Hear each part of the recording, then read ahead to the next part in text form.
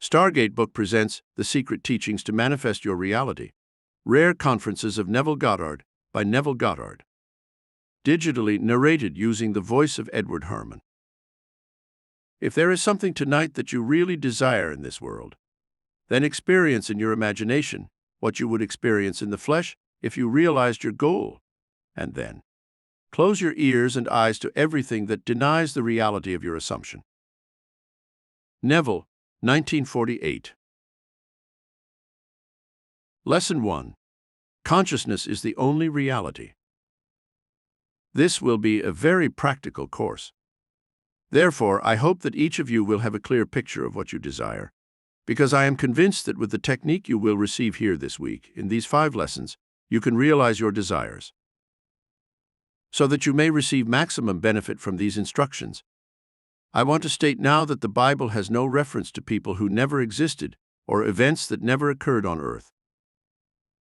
The ancient storytellers did not write a story, but a great lesson, in the form of allegorical images, of some basic principles, which they clothed in the garb of history, and adapted these stories to the limited capacity of an ignorant and gullible people.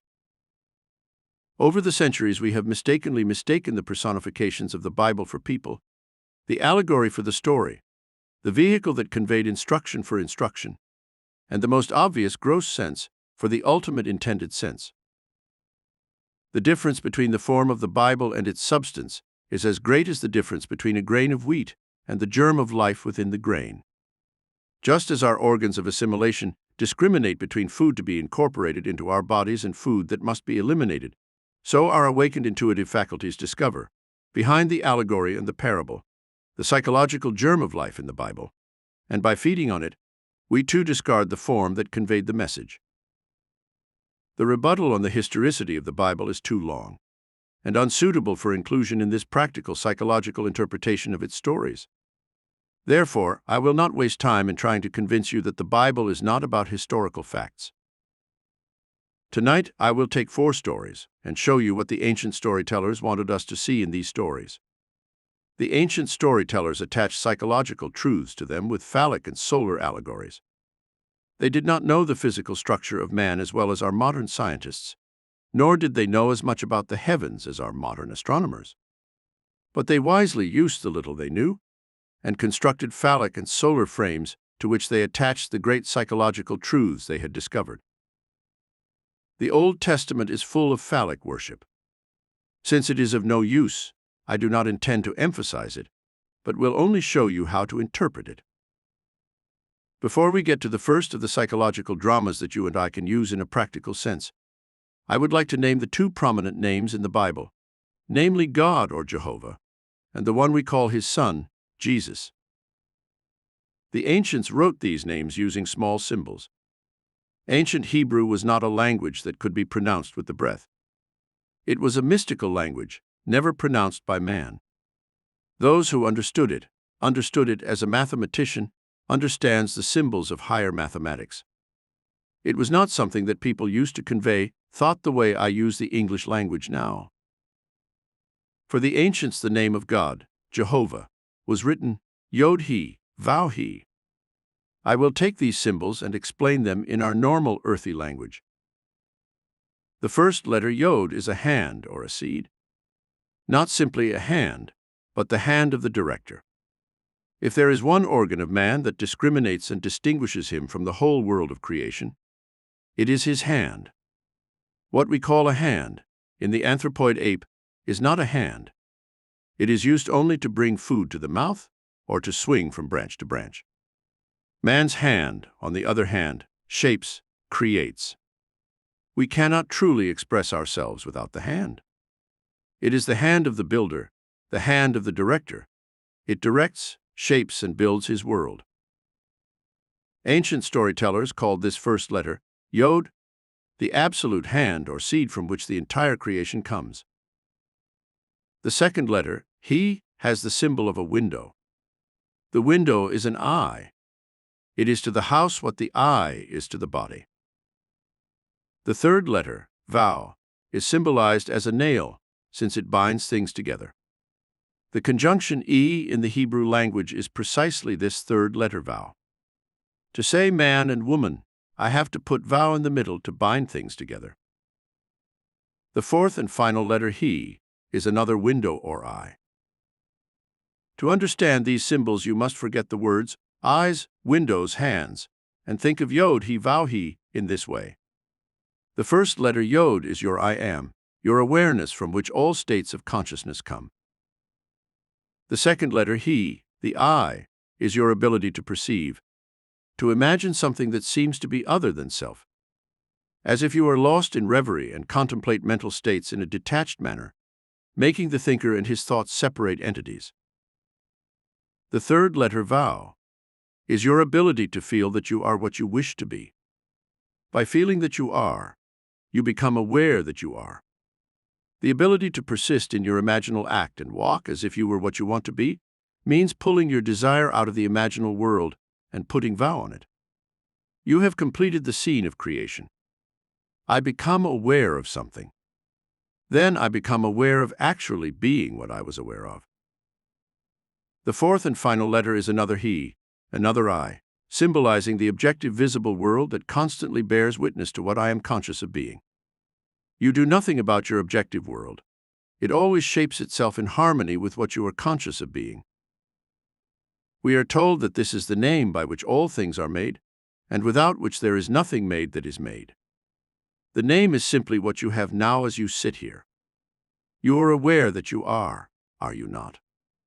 Certainly I am. You are also aware of something that is other than you. The room, the furniture, the people. Yod, he, vowel, he. The name represents your consciousness, to which you can nail or bind anything. Now you can become selective. You may not wish to be other than what you are, or to own what you see. But you have the ability to feel what it would be like if you were now other than what you are. The moment you assume that you are what you want to be, you have completed the name of God, or yod, he, vowel, he. The end result, the materialization of your assumption, is none of your business. It will automatically come into view when you assume the consciousness of being that thing. Let us now turn to the name of the Son, to whom dominion over the world is given. You are that Son, the great Joshua or Yehoshua of the Old Testament, whose name has been westernized in the New Testament with Jesus. In the Hebrew language, the Son's name is almost like the Father's name. The first three letters of the Father's name are the same as the Son's name, yod, he, vowel. Then the symbols shin and ayin are added, making the Son's name read yod, he, vowel, shin, ayin. We have seen what the meaning of the first three letters is. Yod means you are aware. He means you are aware of something. Vowel means you become aware of being what you were aware of. You have dominion because you have the ability to conceive and become what you conceive. This is the power of creation. But why is a shin put in the Son's name? Because of the infinite mercy of the Father. Mind you, the Father and the Son are one. But when the Father becomes aware that he is his creation, man, he puts into the condition called man, that which he does not give to himself. He places a shin for this purpose, the symbol of which is a tooth. A tooth is that thing that consumes, that devours. I must have within me the power to devour what I now dislike. For example, in my ignorance, I have given birth to certain things that I now dislike and would like to leave behind. If there were not within me the flame to consume them, I would be doomed to live forever with my mistakes. But within the Son's name there is a shin, or flame, that enables the Son to detach himself from the states he has previously expressed in the world. Man can see nothing but the content of his consciousness. If now in consciousness I detached myself from this room, turning my attention away from it, then I would no longer be aware of it. There is something in me that devours it within me. This room can live in my objective world only if I keep it alive within my consciousness. It is the shin, or tooth, in the Son's name that gives it absolute dominion. It cannot be in the Father's name, for the simple reason that in the Father, nothing can cease to be. Not even unpleasant things can cease to be. That which has once been given expression remains forever locked in our dimensionally greater self, which is the Father. But not wishing to keep all my errors alive in my world, I, the Father, in my infinite grace, when I became man, gave myself the power to detach myself from these things that, in my ignorance, I gave birth to in my world. These are the two names that give you dominion over your world. You have dominion if, as you walk the earth, you are aware that your consciousness is God, the one and only reality. You become aware of something that you would like to express or possess. You have the ability to feel that you are, and possess what only a moment before was imaginary. The end result, the embodiment of your assumption, is completely outside the powers of your three-dimensional mind. It will come to birth in a way that no man knows. If these two names are clear in your mind's eye, you will see that they are your eternal names. As you sit here, you are this Yod-He-Vav-He. You are Yod-He-Vav-Shin-Ayin. The Bible stories deal exclusively with the power of imagination. They are true dramatizations of the technique of prayer, because prayer is the secret to changing the future. The Bible reveals the key by which man accesses a dimensionally larger world in order to change the conditions of the smaller world in which he lives. An answered prayer implies that, thanks to prayer, something has been done that otherwise would not have been done. Therefore, man is the spring of action, the directing mind, and the grantor of prayer. The stories of the Bible contain a powerful challenge to man's ability to think. The underlying truth, namely that they are psychological dramas and not historical facts, requires reiteration, as it is the only justification for the stories. And with a little imagination, we can easily trace the psychological meaning of all the stories in the Bible. In Genesis chapter 1 we read that, God said, "Let us make man in our image and likeness, and let him have dominion over the fish of the sea, and over the birds of the air, and over the cattle, and over all the earth, and over all the reptiles that creep upon the earth." So God created man in his own image. In the image of God created he him. Genesis. In this first chapter of the Bible, the ancient teachers laid the foundation that God and man are one, and that man has dominion over the whole earth. If God and man are one, then God can never be so far away as not even to be near, because even nearness implies separation. The question then arises, who is God? God is man's consciousness, his awareness, his I am.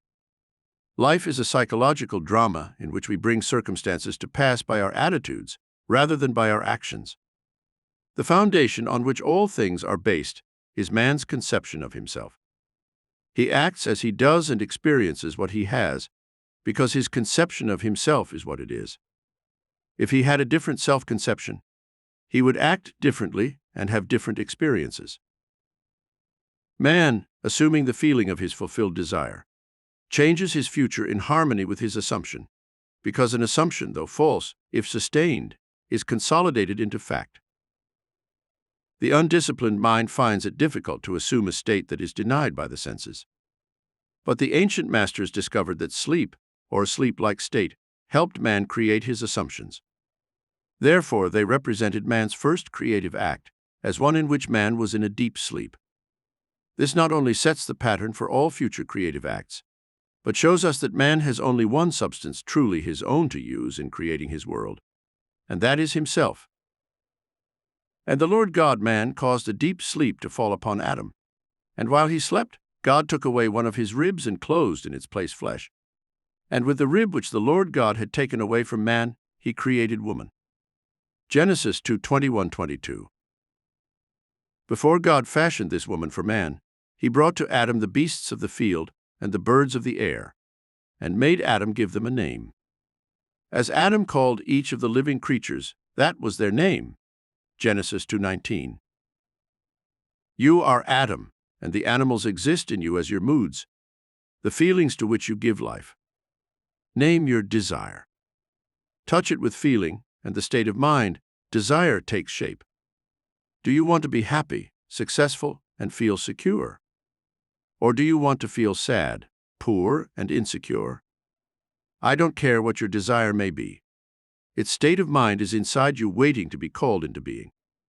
Just as you call sleep into being by saying, I feel sleepy, in the same way you can call any desired state into being.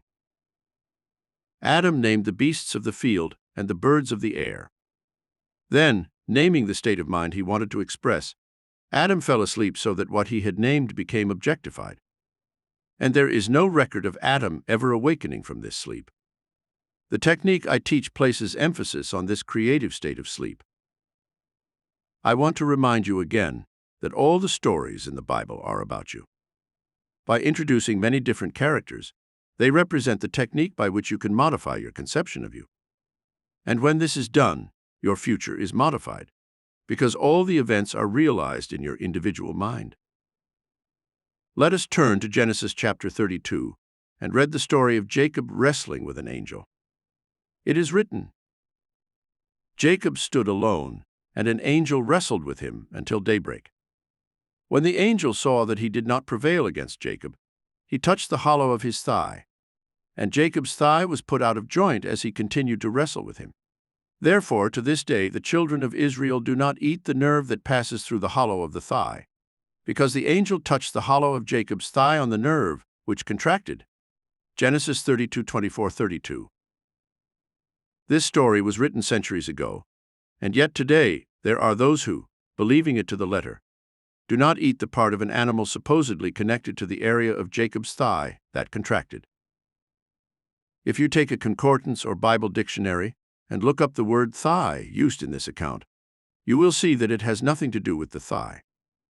It is in fact defined as the procreative soft parts of a man which hang on his thigh. Ancient storytellers used this phallic frame to reveal a great psychological truth. An angel is a messenger of God. You are God, in that you have just discovered that your consciousness is God, and you have an idea, a message. You struggle with an idea, a desire, because you don't know that you are already what you desire, and you don't believe you can become it. You would like to, but you don't believe you can. Who struggles with the angel? Jacob. And the name Jacob means the supplanter. You would like to transform yourself and become that which reason and your senses deny. And as you struggle with your ideal, trying to feel that you are, this happens. When you actually feel that you are, something comes out of you and you can say, "Who touched me? Because I perceive virtue has come out of me." Just as in a physical procreative act, after successful meditation, you become for a moment unable to continue the act. After successful prayer, you are just as helpless as after a physical procreative act. And when you reach your satisfaction, the hunger is gone. If the hunger persists, you have not succeeded in exploding the idea within you. You have not succeeded in becoming truly aware that you are what you wanted to be. When you came out of your depth, there was still that thirst. If I can feel within myself that I am what, until a few seconds before, I knew I was not but longed to be, then I am no longer hungry to be. I am no longer thirsty because I feel satisfied in that state. Then something contracts within me, not physically, but in my feelings, in my consciousness, because such is the fertility of man. He retreats so much into his desire that he loses the desire to continue this meditation. He does not physically stop, but simply has no desire to continue the meditative act. When you pray, believe that you have received, and you will receive. Mark 11:24.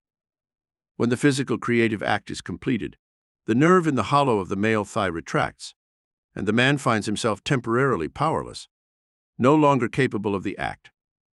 Similarly, when the man prays successfully, he believes he is already what he wished to be, so he cannot continue to desire to be what he is aware he already is. At the moment of physical and psychological satisfaction, something comes out and, over time, bears witness to man's creative power. The next story is in Genesis chapter 38, where it tells of King Judah and his daughter-in-law Tamar. The first three letters of the name Judah are Yod-He-Vav. The word Tamar means palm tree, or the most beautiful, the most comely. A tall, majestic palm tree also flourishes in the desert, and wherever it is, there is an oasis. When you see a palm tree in the desert, you have found what you were most looking for in that arid land. For a man traveling in the desert, there is nothing more desirable than the sight of a palm tree. In our case, to be practical, our goal is the palm tree. That is, the majestic, the beautiful that we seek. Whatever it is that we want, that we really desire, is personified in the story as Tamar the Beautiful. It is written that she clothed herself in the veils of a prostitute and sat in a public place. When her father-in-law, King Judah, arrived, he fell in love with her and offered her a kid to be intimate with her. Then she said, "What will you give me as a pledge until you give me the kid?" And he said, "What pledge do you want me to give you?" And she said, "Your seal and your cord and the staff in your hand." Genesis 38:18. Whereupon he took from her hand the ring and the cord, and gave them to her together with the scepter. And he joined himself to her, and knew her, and she bore him a son. This is the story. Now let's interpret it. Man has only one gift that is truly his to give, and that is himself. He has no other gifts, as told to us in the first creative act of Adam, who begat the woman from himself. Likewise, Judah had only one gift to give that is truly his self, as symbolized by the ring, cord, and scepter, for they were the symbols of his kingship. Man offers what he is not himself, but life demands that he give the one thing that symbolizes himself. Give me your seal, your cord, and your scepter. These objects make the king. Therefore, when he gives them, he gives himself. You are the great King Judah, and before you can know your Tamar and have her bring your likeness into the world, you must enter her and give of yourself. Suppose I want security. I cannot get it by knowing people who possess it, nor can I get it by recommendations. I have to become aware of being secure. Suppose I wish to be healthy. Pills will not give me health, nor will diet or climate. I must become aware of being healthy by assuming the feeling of being healthy. Or perhaps I wish to become known in the world. Simply looking at kings, presidents, and famous people and living in their reflection will not elevate me. I must become aware that I am noble and worthy, and walk as if I am already what I now wish to be. When I walk in that light, I give myself to the image that pervaded my mind, and in time, it will give me a child, that is, I will objectify a world in harmony with what I am aware of being. You are King Judah, and you are also Tamar. When you become aware that you are what you want to be, you are Tamar. Then you crystallize your desire in the world around you. It does not matter which Bible stories you read, nor how many characters the ancient storytellers introduced. There is only one thing we must always keep in mind. They all take place in the mind of the individual man. All the characters live in the mind of the individual man. As you read the story, adapt it to the path of the self. Recognize that your consciousness is the only reality. Then, make it clear to yourself what you want to be. Then assume the feeling of being what you want to be, and stay true to your assumption, living and acting according to your belief. Always adapt it to this path. Our third interpretation concerns the story of Isaac and his two sons, Esau and Jacob. Genesis chapter 27. The scene presented is that of a blind man who is deceived by his second son into giving him the blessing that belonged to his first son. The story emphasizes the fact that the deception is accomplished through the sense of touch. And Isaac said to Jacob, "Come near, my son, so that I may touch you and feel whether you are my son Esau or not." And Jacob approached his father Isaac, who could touch him and feel him. And as soon as Isaac had finished giving his blessing to Jacob, and Jacob had just left his father's presence, his brother Esau returned from the hunt. Genesis 27:21-30. This story can be very helpful if you reenact it now. Always keep in mind that all the characters in the Bible are personifications of abstract ideas that must be realized in the individual man. You are the blind father and the two sons. Isaac is old and blind. Sensing the approach of death, he calls his first son, Esau, a rough, hairy boy, and sends him out into the woods to hunt for deer meat. The second son, Jacob, a smooth-skinned boy, heeds his father's request. Desiring his brother's birthright, Jacob, the smooth-skinned boy, kills one of his father's sheep and skins it. Then, dressed in the lamb's skin, he cunningly enters and tricks his father into thinking he is Esau. Father says, "Come closer, my son, that I may touch you. I cannot see, but draw near that I may feel you." Notice the emphasis in this account on feeling. He approaches and the father says, "The voice is Jacob's, but the hands are Esau's." And hearing this roughness, the reality of his son Esau, he pronounces the blessing and gives it to Jacob. As Isaac pronounces the blessing, and Jacob has just left his presence, his brother Esau returns from the hunt. This is a very important verse. Do not grieve in our practical approach to it, because while you are sitting here, you too are Isaac. This room in which you are sitting is your present Esau. It is your rough world of the senses, known through reason, through your physical organs. All your senses testify to the fact that you are here in this room. Everything tells you that you are here, but you may not want to be here. You can apply this method for any purpose. The room you are sitting in at any time, the environment in which you are placed, represents your rough-skinned world, known through the senses, the son who is personified in the story as Esau. What you would like instead of what you have or are is your smooth-skinned state, or Jacob the supplanter. You cannot hunt down your visible world by denying it, as many do. By asserting that it does not exist, you make it even more real. Instead, you must simply turn your attention away from the region of sensation that is currently the room around you, and focus it on what you want to put in its place, on what you want to make real. In focusing on your goal, the secret is to bring it here. You must make the elsewhere here, and the after the now, and imagine that your goal is so close that you can touch it. Suppose at this very moment I want a piano here, in this room. Seeing a piano in my mind's eye as existing elsewhere does not work. But visualizing it in this room as being here, resting my mental hand on it and feeling it solidly real, is equivalent to taking this subjective state, personified as my second son Jacob, and bringing it so close that I can feel it. It is said that Isaac was blind. You are blind because with your physical organs you cannot see your goal. You cannot see it with your objective senses. You can only perceive it with your mind and bring it so close that you can touch it as if it were solidly real now. When you do this and get lost in the feeling of its reality and feel it real, open your eyes. What happens when you open your eyes? The room, which only a moment ago was locked out, comes back from the chase. You have just given your blessing that is, you have felt the imaginary state as real that the objective world, which apparently seemed unreal, returns. It does not speak to you in Esau's words, but the very room around you tells you by its presence that you have deceived yourself.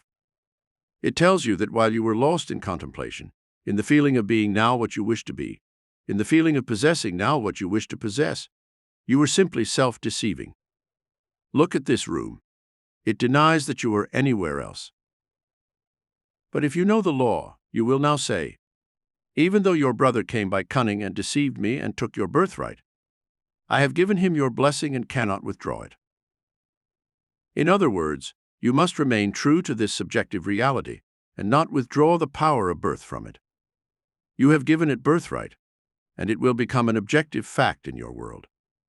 In this limited space of yours, there is no place for two things to occupy the same space at the same time.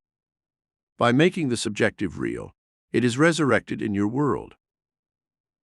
Take the idea you wish to embody and assume that you already are. Lose yourself in this feeling until your assumption turns out to be solidly real. When you give your desire a sense of reality, you have given it the blessing that belongs to the objective world, and you need not help its birth any more than you need to help the birth of a child or a seed you plant in the ground. The seed you plant grows without human help, because it contains within itself all the power and plans necessary for its self-expression. Tonight you can reenact the drama of Isaac blessing his second son, and see what happens in the immediate future in your world. Your present environment will vanish. Your life circumstances will change to make way for the coming of the one to whom you have given your life. As you walk in the knowledge that you are what you wanted to be, you objectify it without the help of others. Tonight's fourth story is taken from the last of the books attributed to Moses. If you need evidence to prove that Moses did not write it, read the story carefully. It is found in Deuteronomy chapter 34. If you ask a priest or rabbi who the author of this book is, they will tell you that it was written by Moses. If that is true, then Moses wrote his obituary. A man could sit down and write what he would like to be written on his tombstone. But here is a man who writes his obituary, then dies, and so totally erases all traces of himself that he challenges posterity to find where he buried himself. Moses, the servant of the Lord, died there in the land of Moab, according to the word of the Lord. And he buried himself in a valley in the land of Moab, opposite Bet-Peor. But no one knows the place of his burial to this day. Moses was 120 years old when he died, but his eye was not dim, nor his vigor diminished. Deuteronomy 34:5, 6, 7. Tonight, not tomorrow, you must learn the technique of writing your obituary, to die so completely to what you are, so that no man in the world can find out where you buried the old you. If you are now sick and become healthy, and I know you by the fact that you are sick, can you indicate the place where you buried the sick you? If you are poor and borrowing from each of your friends, and suddenly you find yourself rolling in wealth, where did you bury the you that was poor? Erase poverty so completely from your mind's eye that there is no place in the world you can point to and say, "This is where I left it." A complete transformation of consciousness erases all evidence that anything other than you ever existed. The finest technique for accomplishing any goal is given in the first verse of Deuteronomy chapter 34. And Moses went up from the steppes of Moab on Mount Nebo to the top of Pisgah, which is opposite Jericho. And the Lord showed him the whole land, from Gilead even to Dan. You will say, "So what?" But let us take a concordance and see the words here. The first word, Moses, means to bring out, to save, to lift up, to fetch. In other words, Moses is the personification of man's power of awareness, which can pull out of him what he seeks, because everything comes from within, not from without. You pull out from within you as something objective for you, what you want to express now. You are Moses coming out of the plain of Moab. The word Moab is a contraction of two Hebrew words, Mem and Ab, meaning mother-father. Your consciousness is the mother-father. There is no other cause of your world. Your I am, your awareness, is this Moab or mother-father. You always pull something out of it. The following word is Nebo, which, in the concordance, is defined as a prophecy. A prophecy is something subjective. If I say, "Thus it is and thus it will be," it is an image in the mind, not yet a fact. We have to wait to prove or disprove this prophecy. In our language, Nebo is your wish. It is named after a mountain because it is something that seems impossible to climb and is therefore seemingly impossible to achieve. A mountain is bigger than you and towers above you. So Nebo personifies what you desire to be as opposed to what you are. The word Pisgah means contemplate, and Jericho is a fragrant odor.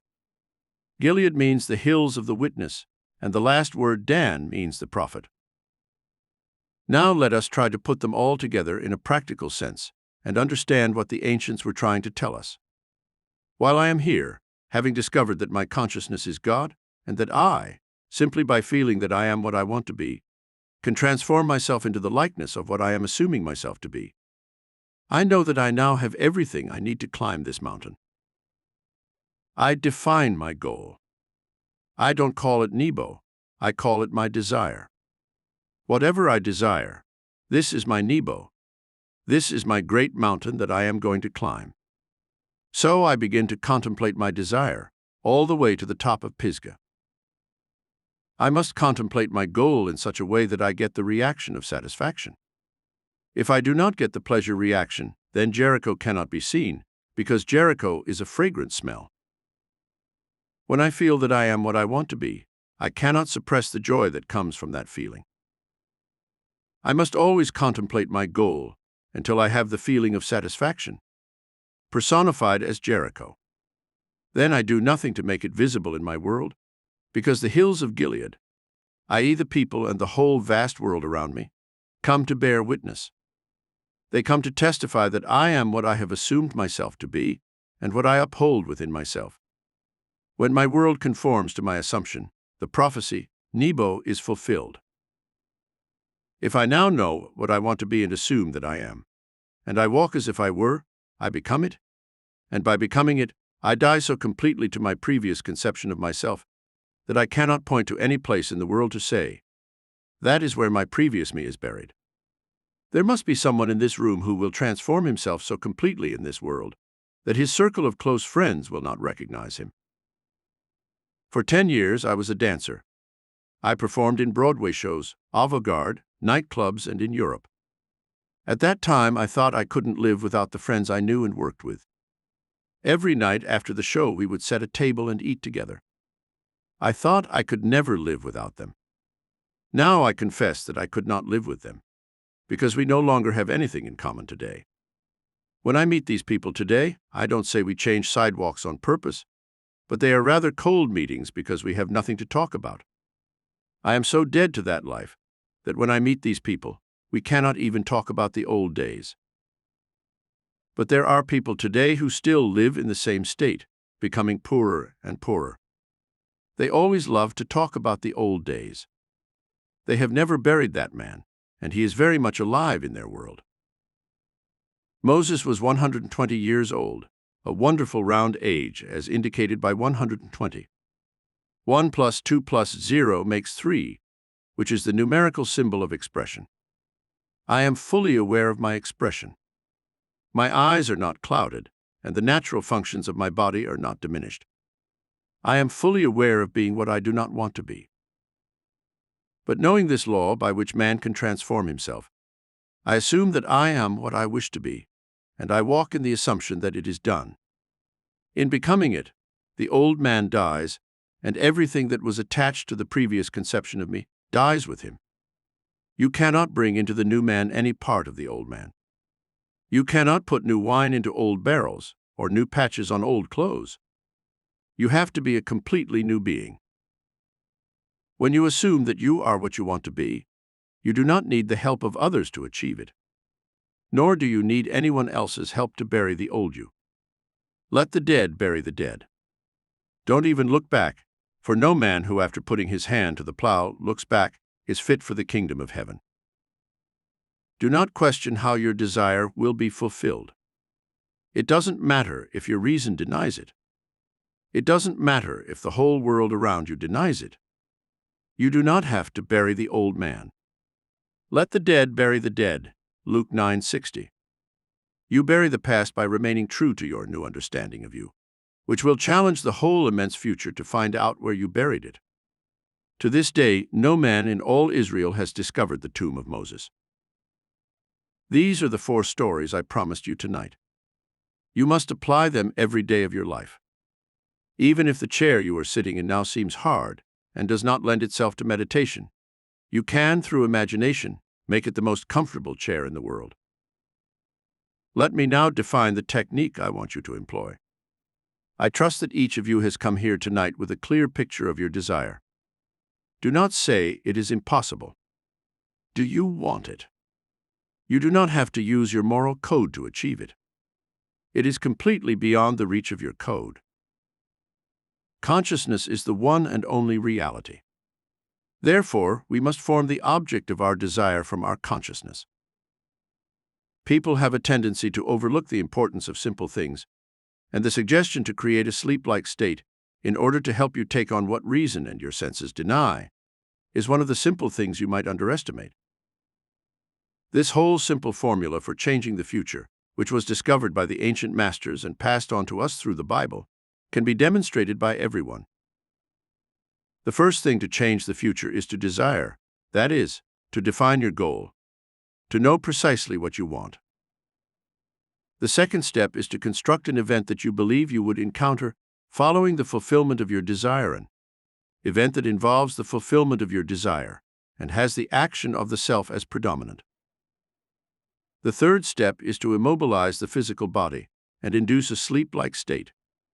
Then, mentally, feel yourself in the proposed action, imagining all the time that you are actually performing the action here and now. You must participate in the imagined action, not just stand on the sidelines and watch it, but feel that you are actually performing the action, so that the imagined feeling is real to you. It is important to always remember that the proposed action must be one that follows the fulfillment of your wish, one that implies fulfillment. For example, suppose you wished for a promotion at work. Receiving congratulations would be an event that you would encounter after the fulfillment of your wish. Having selected this action as the one you will experience in your imagination to imply promotion at work, immobilize your physical body and induce a state bordering on sleep, a state of drowsiness, but in which you are still able to control the direction of your thoughts, a state in which you are effortlessly alert. Then visualize a friend standing in front of you. Put your imaginary hand in his. Feel that it is solid and real, and carry on an imaginary conversation with him in harmony with the feeling of being promised. Never visualize yourself receiving congratulations for your good fortune at a distant point in time and space. Instead, make the elsewhere here and the future now. The difference between feeling yourself acting in the here and now and visualizing yourself in action as on a movie screen is the difference between success and failure. For example, you can appreciate that difference if you visualize yourself now climbing a ladder. Now, with your eyes closed, imagine that the ladder is right in front of you and you feel that you are actually climbing it. Experience has taught me to restrict the imaginary action involved in wish fulfillment to a single act, and to relive it over and over again until it has the feeling of reality. Otherwise, your attention will wander down a path by association, and a multitude of associated images will present themselves to your attention, leading you hundreds of miles and years away from your goal in a matter of seconds. If you decide to go up a particular flight of stairs, because it is the likely event that would follow the fulfillment of your desire, then you must limit the action to going up that particular flight of stairs. Should your attention wander, bring it back to its task of going up that flight of stairs, and continue to do so until the imagined action has all the solidity and distinction of reality. The idea must be retained in the mind without sensitive effort on your part.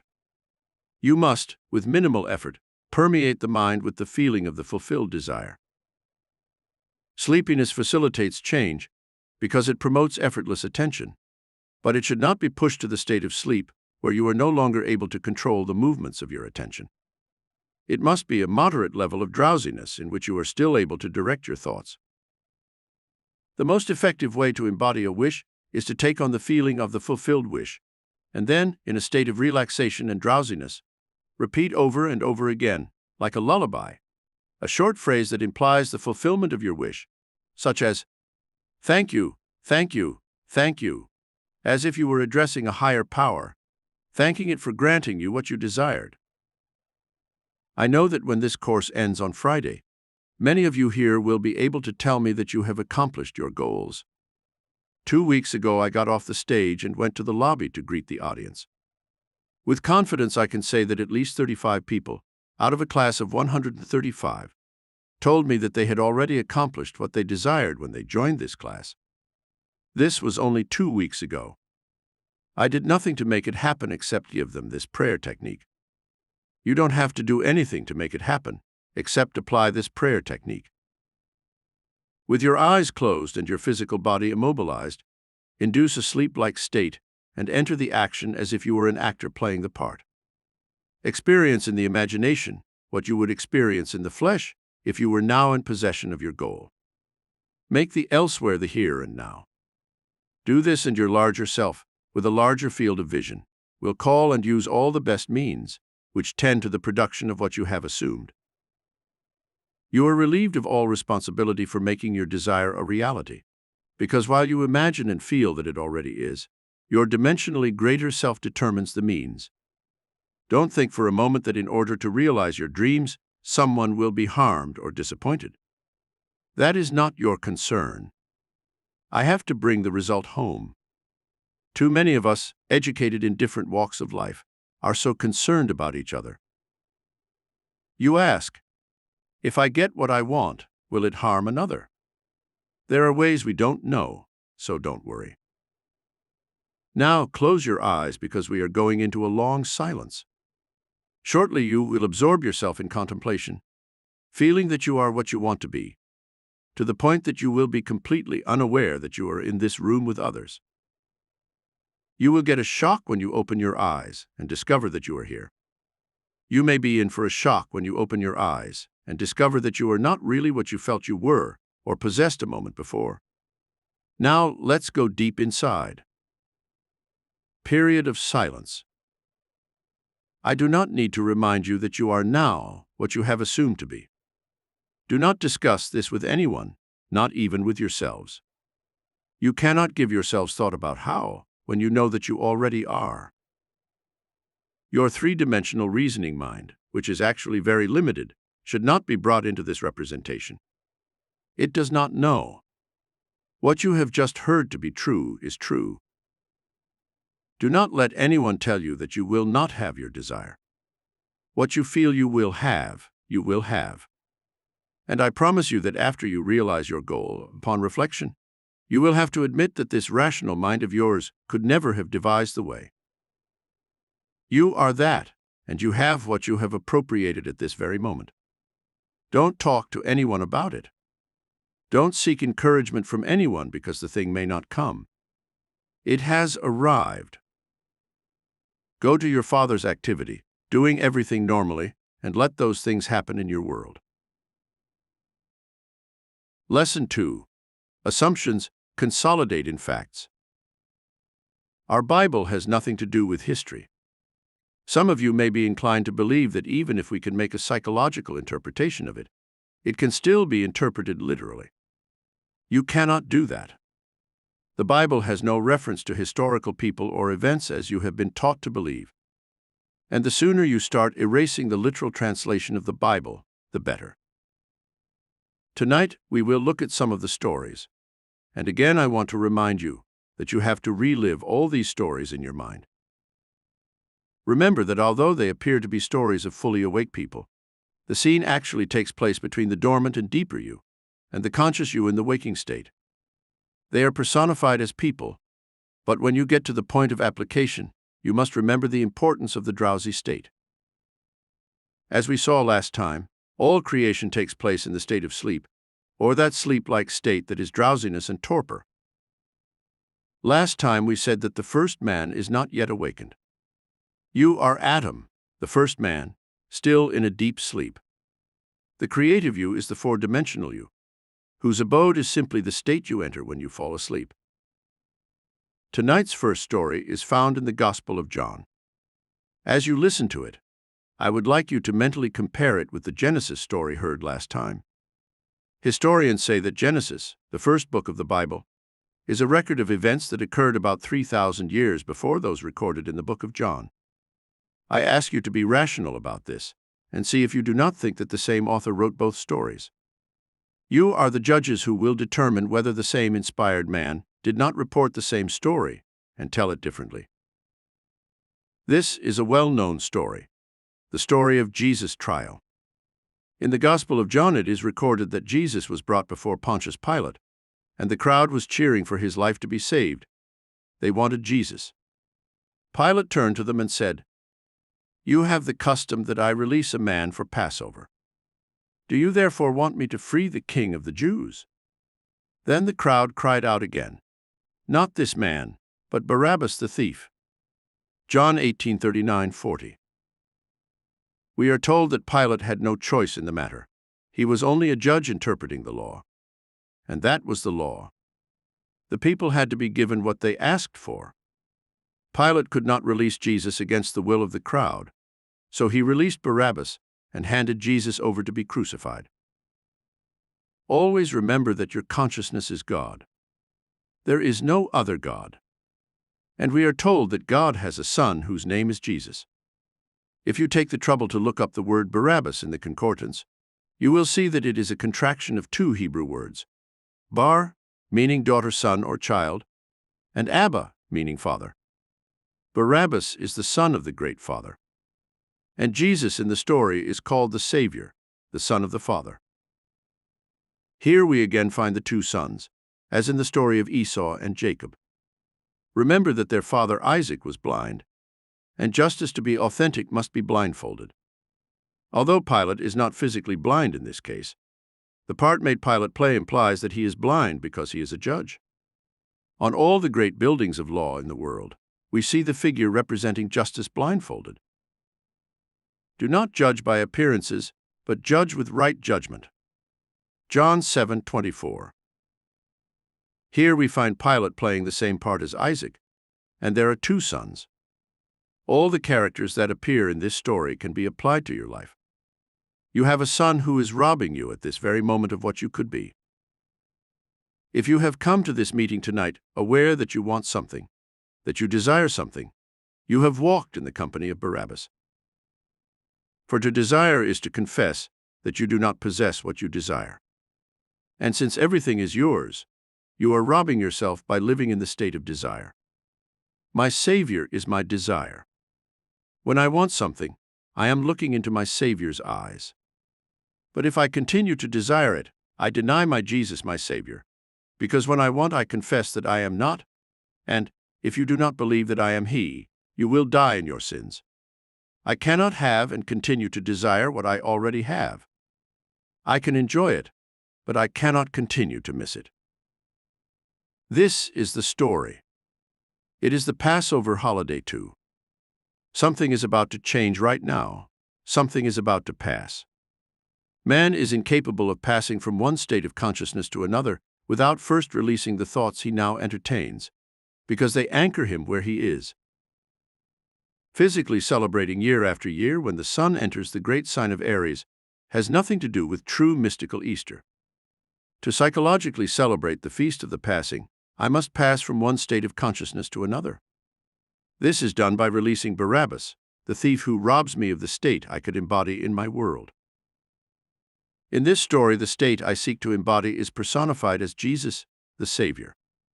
If I become what I want to be, then I am saved from what I was. If I do not become that, I continue to keep locked inside me a thief who robs me from being what I could be. These stories have no reference to people, places, or events that happened on earth. Rather, the characters in the Bible are eternal characters in every man's mind. We perpetually keep Barabbas or Jesus alive, and we know at all times who we are entertaining. Do not condemn the crowd clamoring for the release of Barabbas and the crucifixion of Jesus. This is not a crowd of people called Jews. They have nothing to do with it. If we were wise, we too would be clamoring for liberation from that state of mind that limits us from being what we want to be, that restricts us and does not allow us to become the ideal we seek and strive for. I am not saying that tonight you are not embodying Jesus. I just want to remind you that if at this very moment you have an unrealized ambition, then you are entertaining that which denies the fulfillment of that ambition, and that which denies it is Barabbas. To explain the psychological mystical transformation known as the passing over, Easter, you must now identify with your desire and remain faithful to it.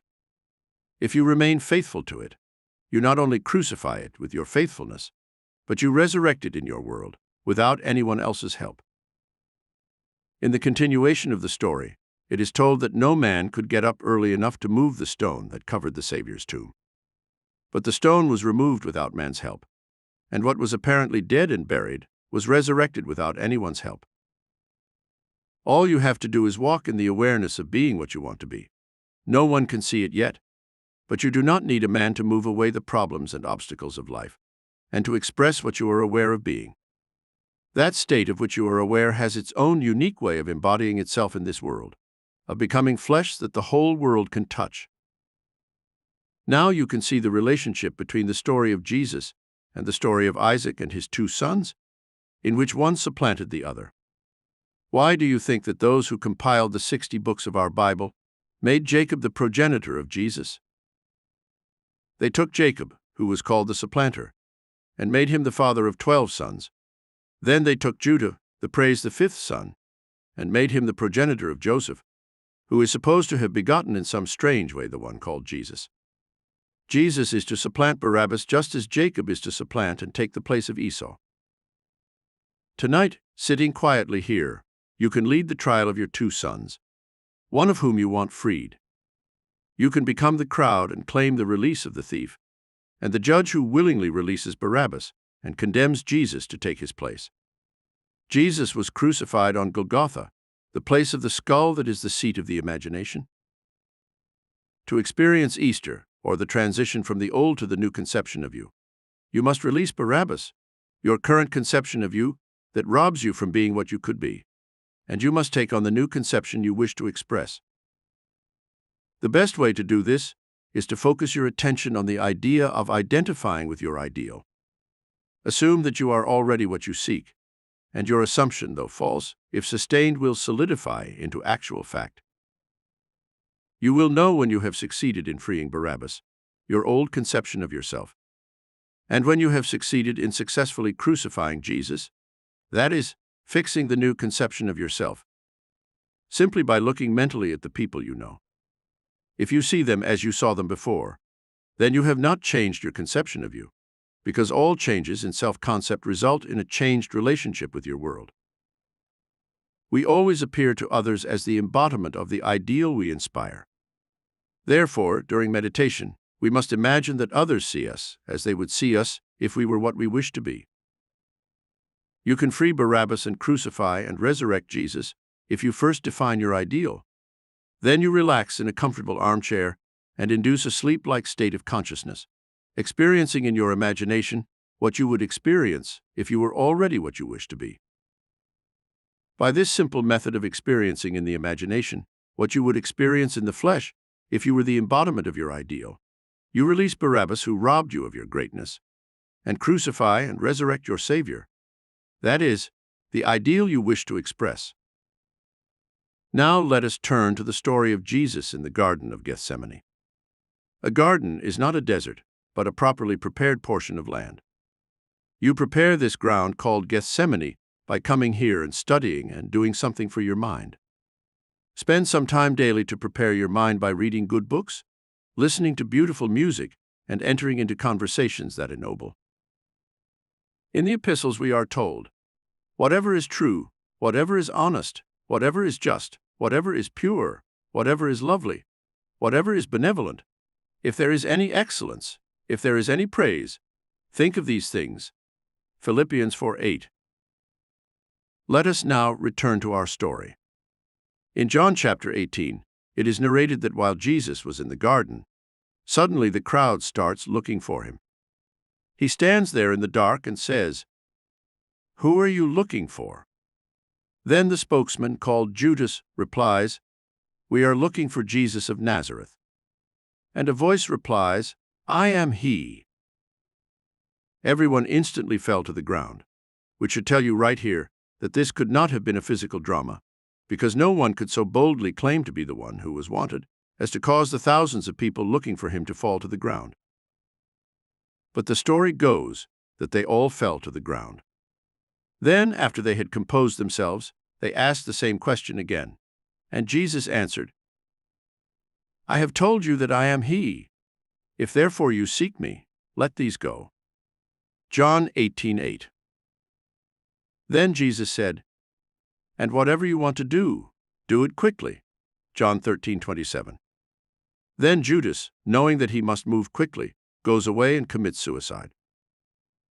Let us examine this drama.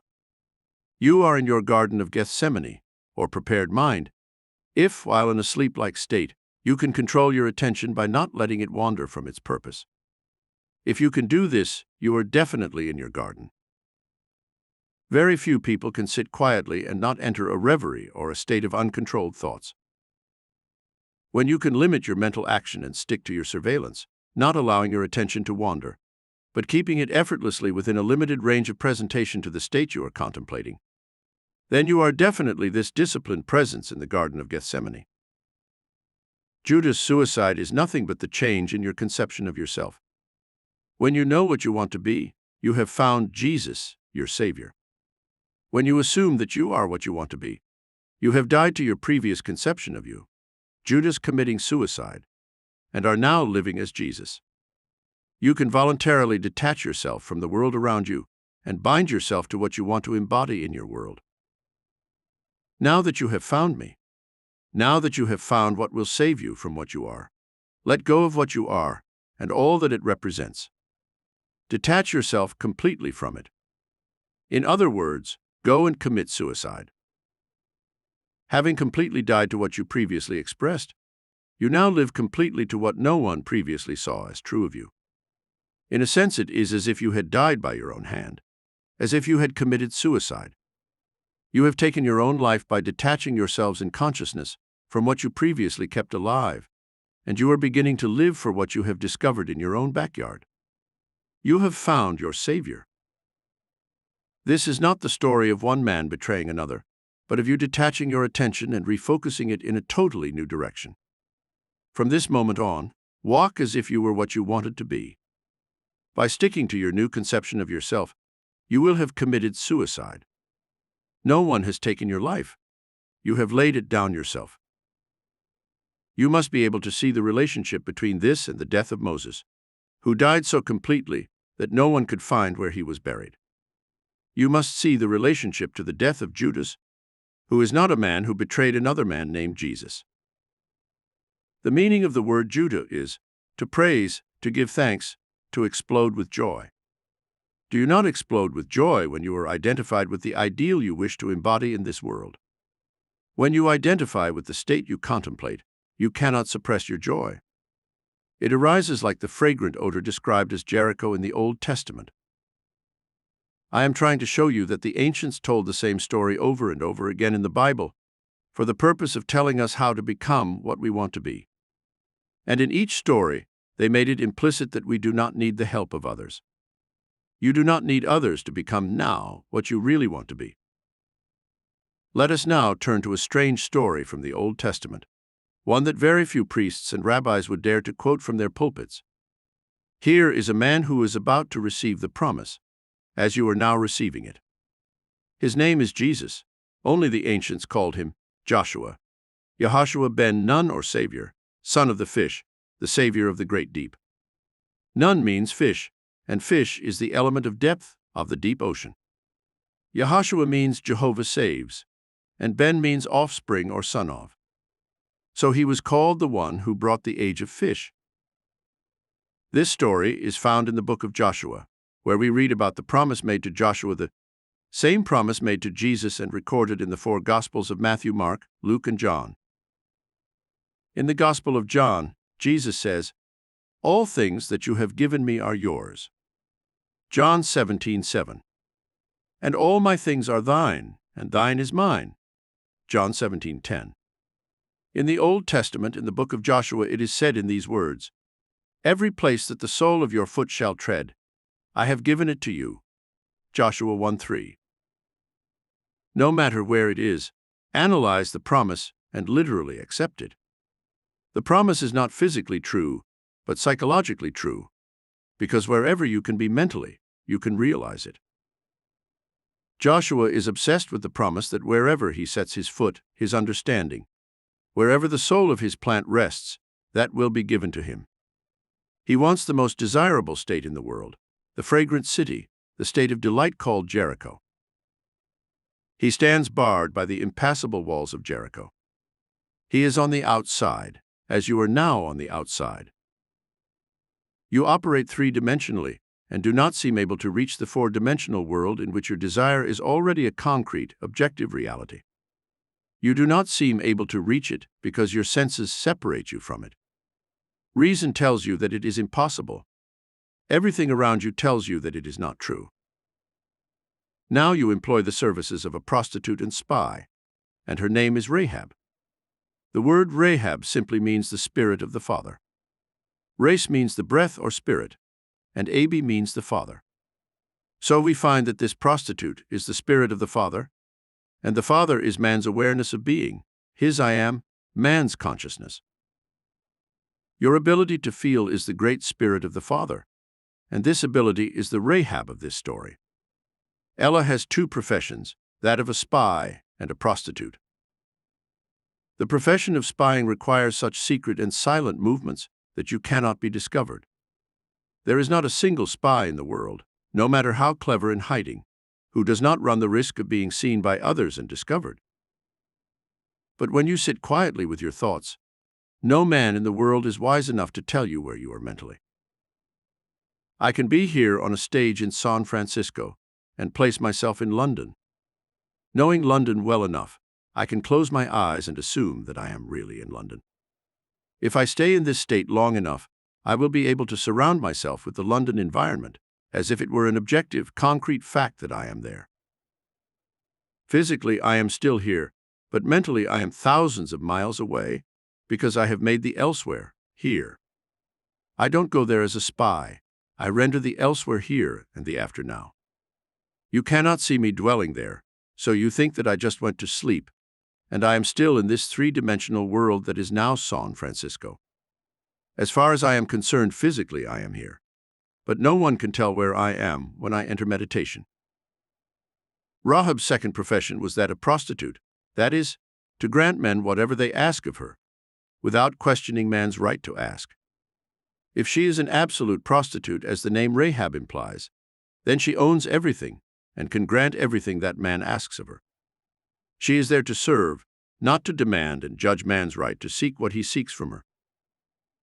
You have within you the ability to appropriate a state without knowing what means will be used to achieve it, and to assume the feeling of a fulfilled desire without possessing any of the talents that men deem necessary to achieve that desire.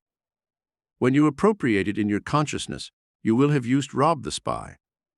And because you can embody that state within yourself by actually granting it to yourself, you are Rob the harlot, for a harlot satisfies the one who seeks her. You can satisfy yourself by appropriating the feeling that you are now what you want to be. And this assumption, although false in that reason and the senses deny it, if you persist in it, will be consolidated in fact.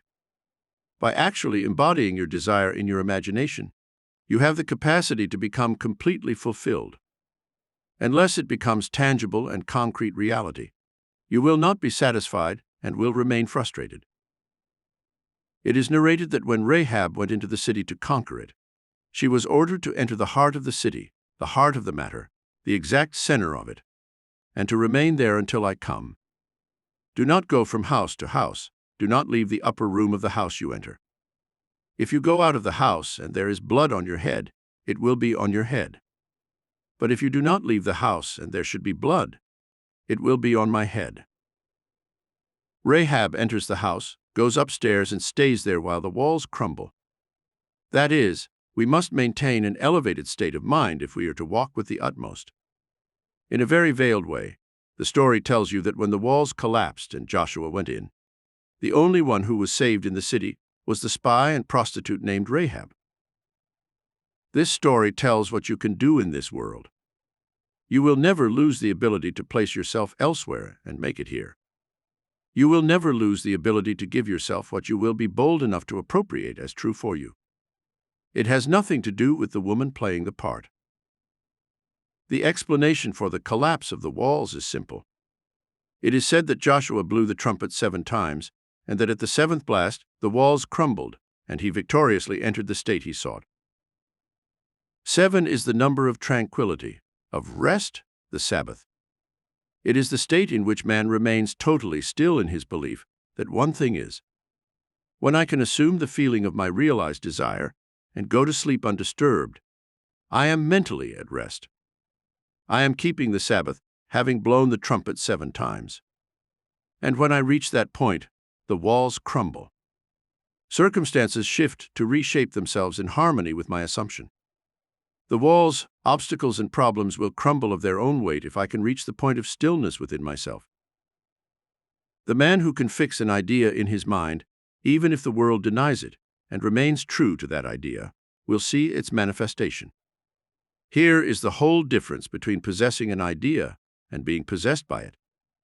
Become so dominated by an idea that it haunts the mind as if you were one.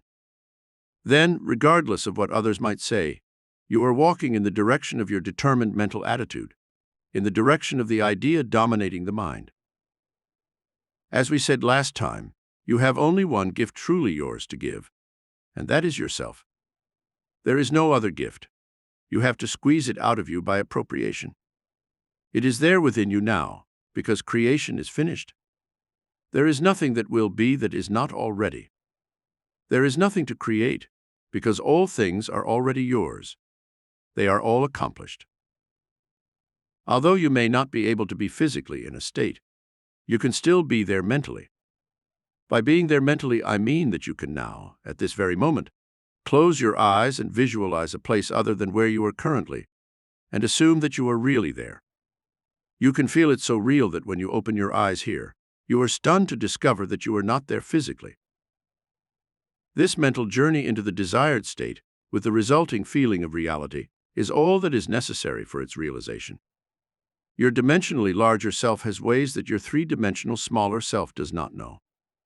Moreover, for the larger you, all means conducive to the realization of your assumption are good.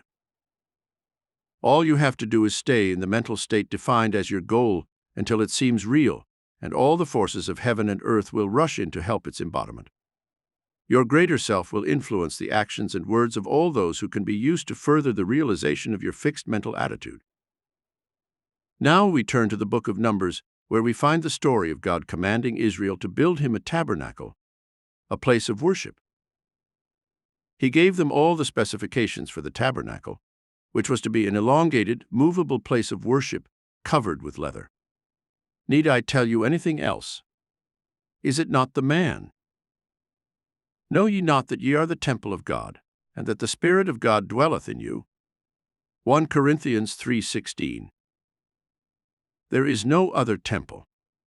The temple spoken of here is not made with hands, but is eternal in the heavens. This temple is elongated and covered with skin, and it moves through the desert. And on the day the tabernacle was erected, the cloud covered the tabernacle, the tent of testimony, and from evening until morning it was over the tabernacle with the appearance of a fire. So it was always. The cloud covered it by day, and it had the appearance of a fire by night. Numbers 9:15-16. The command given to Israel was to stand still until the cloud went up by day and the fire by night. Whether it was 2 days or a month or a year that the cloud stood still over the tabernacle, the children of Israel remained in their tents and did not depart. But when it rose, they set out. Numbers 9:22. You know you are the tabernacle, but you might wonder what this cloud is. I hope many of you have seen it during meditation. In meditation, this cloud, like the groundwater of an artesian well, spontaneously arises over your head and takes the form of pulsating golden rings. Then, like a gentle river, they flow from your head in a stream of living golden rings.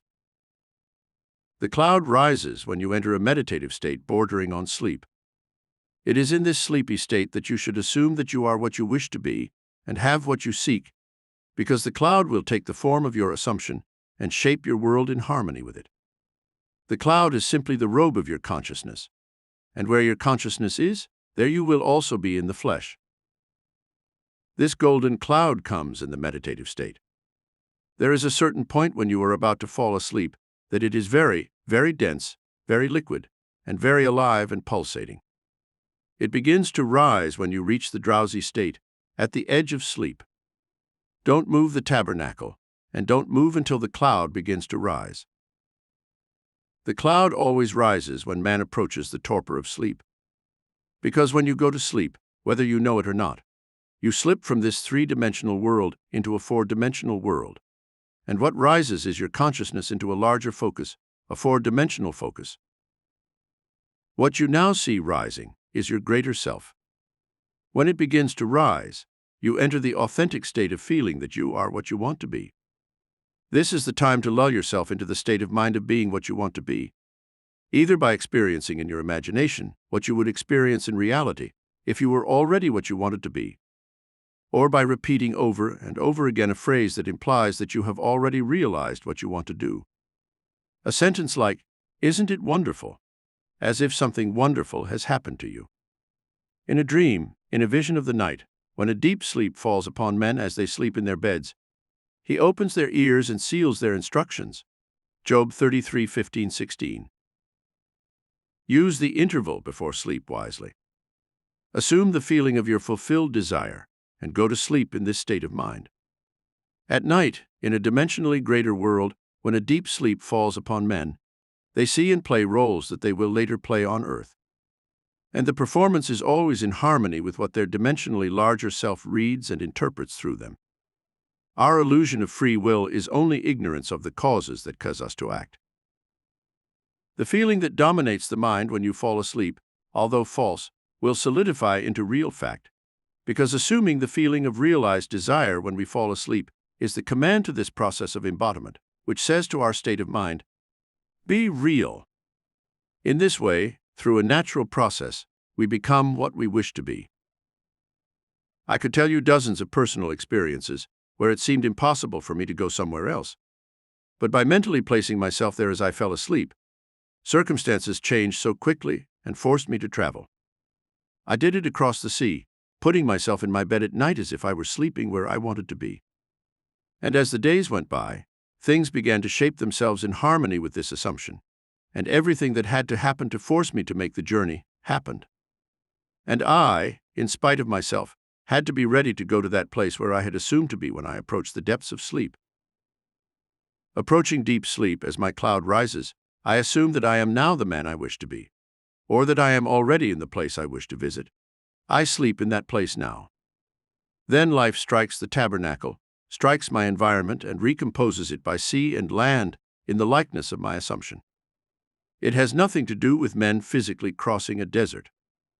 The whole vast world around you is a desert. From the cradle to the grave you and I walk as in a desert. But we have a living tabernacle in which God dwells, and it is covered by a cloud that can and does rise when we sleep or are in a sleep-like state.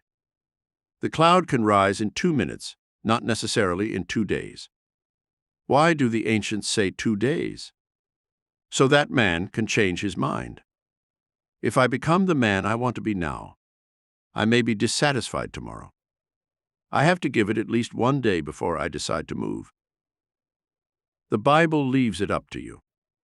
It is written that it may be 2 days, a month, or a year, but when you decide to move with this tabernacle, let the cloud rise. When it rises, you start moving to where the cloud is. The cloud is simply the robe of your consciousness, your assumption. It is not necessary for you to take your physical body there where your consciousness is, for it gravitates there in spite of you. Things happen to force you to move in the direction of where you are dwelling with consciousness. In my Father's house there are many mansions. If not, I would have told you. I am going to prepare a place for you. And if I go and prepare a place for you, I will come again and receive you to myself, so that where I am there you may be also. John 14:2-3. The many mansions are the countless states of your mind, for you are the house of God. In my Father's house are innumerable conceptions of self. You could not in eternity exhaust what you are capable of being. If, sitting here, I assume I am elsewhere, I have gone to prepare a place.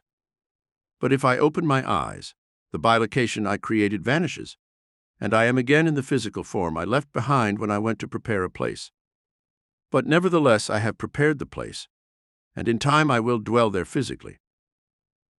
You don't have to worry about the ways and means that will be used to make you go through space to the place where you went and mentally prepared. Simply sit in silence and make your desire mentally real. But I warn you, don't treat this matter lightly, because I know what would happen to people who treat it lightly. I treated it lightly once because I just wanted to get away because of the temperature in those days.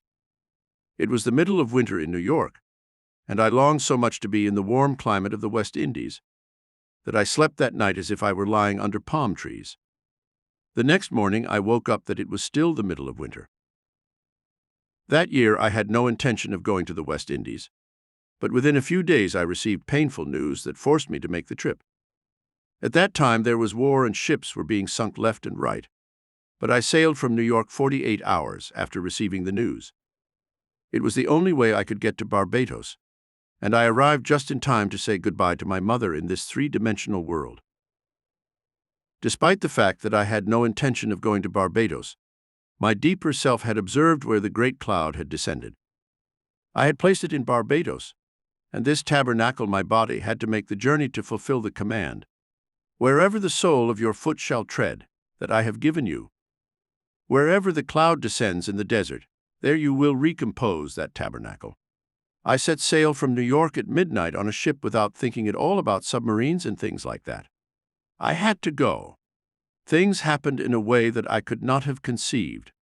So I warn you, don't take it lightly.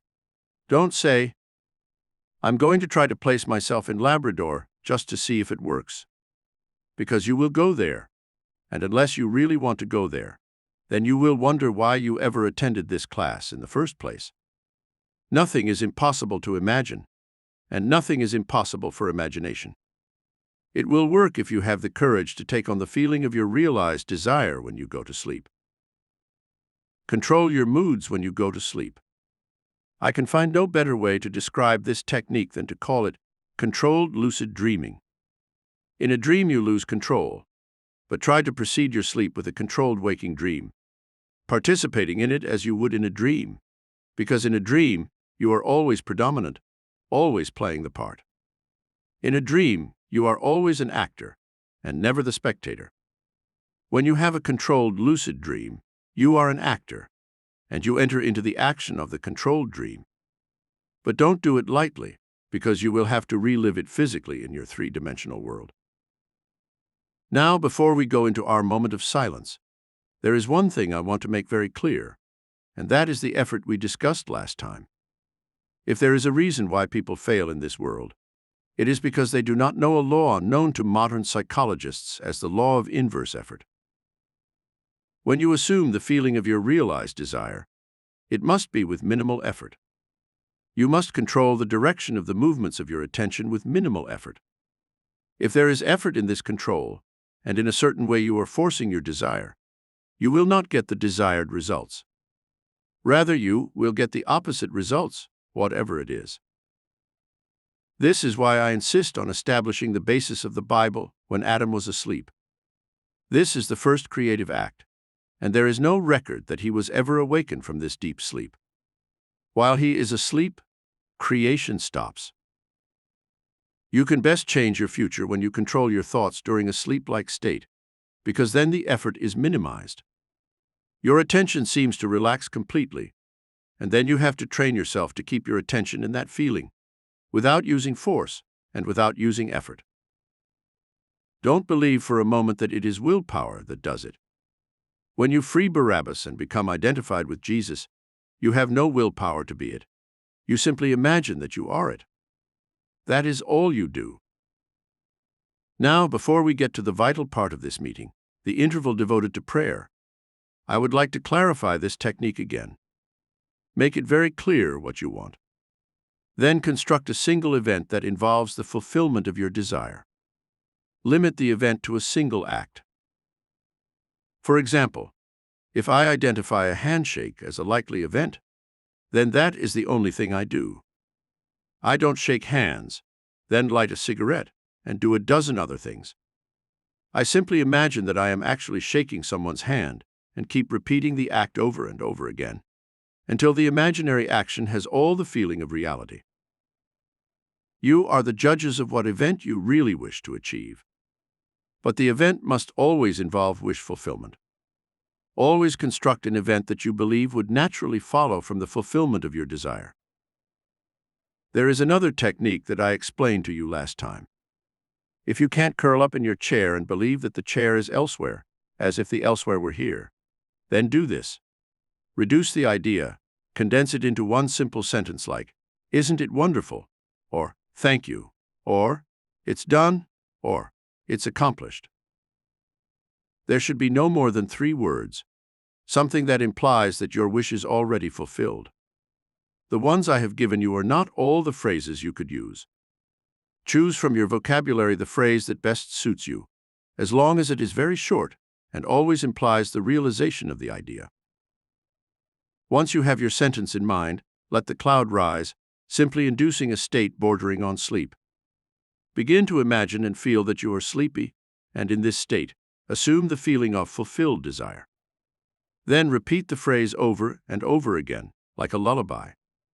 Whatever the phrase, make it imply that the assumption is true, concrete, that it is already a fact and you know it. Relax and enter into the feeling of truly being what you want to be. By doing this, you are entering Jericho with your spy, who has the power to grant it. You are releasing Barabbas and condemning Jesus to be crucified and resurrected. You are reliving all these stories as you begin to let go and enter into the feeling of really being what you want to be. Now, let's go into silence. Period of silence. If at the end of this meditation your hands and mouth are dry, it is positive proof that you have succeeded in lifting the cloud. What you did while the cloud was high is your business. But if your hands are dry, you have lifted the cloud. I am going to tell you about another phenomenon that is very strange, and to which I cannot give an explanation. It occurs when you really go into the deep. You will discover upon awakening that you have the most active pair of kidneys in the world. I have talked to doctors about this, but they have not been able to give an explanation. Another thing you might notice during meditation is a beautiful blue liquid light. The closest thing I can compare it to is alcohol burning. Like when you put alcohol on the plum pudding at Christmas, and then you light the fire, and a beautiful blue liquid flame surrounds the pudding until it is extinguished.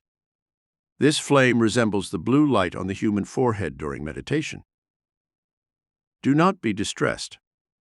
You will recognize it when you see it. It is like two shades of blue, a darker blue and a lighter blue in constant motion, just like burning alcohol, which is different from the constant flame of a gas jet. This flame is alive, as the spirit would be alive. Another thing that might happen to you, as it did to me, is to see spots in front of your eyes.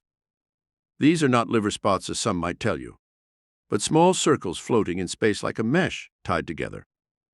Starting from a single cell, they form groups of different geometric patterns, like worms or hooks floating on your face. You can still see them when you close your eyes, proving that they come not from outside, but from within. These things happen when you start expanding your consciousness. They may be your blood flow objectified by some strange trick of man that man does not know. I am not denying that it is your blood flow made visible, but don't distress yourself into thinking that it is liver spots or some other silly thing that people will tell you. If you experience these various phenomena, do not think that you are doing something wrong.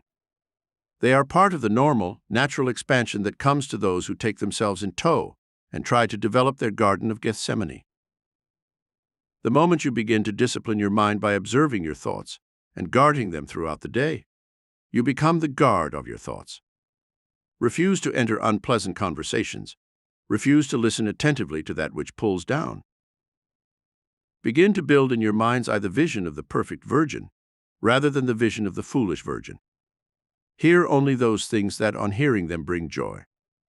Do not lend a ready ear to what is unpleasant, that when you hear it, you wish you had not. For this is tantamount to hearing and seeing things without oil in your lamp, or without joy in your mind. There are two kinds of virgins in the Bible, 5 foolish and 5 wise virgins. The moment you become the wise virgin, or make the attempt to become one, you will find that these phenomena will occur. You will see these things, and they will be so interesting to you that you will not have time to develop foolish sight, as many do.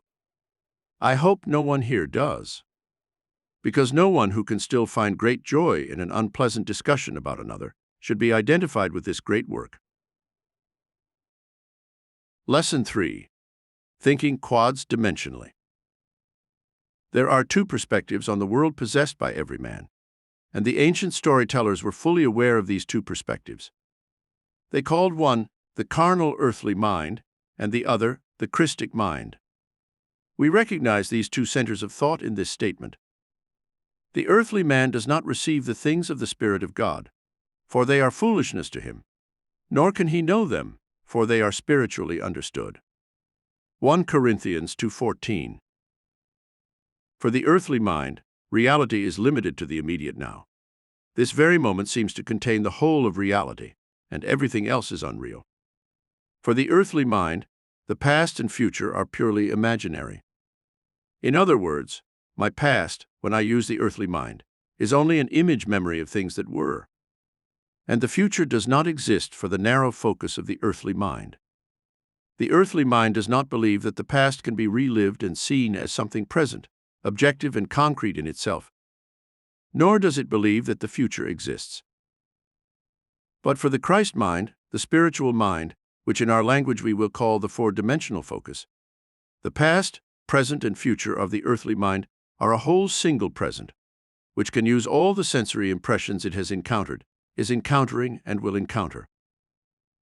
The only reason we function as we do today and are unaware of the larger perspective is because we are creatures of habit, and habit makes us completely blind to what we would otherwise see. But habit is not a law. It acts as if it were the most attractive force in the world, yet it is not a law. We can create a new approach to life. If we spend a few minutes each day diverting our attention away from sensations and focusing it on an invisible state, and remain faithful to this contemplation, perceiving and feeling the reality of an invisible state, in time we would become aware of this larger world. This dimensionally larger world in which the contemplated state is already a concrete, time-shifted reality.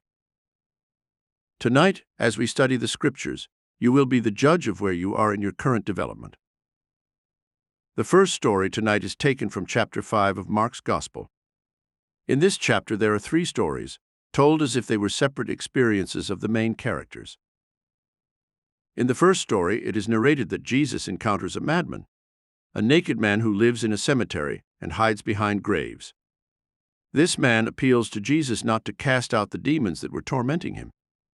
But Jesus said to him, "Come out of the man, you unclean spirits." Mark 5:8. So Jesus casts out demons so that they can now destroy themselves. And we find this man for the first time clothed and sane and sitting at the Master's feet.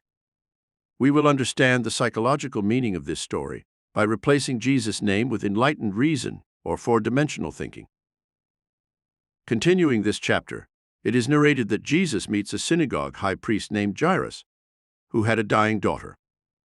The little girl is 12 years old, and Jairus appeals to Jesus to go and heal her. Jesus agreed, and as he moved toward the high priest's house, in the marketplace, a woman touched his robe. And immediately Jesus, noticing that virtue had emanated from him, turns to the crowd and says, "Who touched my garment?" Mark 5:30. The woman, who was healed of an uninterrupted menstrual flow she had had for 12 years, confesses that she was the one who touched him. And Jesus said to her, "Daughter, your faith has healed you. Go in peace." Mark 5:34. As he continues toward the priest's house, a messenger arrives to report that the little girl is dead, and there is no longer a need for him to go and resurrect her. She is no longer asleep. Now she is dead. As soon as he heard these words, Jesus said to the leader of the synagogue, "Do not be afraid, only believe." Mark 5:36. And when he had entered the house, he said to the crowd, "Why are you making such a fuss and crying? The maiden is not dead, but asleep." Mark 5:39. At these words the crowd scoffed and laughed at him. But Jesus closed the door on the mocking crowd, taking his disciples and the dead girl's father and mother with him to the house of Jairus. They entered the room where the little girl was lying, and Jesus took the little girl's hand and said to her, "Little girl, I say to you, get up." Mark 5:41. From this deep sleep the girl awoke, and arose and walked. And the priest and all the others were astonished.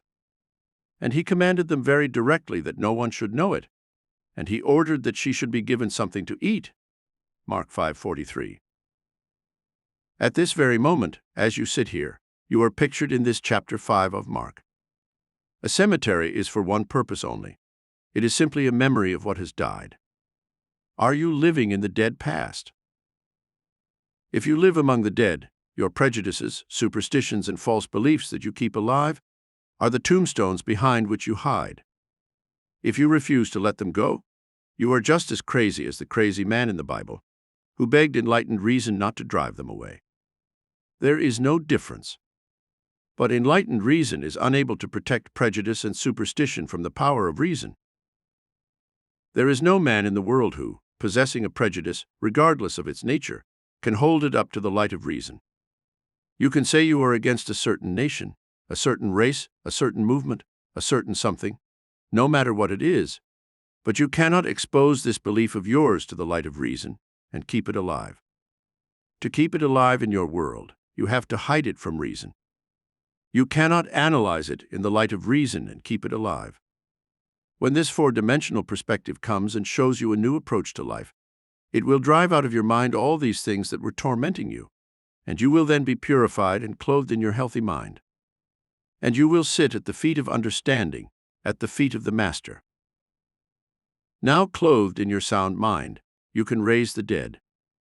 What dead person?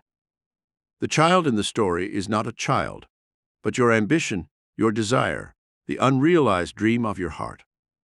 Because, as I said before, the whole representation of the Bible is psychological. This story can also be understood psychologically. As I said before, the Bible has no reference to people or events that ever occurred on earth. All its stories take place in the mind of the individual man. In this story, Jesus represents man's awakened intellect. When your mind operates outside the range of your senses, when your mind is healed of all previous limitations, then you are no longer the insane man, but rather this presence personified as Jesus, the power that can resurrect desires. You are now the woman with menstrual flow. What is this flow of blood? An active uterus is not a fertile uterus. Ella had blood flow for 12 years, so she was unable to conceive. She could not give form to her desire because of the flow of blood. But it is narrated that her faith closed her uterus. When the womb is closed, it can give form to the seed or idea. When your mind is purified of your old conception, assuming to be what you want to be, and remaining true to this assumption, you give form to your assumption and resurrect the child. You are the woman purified by the flow of blood, and you move toward the home of the dead maiden. The maiden, or the state you desired, is now your firm conception of you. But having now assumed that I am what I previously desired to be, I cannot continue to desire what I am aware of being. So I don't discuss it. I don't talk to anyone about what I am. It is so obvious to me to be what I wanted to be that I walk as if I were. Walking as if I were what I used to desire to be, my limited focus world does not see it and thinks I no longer desire it. The child is dead in their world. But I, who know the law, say, the maiden is not dead, she only sleeps. Now I awaken her. I, by my assumption, awaken and make visible in my world what I assume, because assumptions, if sustained, invariably awaken what they affirm. I close the door. What door? The door of my senses. I simply shut out completely all that my senses reveal. I deny the evidence of my senses. I suspend the limited reason of earthly man and walk in the bold assertion that I am what my senses deny. With the door of the senses closed, what do I bring to that disciplined state? I bring no one except the child's parents and my disciples. I close the door against the mocking crowd.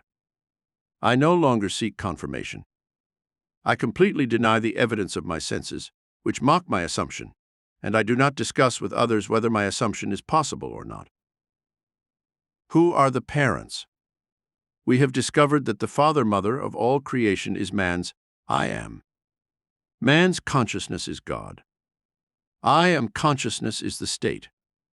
I am the father-mother of all my ideas, and my mind remains true to this new conception of me. My mind is disciplined. I bring disciples into that state, and I shut out of the state anything that denies it. Now the child is resurrected without the help of man. The condition I desired and assumed I had becomes objectified in my world and witnesses the power of my assumption. I cannot judge you. Only you can judge whether you are now living in the dead past, or whether you are living like the woman whose menstrual flow was stopped.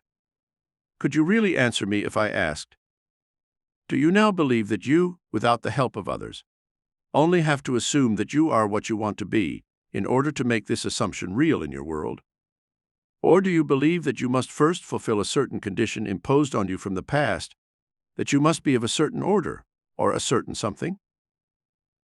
I do not want to criticize certain religions or groups, but there are those who believe that no one is safe outside their church or group. I was born a Protestant. If you talk to a Protestant, there is only one Christian, the Protestant. If you talk to a Catholic, there is only one Christian in the world, the Catholic. To a Jew, Christians are pagans, and Jews are the chosen ones. And to a Muslim, Jews and Christians are infidels.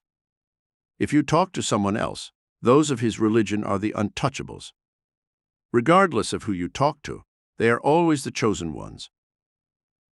If you believe that it is necessary to belong to one of these groups to be saved, you are still a foolish man hiding behind these superstitions and prejudices of the past, begging not to be purified. Some of you have told me, "Don't ask me to abandon my faith in Jesus the man, or Moses the man, or Peter the man." When you ask me to abandon my faith in these characters, you are asking too much of me. Let me have these beliefs because they comfort me. I can believe that they are men who lived here on earth, and yet follow your psychological interpretation of their stories. And I say, come out of the dead past. Come out of that graveyard and walk in the knowledge that you and your Father are one, and that your Father, whom men call God, is your consciousness. This is the only creative law that exists in the world. What are you aware that you are?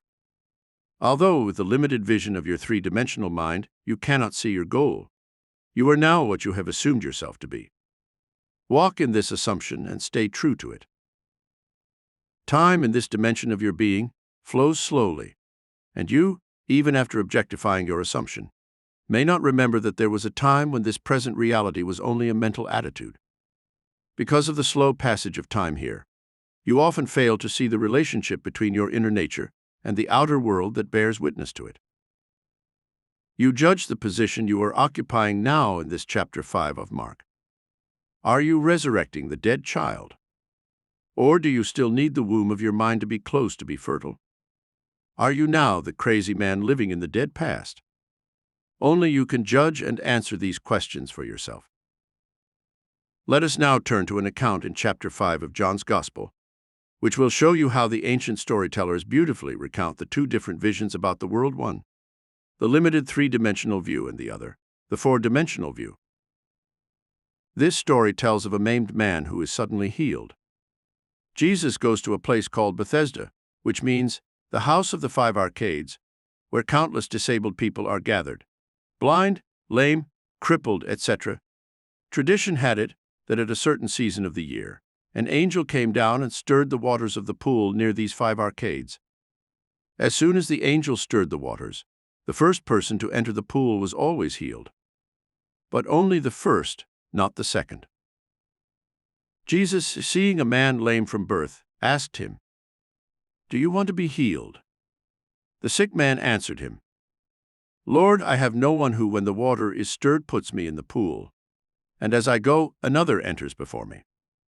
Jesus said to him, "Get up, take your little bed and walk." And immediately the man was healed and took up his cot and walked. And that day was the Sabbath. John 5:6-9.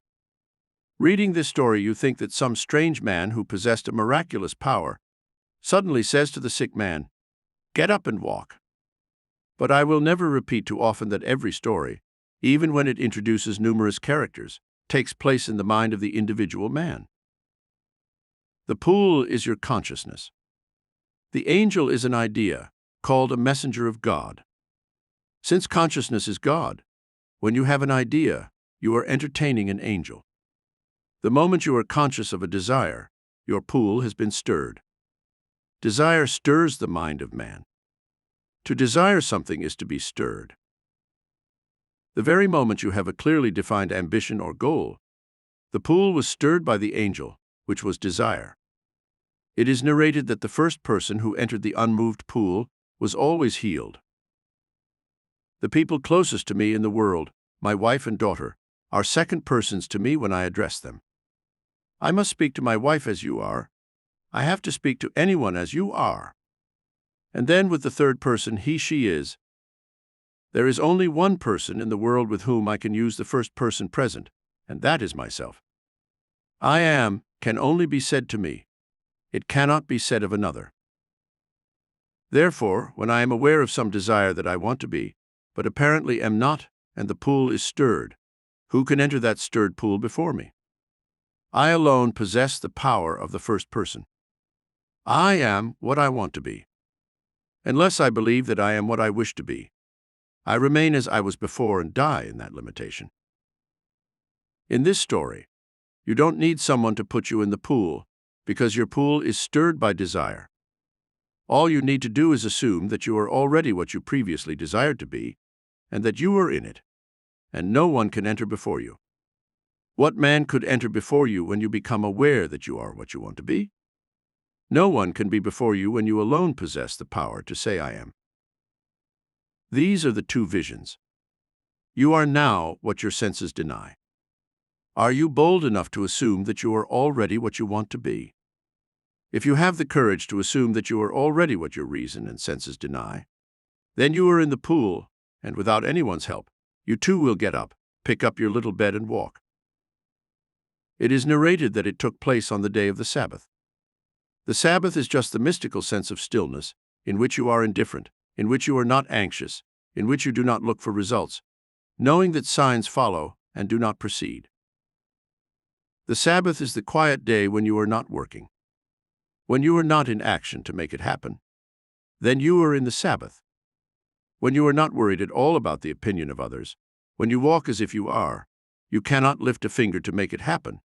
You are in the Sabbath. I cannot be concerned about how it will be, and at the same time say that I am aware that I am. If I am aware that I am free, safe, healthy, and happy, I sustain these states of consciousness without effort or strain on my part. Therefore, I am in the Sabbath, and because it was the Sabbath, he got up and walked. The next story is in chapter 4 of John's Gospel, and you have heard it over and over again. Jesus comes to a well where there is a woman called the woman of Samaria, and says to her, "Give me a drink." John 4:7. Then the Samaritan woman said to him, "How is it that you who are a Jew ask me, who am a Samaritan woman, for a drink?" The Jews have no relationship with the Samaritans. John 4:9. Jesus answered and said to her, "If you knew the gift of God and who it is who says to you, 'Give me a drink,' you yourself would have asked him for it, and he would have given you living water." John 4:10. Then the woman, seeing that she had nothing with which to draw water, and knowing that the well was deep, said, "Are you greater than our father Jacob, who gave us this well and drank from it with his sons and his cattle?" John 4:12.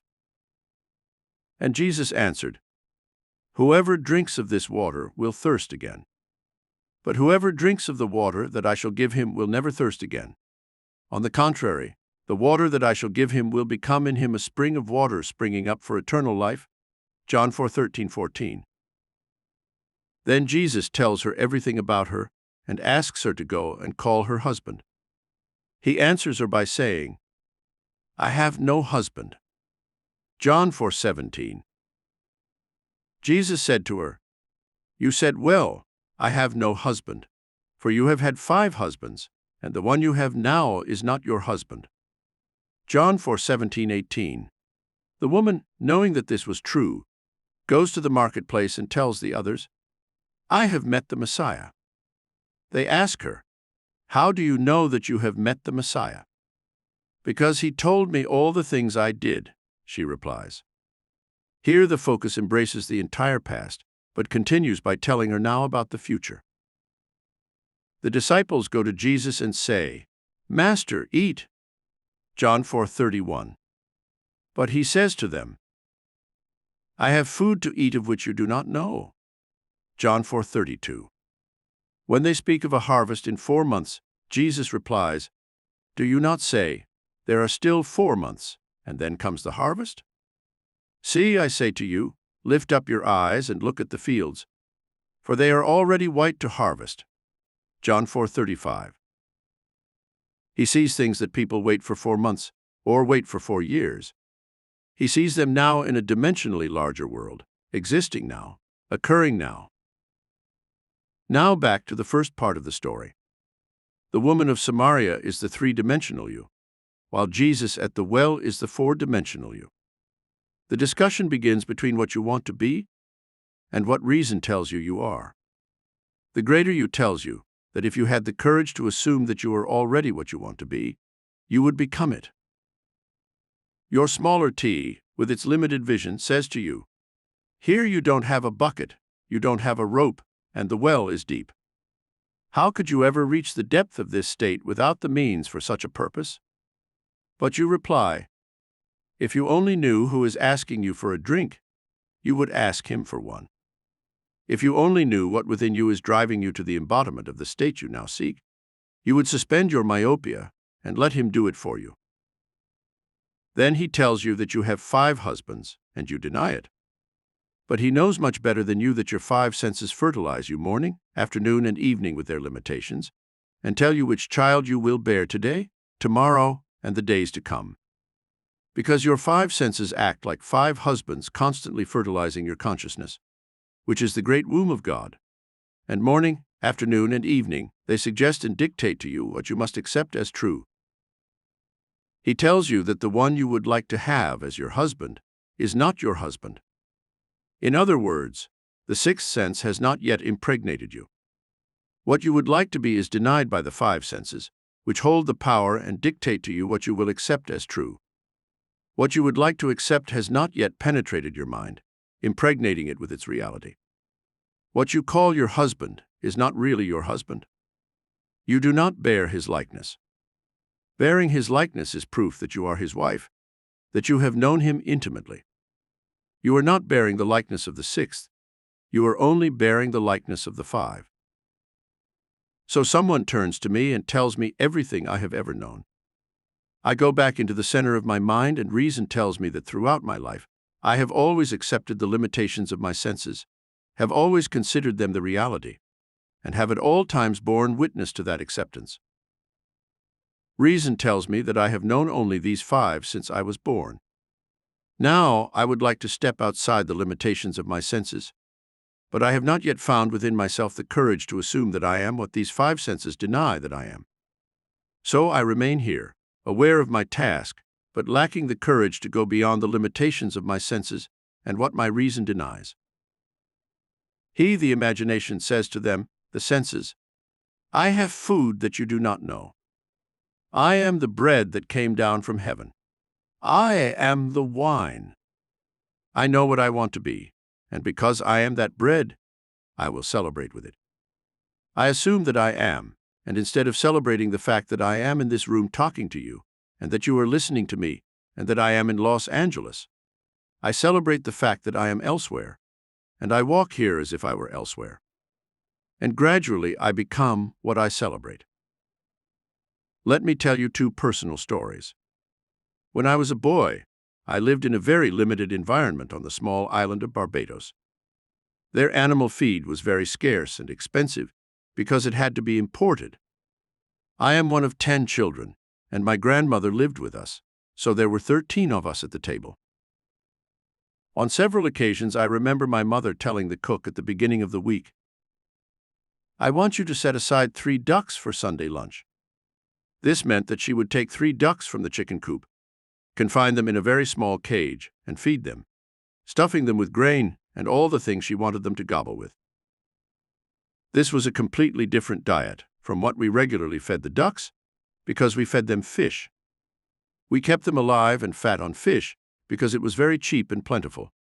But you can't eat a duck that has been fed fish and hope that it will taste like a bird. The cook would take 3 ducks, put them in a cage, and for 7 days stuff them with corn, curdled milk, and the other things we wanted the birds to taste like. Then, when they were killed and served for lunch 7 days later, they were succulent ducks, fed milk and corn. But sometimes the cook would forget to set the ducks aside, and my father, knowing that we would eat the ducks and believing that they had been properly treated, would not have anything else prepared for lunch, and we would end up with 3 fish on the table. Those ducks could not be eaten because they were the embodiment of what they had been fed with. Man is a psychological creature, a thinker, and becomes not what he feeds on physically, but what he feeds on mentally. We become the embodiment of that with which we feed mentally. Now those ducks could not be fed corn in the morning, fish in the afternoon, and something else in the evening. There had to be a total change in diet. And so it is with us. We cannot meditate a little in the morning, swear in the afternoon, and do something else in the evening. We have to observe a mental diet. For 1 week we have to completely change our mental food. All things that are true, all things that are honorable, all things that are righteous, all things that are pure, all things that are of good repute, if there is any virtue, and if there is any praise, think on these things. Philippians 4:8. As a man thinks in his heart, so he is. Only when you identify the kind of mental food you want to express in your world, and celebrate with that, do you become one. I want to tell you why I am doing what I am doing today. It was in 1933 in New York, and my old friend Abdullah, with whom I studied Hebrew for 5 years, was really the beginning of the meal of all my superstitions. When I went to him, I was full of superstitions. I could not eat meat, fish, chicken, or anything living. I didn't drink or smoke, and I made a tremendous effort to live the life of a celibate. Abdullah said, "I won't tell you that you are crazy, Neville, but you know you are. All these things are stupid." But I could not believe that they were stupid. In November 1933, I said goodbye to my parents who had come to visit me as they sailed for Barbados. I had left the island 12 years earlier and had no desire to return. I had made no fortune and was ashamed to go home to the successful members of my family. After 12 years in the United States, I was a failure in my own eyes.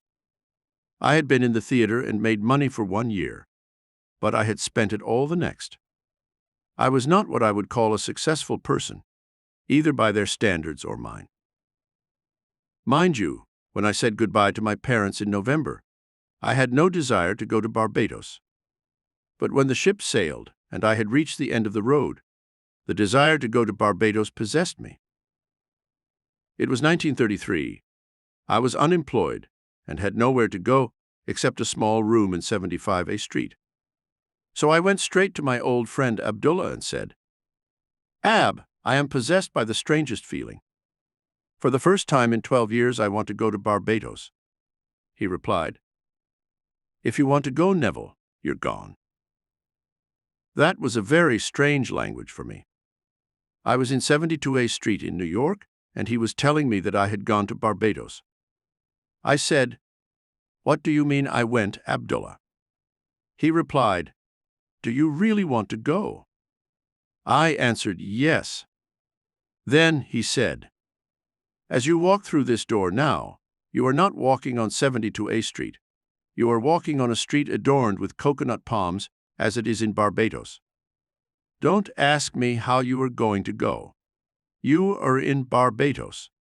You cannot question how when you are already there. You are there.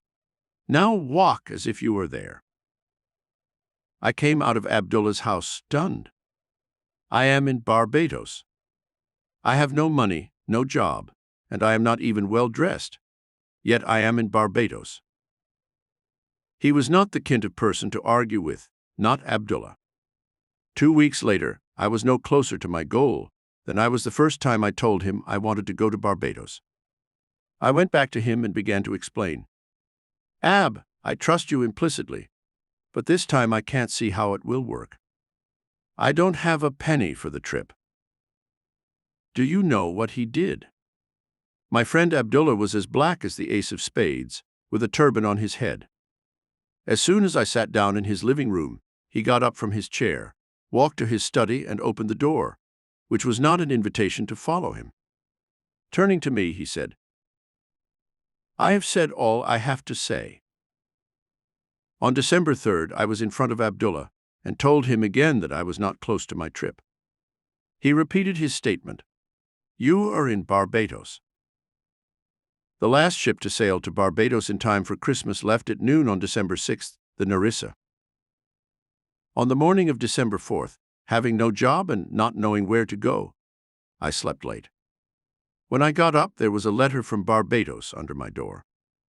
When I opened it, a piece of paper flew to the floor. I picked it up, and it was a $50 billion. The letter was from my brother Victor saying, "I'm not asking you to come, Neville. It's an order. There has never been a Christmas where the whole family was present. This Christmas could be done if you want to come." Cecil, my older brother, had left home when my youngest was not yet born, and then we had started moving from home at different times, so never in our family history had we all been together at the same time. The letter continued, "You do not work. I know there is no reason why you cannot come, so you must be here before Christmas. The $50 enclosed is to buy some shirts or a pair of shoes that you may need for the trip.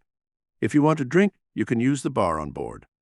I will be at the ship and pay all the expenses you have incurred. I have telegraphed Furness, Withy & Co. in New York and told them to issue a ticket for you when you go there. The $50 is only for essentials. You can mark as much as you want on board the ship. I'll take care of the balance." I went to the steamship company with the letter and had them read it.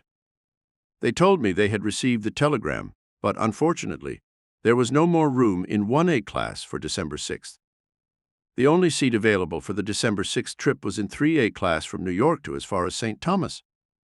There some passengers would get off, and I could have switched to 1A class from St. Thomas to Barbados. But all the way to St. Thomas I had to travel in 3A.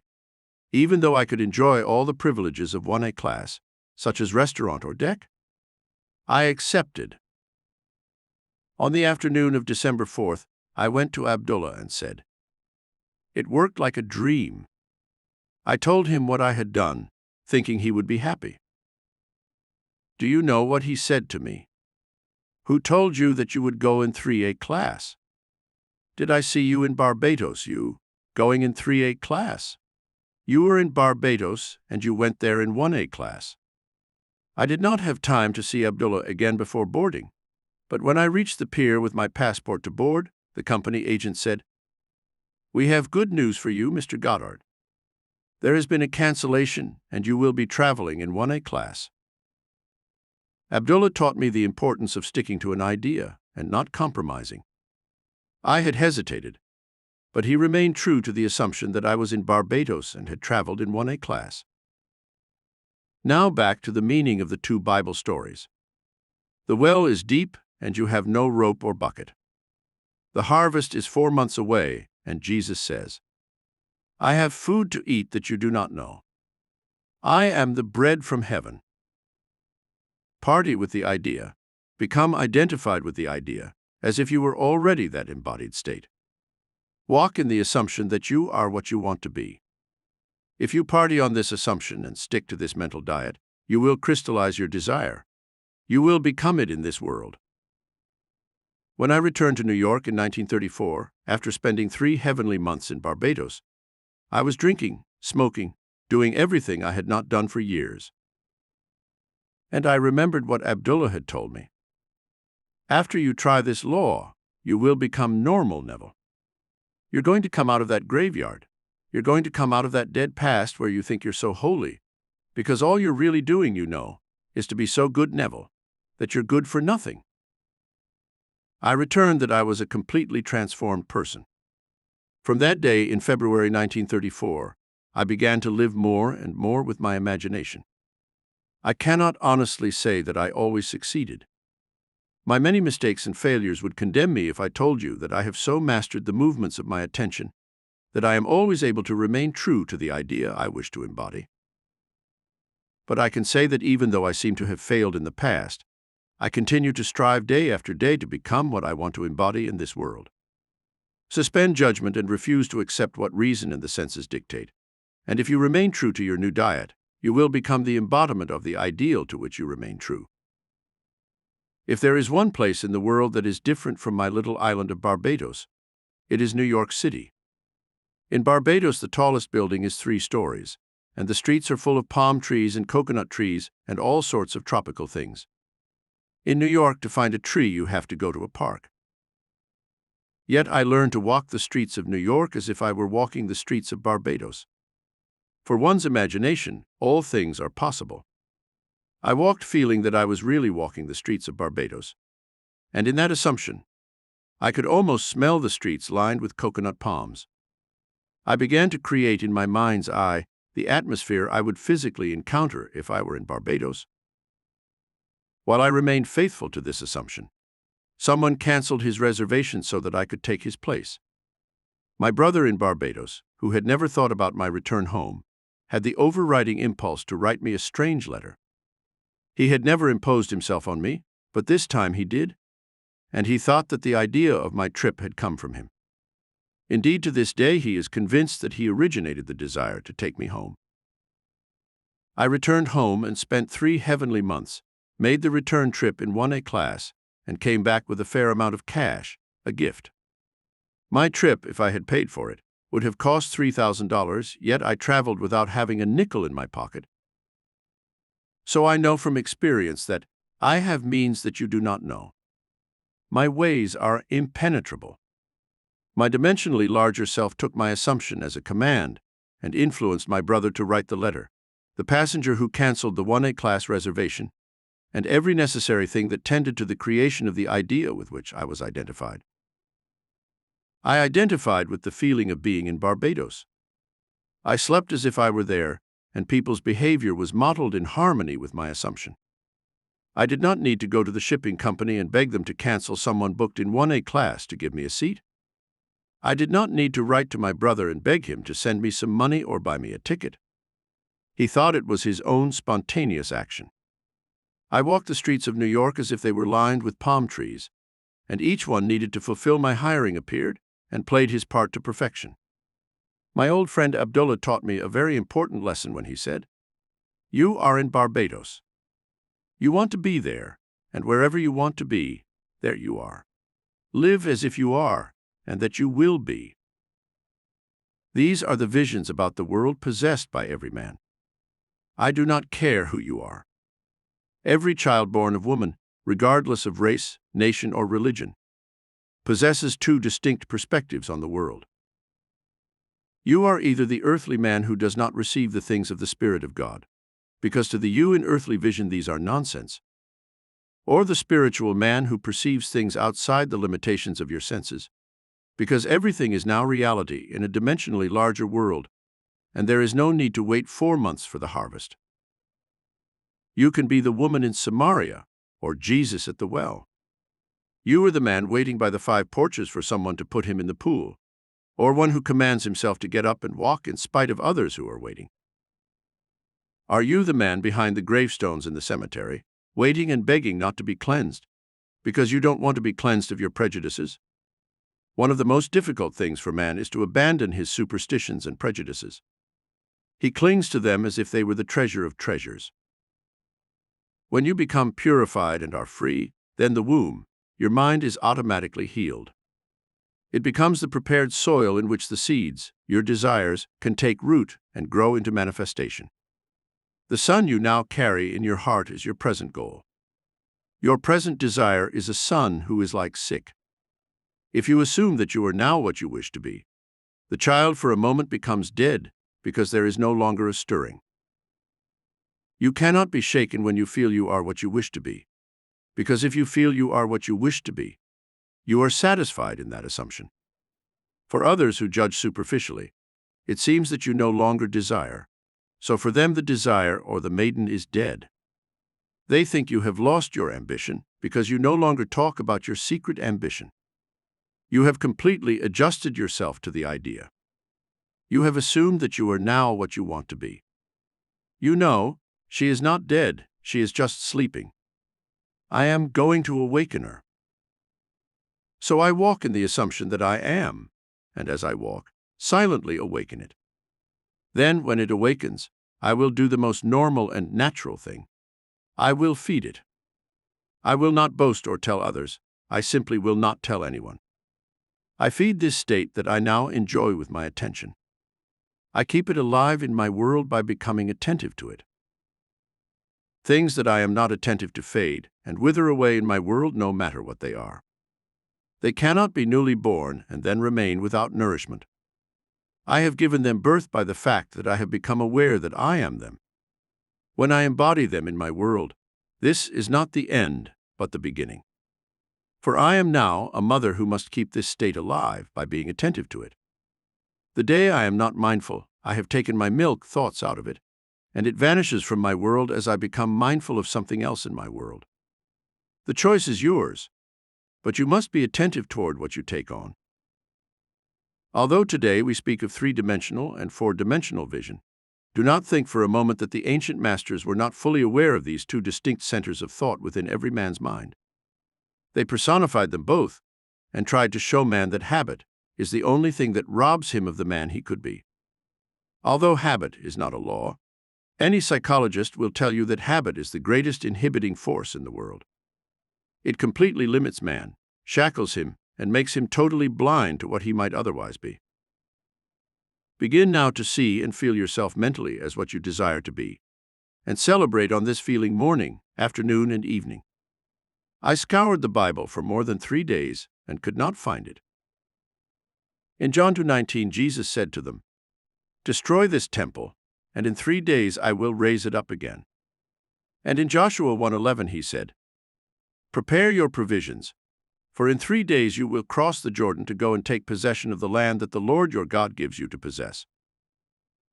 If I can completely fill my mind with one feeling and walk as if it were already a real thing, I am promised, and I cannot find any denial of this in this great book, that I do not need more than 3 days of dieting if I stick to it. But I have to be honest about that. If I change my diet in the course of the day, I extend the time interval. You ask, but how do I know the interval? You yourselves determine the interval. There is a little word in our modern world today that confuses most of us. I know it confused me until I dug deeper. The word is action. Action is supposed to be the most important thing in the world. It is not an atom. It is more fundamental. It is not a part of an atom like the electron. It is even more fundamental than that. It is called the four-dimensional unit. The most fundamental thing in the world is action. You ask, what is action? Physicists tell us it is energy multiplied by time. We become even more confused and say, what does energy multiplied by time mean? And they answer, there is no response to a stimulus, no matter how intense, unless it lasts for a certain period of time. There must be a minimum duration of the stimulus, otherwise there is no response. On the other hand, there is no response to time unless there is a minimum degree of intensity. Today, the most important thing in the world is called action, or simply energy multiplied by time. The Bible gives it to us as 3 days. The duration for the answer in this world is 3 days. If I now assume that I am what I want to be, if I am faithful to this assumption and walk as I am, the longest time interval given for its fulfillment is 3 days. If there is something tonight that you really want in this world, then experience in the imagination what you would experience in the flesh if you realized your goal and close your ears and eyes to everything that denies the reality of your assumption. If you do this, you will be able to tell me before she leaves Los Angeles that you have fulfilled what was only a wish when you came here. It will be my joy to rejoice with you knowing that the daughter who was apparently dead is now alive. This little girl was not really dead. She was only asleep. You have nourished her in this silence, for you have food that no one else knows. You have given her nourishment, and she has become a living reality, resurrected in your world. Then you can share your joy with me, and I can rejoice with you. The purpose of these lessons is to remind you of the law of your own being, the law of consciousness. You are this law. You were only unaware of its operation, and you fed and kept alive the things you did not wish to express in this world. Accept my challenge and put this philosophy to the test. If it doesn't work, you must not use it as consolation. If it is not true, you must reject it completely. But I know it is true. and you cannot know it until you try to prove or disprove it. Many of us have joined doctrines and are afraid to test them because we feel we might fail. So what are we? Not really wanting to know the truth about it. We hesitate to have enough courage to put it to the test. You say, I know it would work some other way. I don't really want to try it. As long as I have not yet proven its ineffectiveness, I can take comfort in it. Now do not delude yourselves. Do not think for a second that you are wise. Test the effectiveness or ineffectiveness of this law. I know that if you try to prove its ineffectiveness, you will prove instead that it works, and I will be richer, not in things, but because you will become the living fruit of my teaching and faith. It is much better to have you as successful and satisfied people after 5 days of teaching than to have you leave disgruntled. I hope you will be brave enough to challenge these teachings and prove their validity or ineffectiveness. Now, before we go into the interval of silence, I will briefly explain the techniques again. We have 2 techniques for applying this law. Everyone must know exactly what he wants. You must know that if you do not get it tonight, you will still desire it tomorrow. When you know exactly what you desire, you construct in your mind's eye one simple scene involving the fulfillment of your desire, an event in which the self predominates. Instead of standing behind and watching yourself as if you were on a screen, you must be the actor in the scene. Limit the event to a single action. If shaking someone's hand implies the fulfillment of your wish, then do that and only that. Don't shake hands and then wander off in your imagination to some party or somewhere else. Restrict your action simply to shaking hands and do it over and over again until that handshake takes on the solidity and distinction of reality. If you feel that you can't stick to an action, then I want you to now define your goal and then condense your desire into a single sentence, a sentence that implies the fulfillment of your desire, like, "Isn't it wonderful?" Or, "If I feel grateful because I think someone has been instrumental in making my wish come true, I might say thank you," and repeat it heartfeltly over and over again like a lullaby, until my mind is dominated by the feeling of gratitude alone.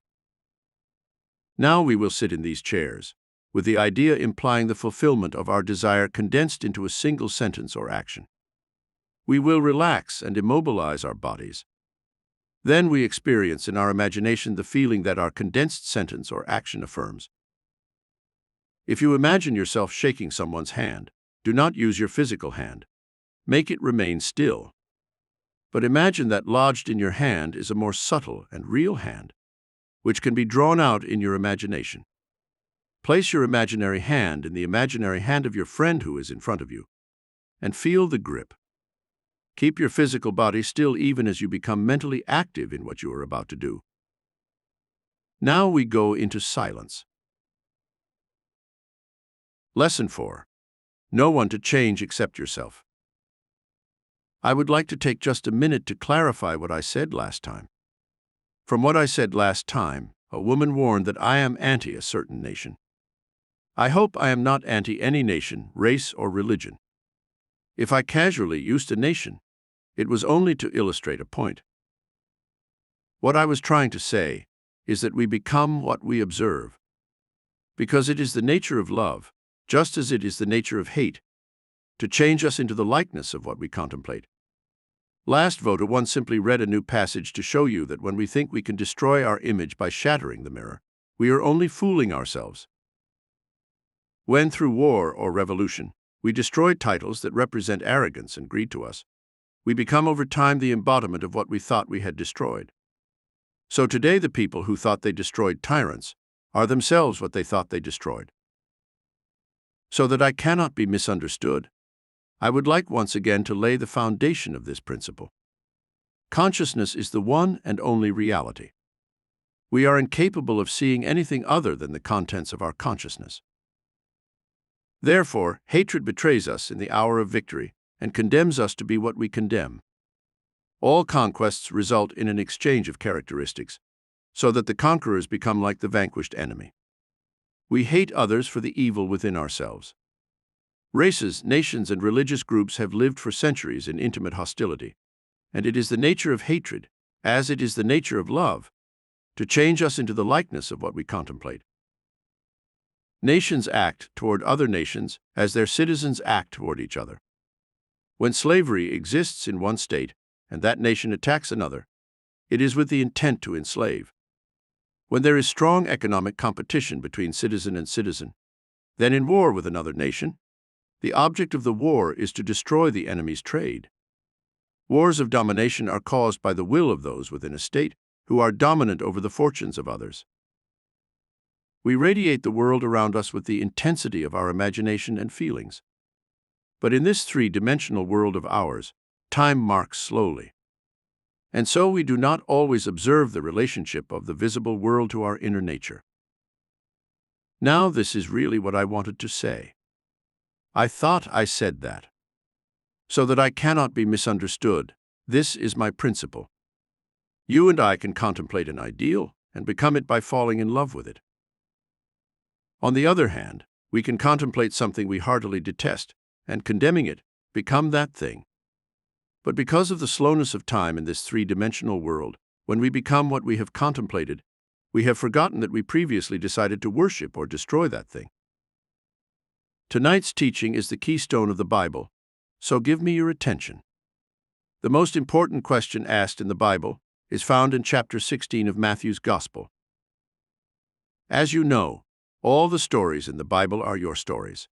Its characters live only in the mind of man. They have no reference to people who lived in time and space, or to events that never occurred on earth. The story told in Matthew unfolds in this way.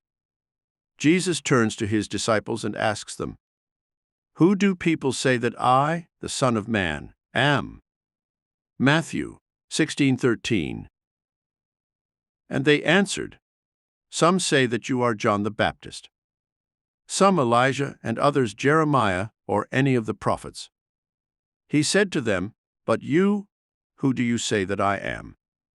And Simon Peter answered, "Thou art the Christ, the Son of the living God." And Jesus said unto him, "Blessed art thou, Simon the son of Jonah.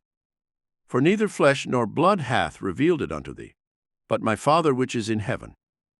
And I say to you that you are Peter, and upon this rock I will build my church." Matthew 16:14-18. Jesus addressing his disciples is man addressing his disciplined mind in self-contemplation. You address the question, "Who do people say that I am?" In our language, "I wonder what men think of me." You reply, "Some say John will come again, some say Elijah, some say Jeremiah, and some say a prophet from the past is coming again." It is very flattering if you are told that you are, or that you resemble great men of the past, but enlightened reason is not a slave to public opinion. It is concerned only with truth, so it addresses another question. "But you, who do you say that I am?" In other words, who am I? If I am brave enough to think that I am Jesus Christ, the answer will come, you are Jesus Christ. When I can take it on and feel it, and courageously live it, I say to myself, flesh and blood could not have told me this, but my Father in heaven has revealed this to me. Then I make this conception of self the rock on which I establish my church, my world. If you do not believe that I am, you will die in your sins. John 8:24. Since consciousness is the only reality, I must assume that I am already what I wish to be. If I do not believe that I am already what I want to be, then I remain as I am and will die in this limitation. Man is always looking for some prop to lean on. He is always looking for an excuse to justify failure. This revelation gives man no excuse for failure. His self-conception is the cause of all the circumstances of his life.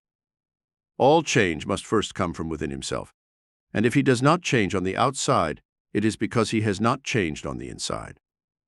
But man does not like to feel that he is solely responsible for the conditions of his life. From that time, many of his disciples turned back and no longer went with him. Then Jesus said to the 12, "Will you not also go away?" Then Simon Peter answered him, saying, "Lord, to whom shall we go? You have words of eternal life. John 6:66-68. I might not like what I just heard, that I have to turn to my consciousness as the only reality, the only foundation on which all phenomena can be explained. It was an easier life when I could blame another.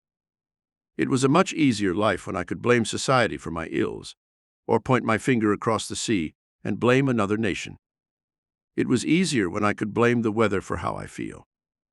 But to tell me that I am the cause of everything that happens to me, that I always pattern my world in harmony with my inner nature, this is more than man is willing to accept. If this is true, to whom should I go? If these are the words of eternal life, I must return to them, even if they seem so difficult to digest. When man fully understands this, he knows that other people's opinions do not matter, because people only tell him who he is. People's behavior constantly tells me who I conceive myself to be. If I accept this challenge and begin to live by it, I finally get to the point called the Great Prayer of the Bible. It is narrated in chapter 17 of John's Gospel. I have done the work that you gave me to do. John 17:4. And now, O Father, glorify me to yourself of the glory that I had with you before the world was. John 17:5. While I was with them in the world, I kept them in your name.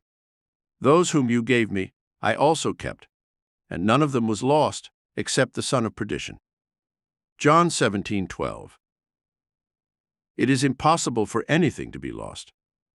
In this divine economy, nothing can be lost. It cannot even die. The little flower that has bloomed once blooms forever. It is invisible here to you with your limited focus, but it blossoms forever in the larger dimension of your being, and tomorrow you will meet it. All that you have given me I have kept in your name, and I have lost no one except the son of perdition. The son of perdition simply means the belief in loss. The son represents a conception, an idea. Perdido means lost. I have really lost only the conception of loss, because nothing can be lost. I can descend from the sphere in which the thing lives, and, descending in consciousness to a lower level within me, the thing disappears from my world. I say, I have lost my health. I have lost my wealth. I have lost my position in society. I have lost my faith. I have lost 1,000 things.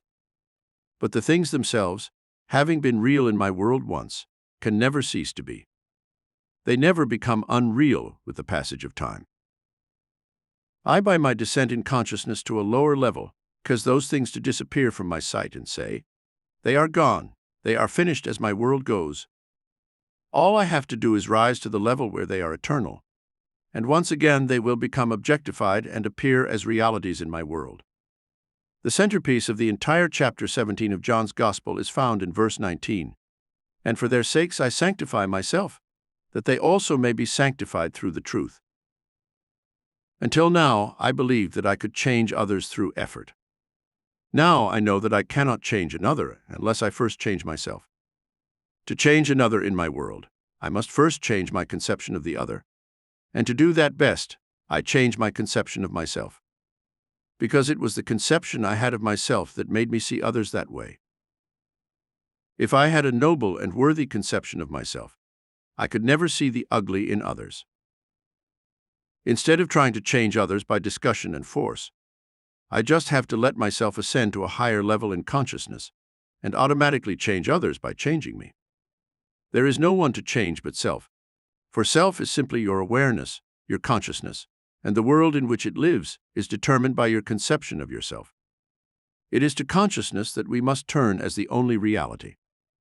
For there is no clearer conception of the origin of phenomena, except that consciousness is everything, and everything is consciousness. You do not need helpers to achieve what you seek. Do not believe for a second that I am preaching escape from reality when I ask you to simply assume that you are now the person you want to be. If you and I could rehearse what it would be like if we were now what we want to be, and could live in this mental atmosphere as if it were true, then, in a way we do not know, our assumption would be consolidated into actual fact. This is all we have to do to ascend to the level where our assumptions are already an objective, concrete reality. I do not need to change anyone. I sanctify myself, and in doing so, sanctify others. To the pure, everything is pure. There is nothing unclean in itself, but for him who holds a thing unclean, for him it is unclean. Romans 14:14. I and my Father are one. John 10:30. If I do not do my Father's works, do not believe me. But if I perform them, even if you do not believe in me, believe in the works, that you may know and believe that the Father is in me, and I in him. John 10:37-38. He became one with God, and thought it was not strange or a theft to do God's works. You always bear fruit in harmony with who you are. It is the most natural thing in the world for a pear tree to generate pears, for an apple tree to generate apples, and for man to shape the circumstances of his life in harmony with his inner nature. I am the vine, you are the branches. John 15:5. A branch has no life if it is not rooted in the tree. All I have to do to change fruit is to change the tree. You have no life in my world except that I am aware of you. You are rooted in me, and as fruit, bear witness to the tree that I am. There is no reality in the world other than your consciousness. Although you may now appear to be what you do not want to be, all you have to do to change it, and test the change with the circumstances of your world, is to silently assume that you already are what you now want to be. And in a way you do not know, you will become it. There is no other way to change this world. I am the way. I am, my consciousness is the way by which I change my world. When I change the conception of me, I change my world. When people help or hinder us, they only interpret the part that we, with our conception of us, have written for them, and they automatically interpret it. I have to interpret the parts they are interpreting, because we are what we are. You will change the world only when you become the embodiment of what you want the world to be. You have only one gift in this world to give that is truly yours, and that is yourself. Unless you yourself are what you want the world to be, you will never see it in this world. Unless you believe that I am, you will die in your sins. John 8:24. You know that no two people in this room live in the same world. We will go home to different worlds tonight. We will close our doors on completely different worlds. We will get up tomorrow and go to work where we will meet each other and meet other people. But we live in different mind worlds and completely different physical worlds. I can only give what I am. I have no other gift to give.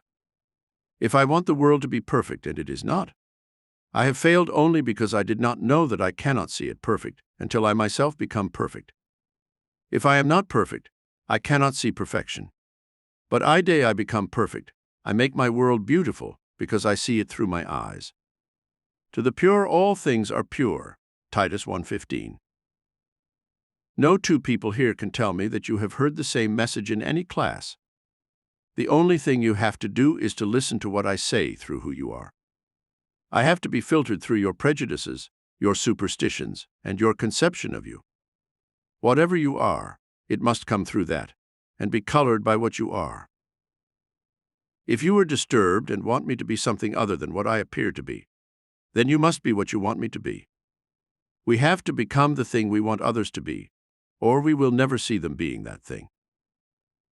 Your conscience, my conscience, is the only true foundation of the world. This is what is called Peter in the Bible, not a man, but this faithfulness that cannot turn to anyone, that cannot be flattered when you are told by men that you are John come again. For it is very flattering to be told that you are John the Baptist come again, or the great prophet Elijah, or Jeremiah. Then I deafen my ears to this bit of very flattering news that men give me and ask myself, but honestly, who am I?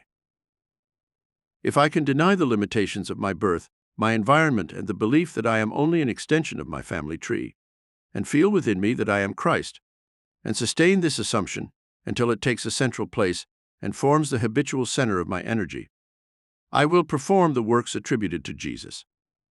Without thought or effort, I will model a world in harmony with that perfection I have assumed and feel springing up within me.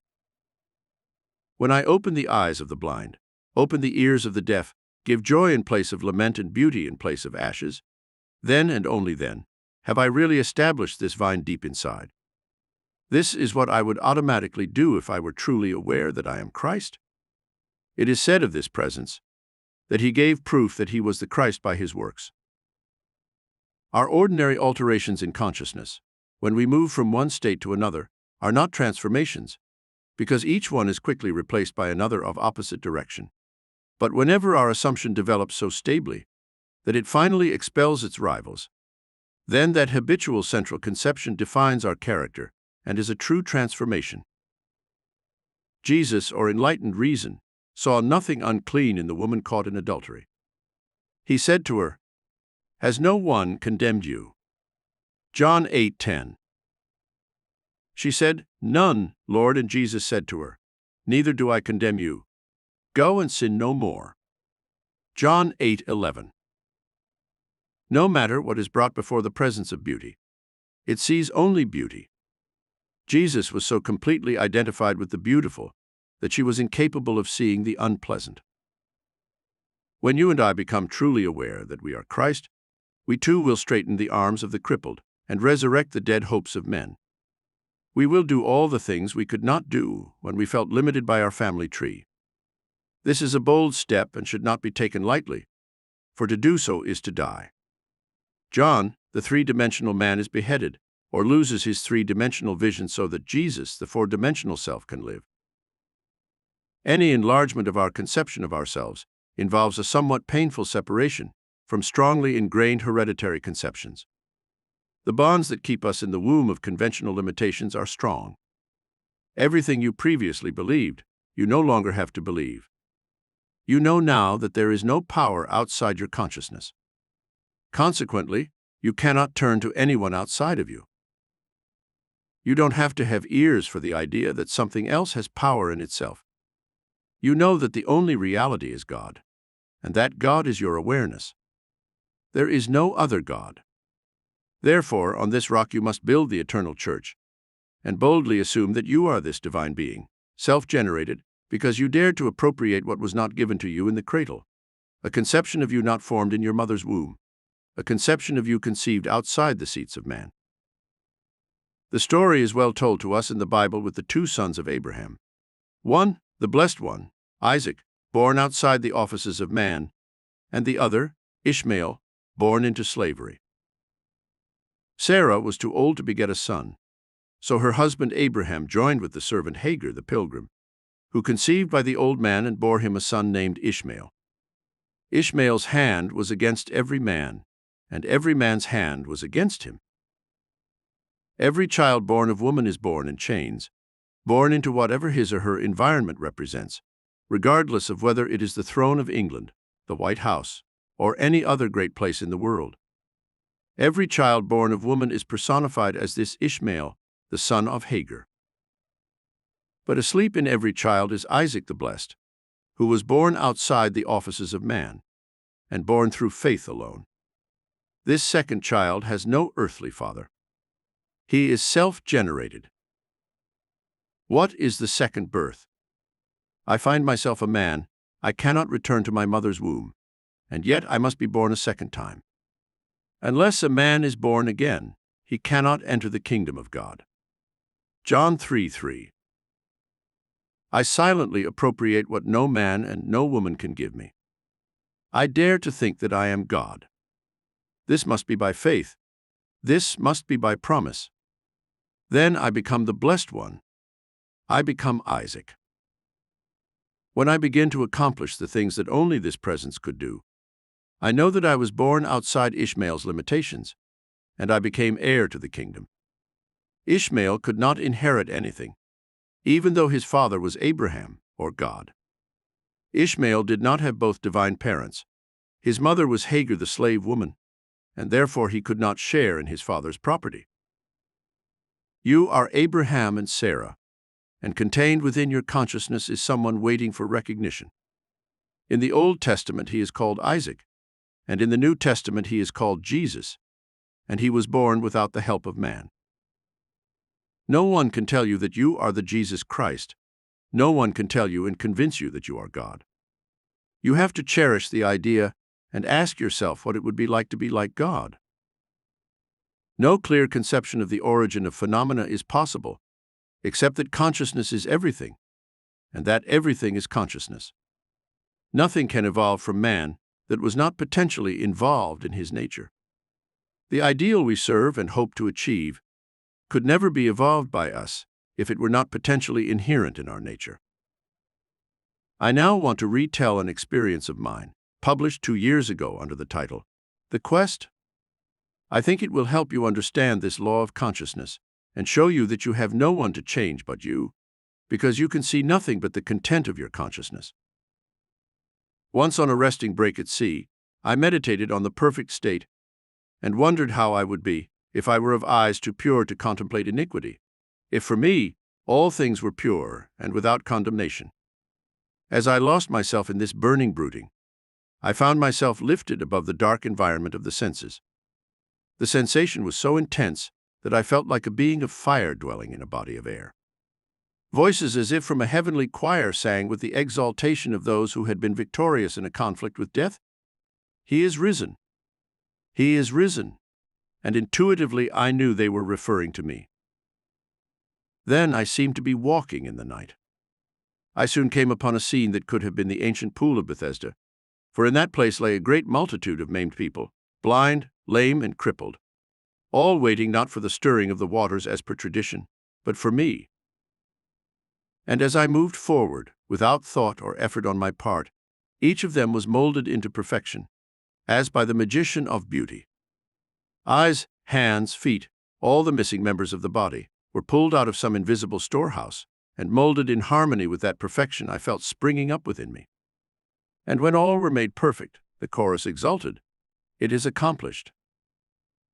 I know that this vision was the result of my intense meditation on the idea of perfection, because my meditations always lead to union with the contemplated state.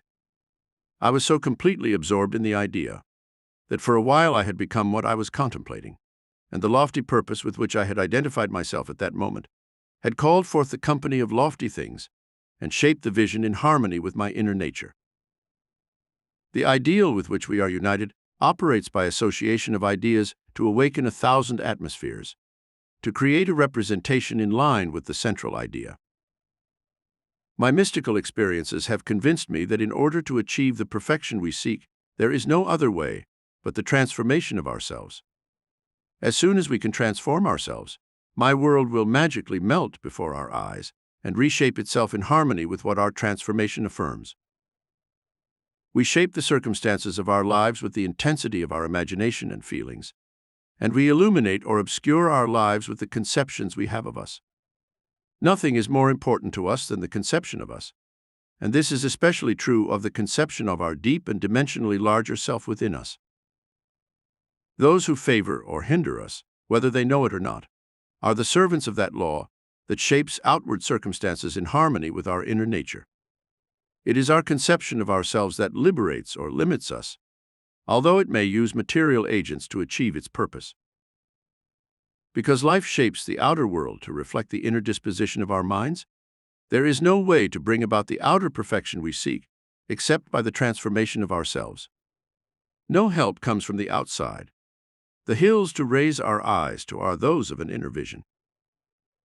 It is therefore to our own consciousness that we must turn as the only reality, the only foundation on which all phenomena can be explained. We can absolutely rely on the justice of this law that gives us only that which is the nature of ourselves. To attempt to change the world before changing our conception of ourselves is to struggle against the nature of things. There can be no external change until there is first an internal change. As in, so out. I am not advocating philosophical indifference when I suggest that we should already imagine ourselves as what we want to be, living in a mental atmosphere of greatness, rather than using physical means and discussions to bring about the desired changes. Everything we do unaccompanied by a change in consciousness is just useless surface readjustment. No matter how hard we toil or struggle, we can only receive what our conceptions of us affirm. To protest against everything that happens to us is to protest against the law of our being and our domination over our destiny. The circumstances of my life are related too closely to my conception of me, not to have been formed by my own spirit from some dimensionally larger storehouse of my being. If there is pain for me in these events, I must look within myself for the cause, for I am moved here and there, and made to live in a world in harmony with my conception of me. If we became as emotionally excited about our ideas as we become about our dislikes, we would ascend to the level of our ideal as easily as we now descend to the level of our dislikes. Love and hate have a magical power of transformation, and through their practice we develop into the likeness of what we contemplate. With the intensity of hatred we create in ourselves, the character we imagine in your enemies. Qualities die from lack of attention, so unpleasant states might be better erased by imagining beauty instead of ashes and joy instead of sorrow, rather than by direct attacks on the situation from which we would like to free ourselves. Dwell on the things that are beautiful and of good repute, for you become what you are in relationship with. There is nothing to change except your conception of you. As soon as you succeed in transforming yourself, your world will dissolve and reshape itself in harmony with what your change affirms. By your descent into consciousness, you have determined the imperfection you see.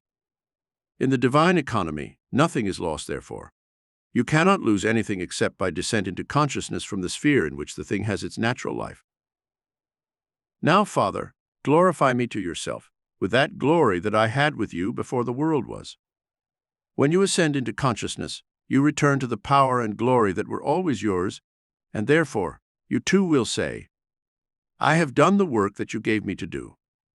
The work is to return from your descent into consciousness. Having descended to the level where you believe you are the Son of Man, you are destined to return to the sphere where you know you are one with God the Father.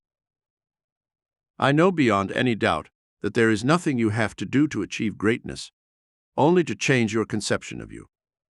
If you walk convinced that you are the ideal you serve, you will rise to the level of your assumption and find a world in harmony with it. You will not have to lift a finger to realize your desire, because it is already there.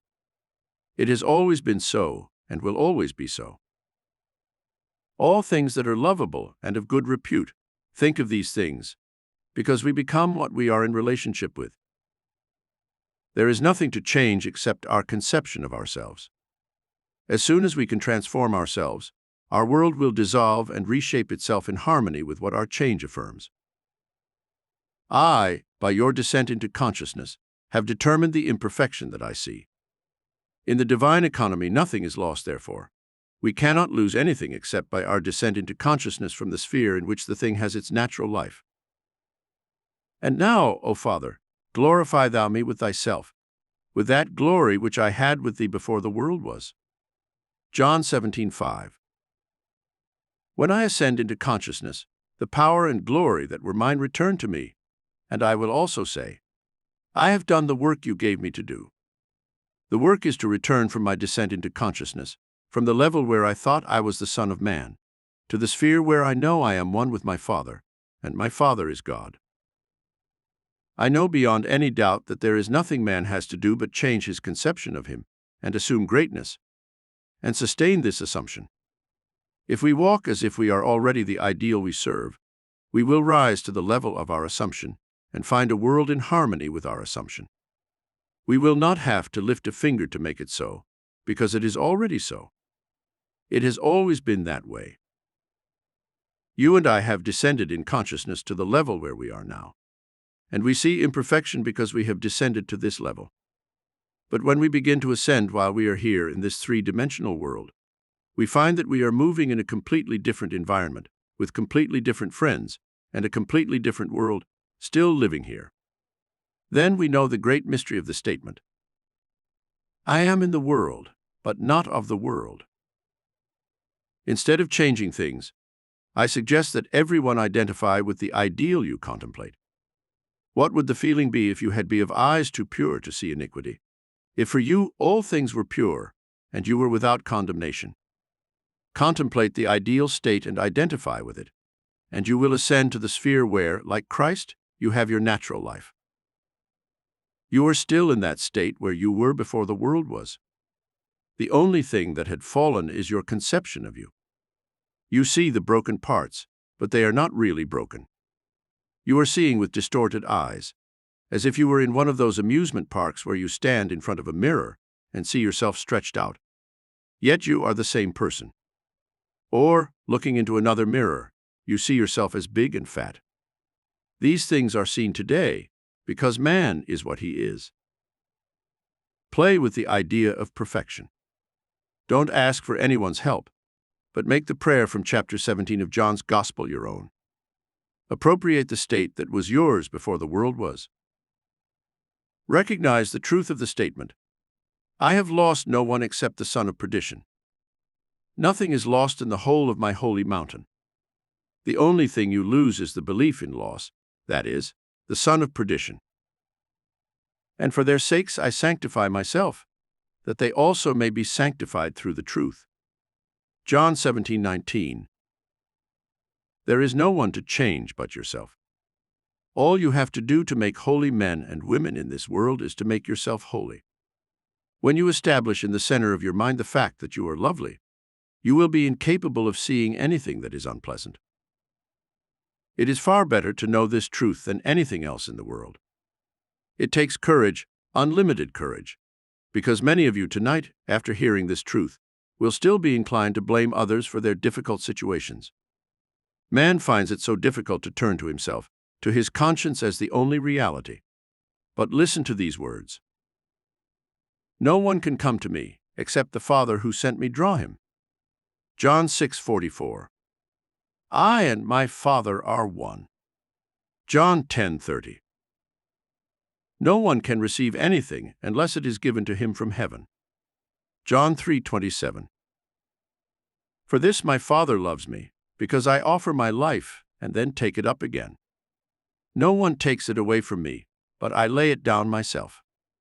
John 10:17-18. You did not choose me, I chose you. My conception of me models a world in harmony with itself and attracts people whose behavior tells me who I am. The most important thing in the world for you is your conception of you. If you dislike your environment, life circumstances, and people's behavior, ask yourself, who am I? The answer to this question is the cause of your aversions. If you do not condemn yourselves, there will be no one to condemn you. And if you live in the consciousness of your ideal, you will find nothing to condemn. To the pure, everything is pure. Now I would like to spend some time making it as clear as I can what I personally do when I pray, what I do when I want to bring about changes in my world. You will find it interesting, and you will find that it works. Nobody here can tell me they can't do it. It is so simple that everyone can do it. We are what we imagine ourselves to be. This technique is not difficult to follow, but you have to want to do it. You cannot approach it with the mental attitude of, whatever, let's try it. You must want to do it, because desire is the spring of action. Desire is the mainspring of all action. Now, what do I want? I have to define my goal. For example, suppose I want to be elsewhere. This very moment, I really desire to be elsewhere. I don't need to go through the door. I don't need to sit down. All I need to do is stand right where I am, and with my eyes closed, assume that I am actually where I wish to be. Then I remain in this state until it has the feeling of reality. If I were elsewhere now, I could not see the world as I see it from here. The world changes in its relation to me when I change my position in space. While I am here, I allow the room I want to see and be in physically to come before me. I do not make it come, but simply imagine that I am there, and then I let it happen. If I want a physical presence to be with me, I imagine touching the person in question.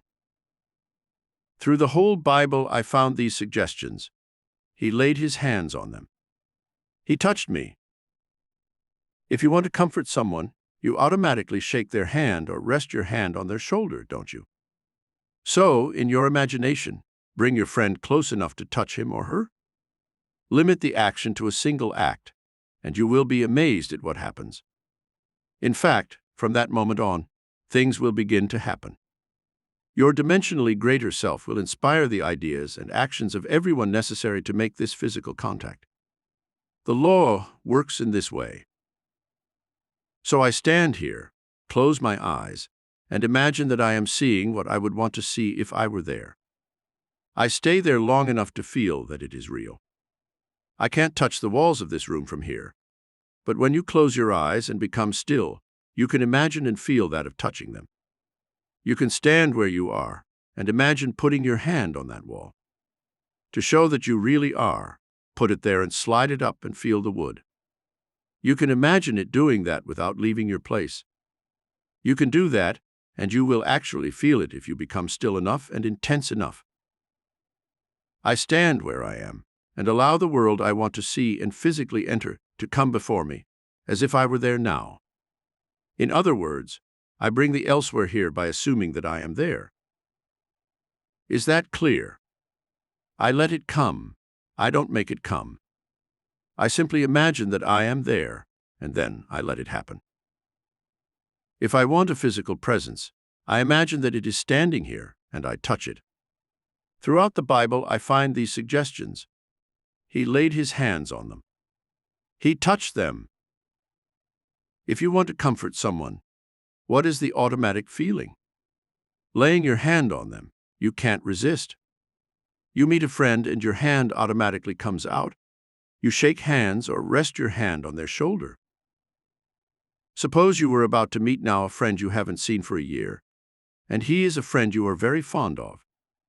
What would you do? You would hug him, wouldn't you? Or you would rest your hand on him. In your imagination, bring him close enough to rest your hand on him and feel him solidly real. Limit the action to just that. You will be amazed at what happens. From then on, things begin to move. Your dimensionally larger self will inspire in everyone the ideas and actions necessary to bring you into physical contact. It works like this. Every day I place myself in the state of drowsiness. It is a very easy thing to do. But habit is a strange thing in man's world.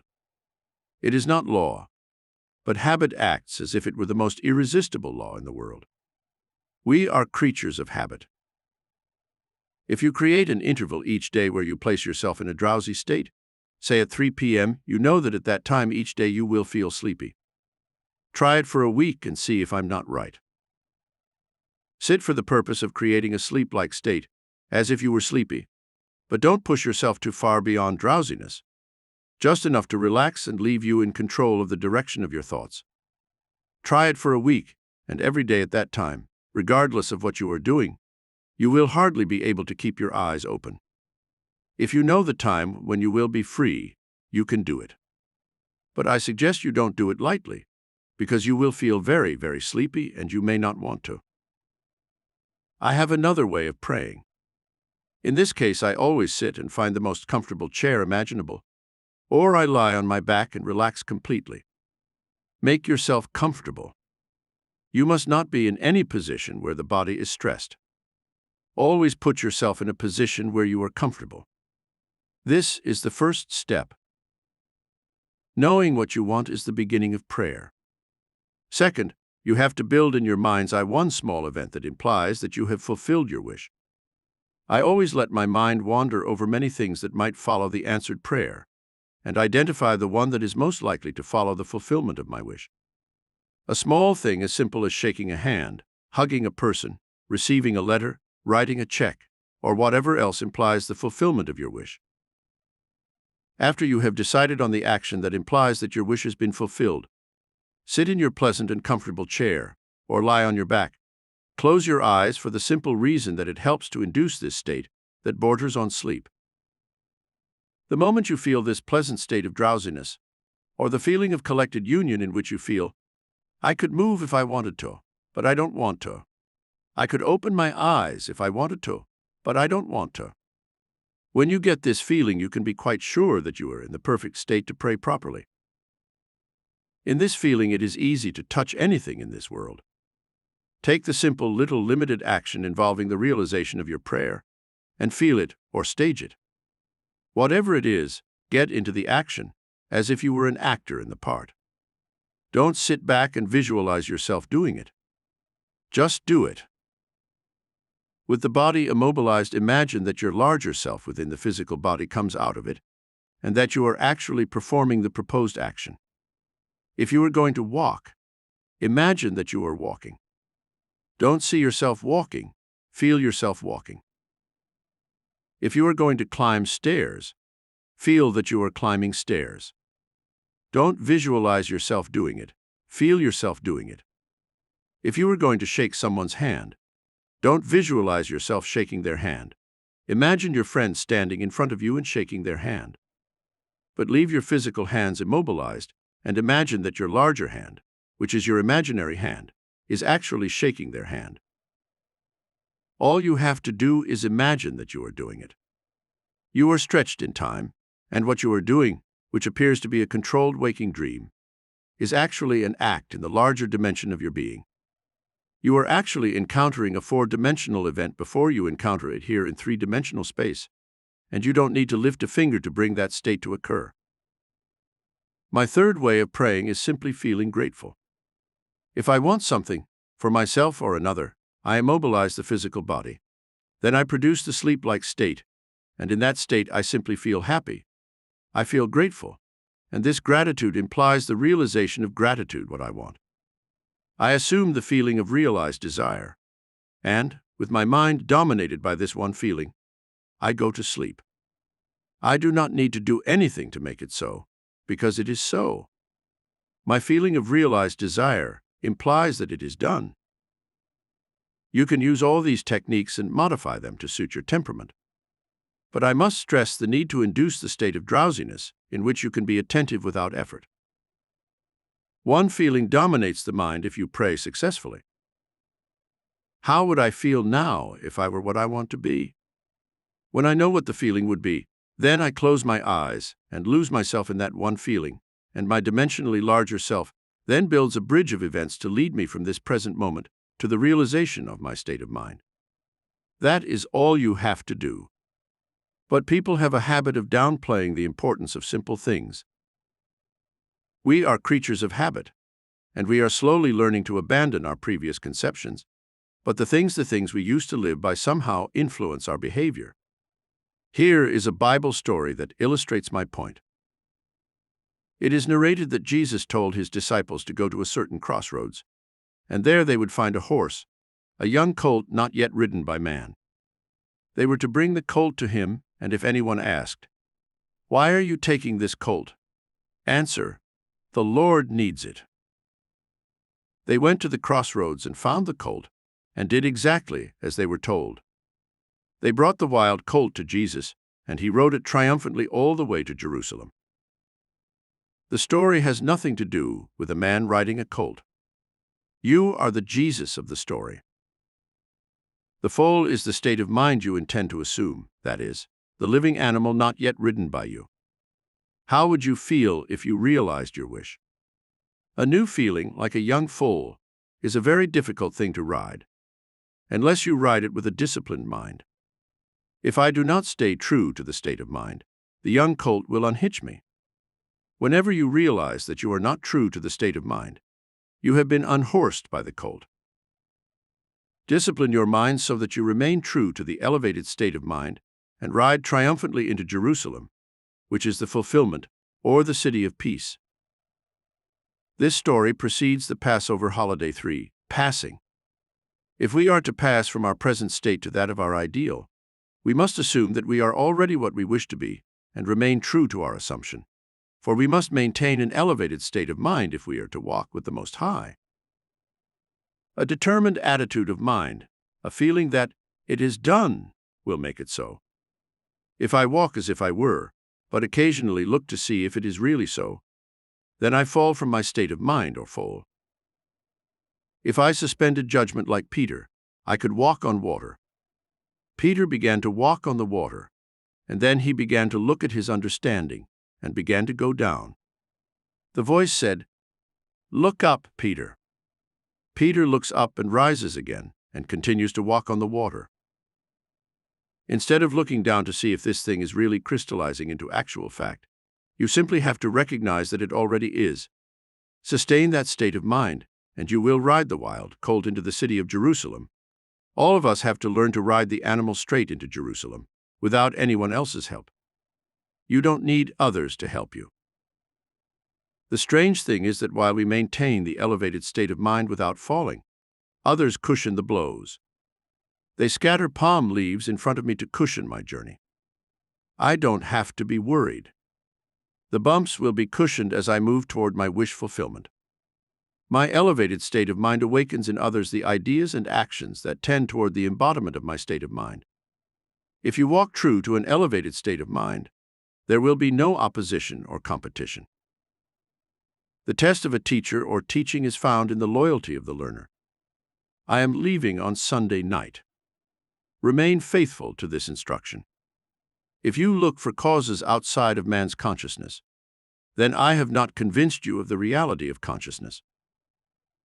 If you look for excuses for failure, you will always find them, because you find what you are looking for. If you look for an excuse for failure, you will find it in the stars, in the numbers, in the teacup, or almost anywhere. The excuse may not be there, but you will find it to justify your failure. Successful businessmen and professionals know that this law works. You will not find it in gossip groups, but you will find it in brave hearts. Man's eternal journey is for one purpose: to reveal the Father. He comes to make his Father visible. And his Father is made visible in all the good things of this world. All things that are beautiful, that are of good fame. Ride these things and have no time for the unpleasant in this world, regardless of what it is.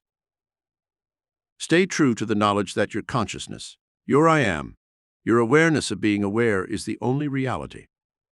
It is the rock on which all phenomena can be explained. There is no explanation outside of this. I know of no clearer conception of the origin of phenomena than that consciousness is everything, and that everything is consciousness. What you seek is already lodged within you. If it were not in you now, all eternity could not evolve it. No amount of time would be long enough to evolve what is not potentially implied in you. You simply allow it to come into existence by assuming that it is already visible in your world, and by remaining faithful to your assumption, it will be consolidated into real fact. Your Father has countless ways of revealing your assumption. Fix this in your mind and always remember, an assumption, though false, if sustained, is consolidated into fact. You and your Father are one, and your Father is all that has been, is, and will be. Therefore, what you seek you already are, can never be so far away or even be near, because even nearness implies separation. The great Pascal said, "You would never have sought me if you had not already found me. What you now desire, you already have and seek only because you have already found it. You have found it in the form of desire. It is just as real in the form of desire in that it is about to exist for your body organs. You are already what you seek, and to express it, you have no one to change but yourself." Lesson 5. Stay trustful to your idea. Tonight is the 5th and final class of this course. First, however, I am going to do a kind of summary of what we did before. So, since many of you have asked me to elaborate further on Lesson 3, I will give you some more thoughts on four-dimensional thinking. I know that when a man sees something clearly, he can tell it. He can explain it.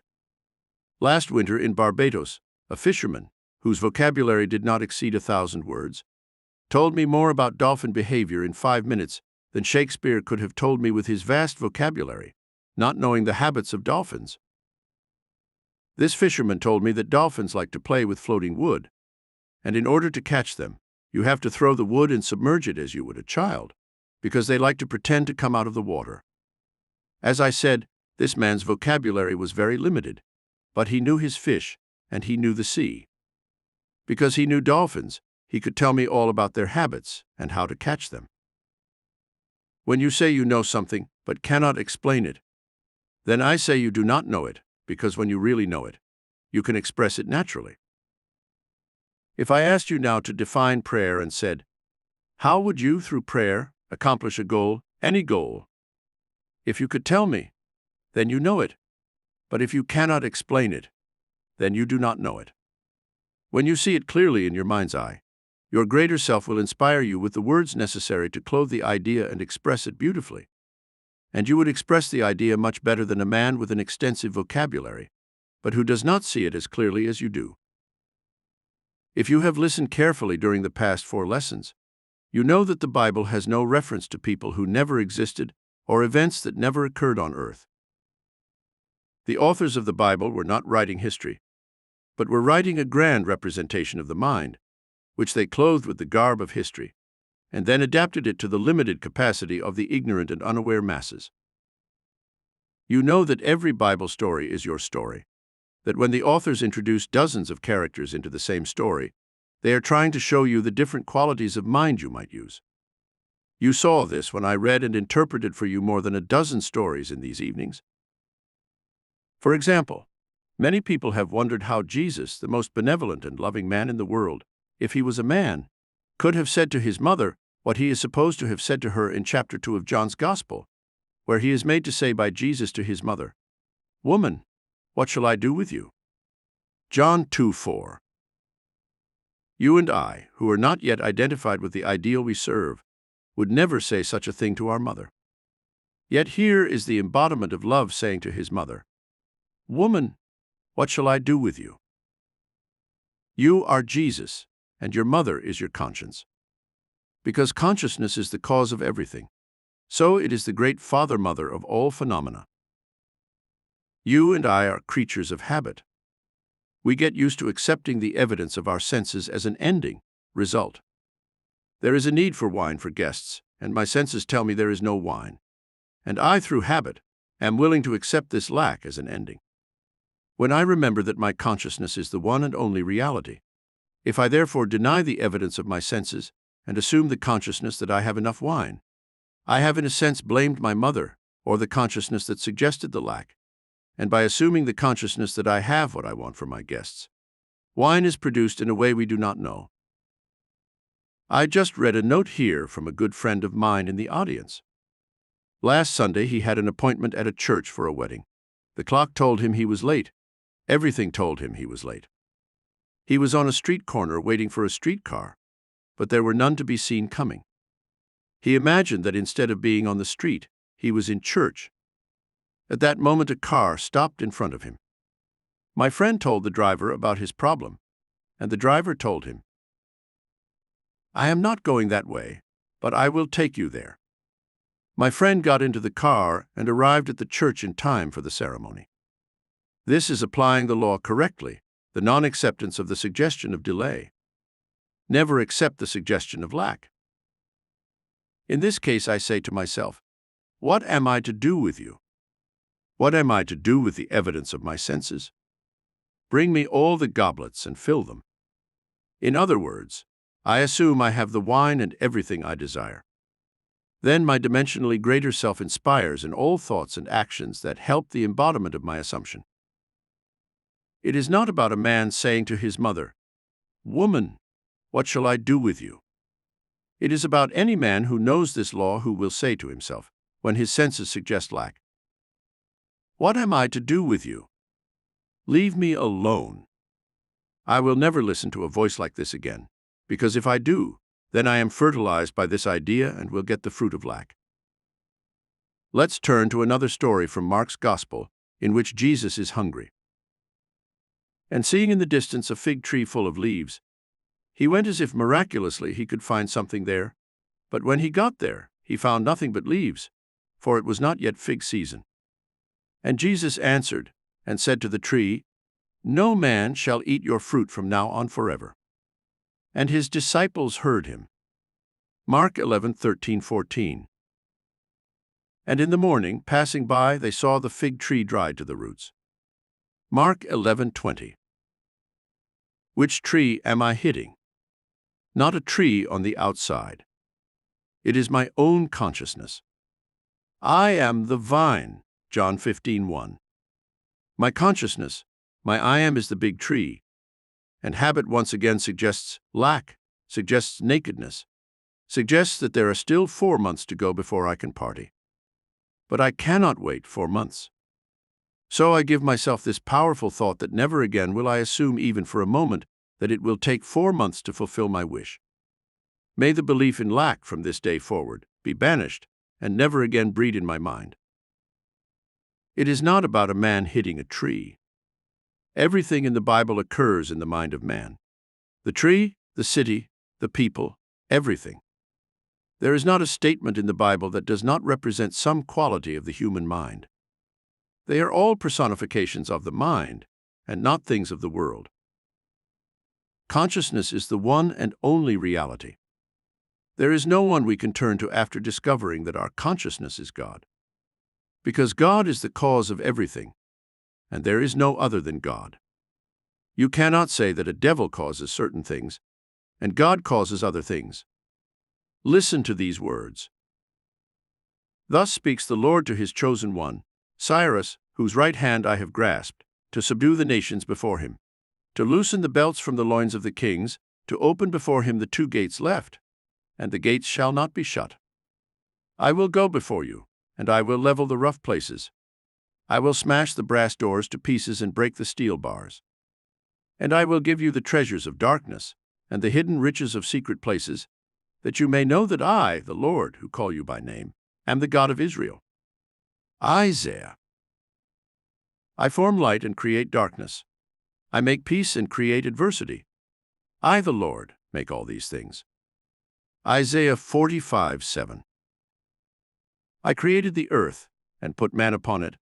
I, with my hands, stretched out the heavens and commanded all their armies. I have raised him up in righteousness, and I will smooth all his ways. He shall build my city, and he shall deliver my captives, not for money or reward, saith the Lord of hosts. Isaiah 45:12-13.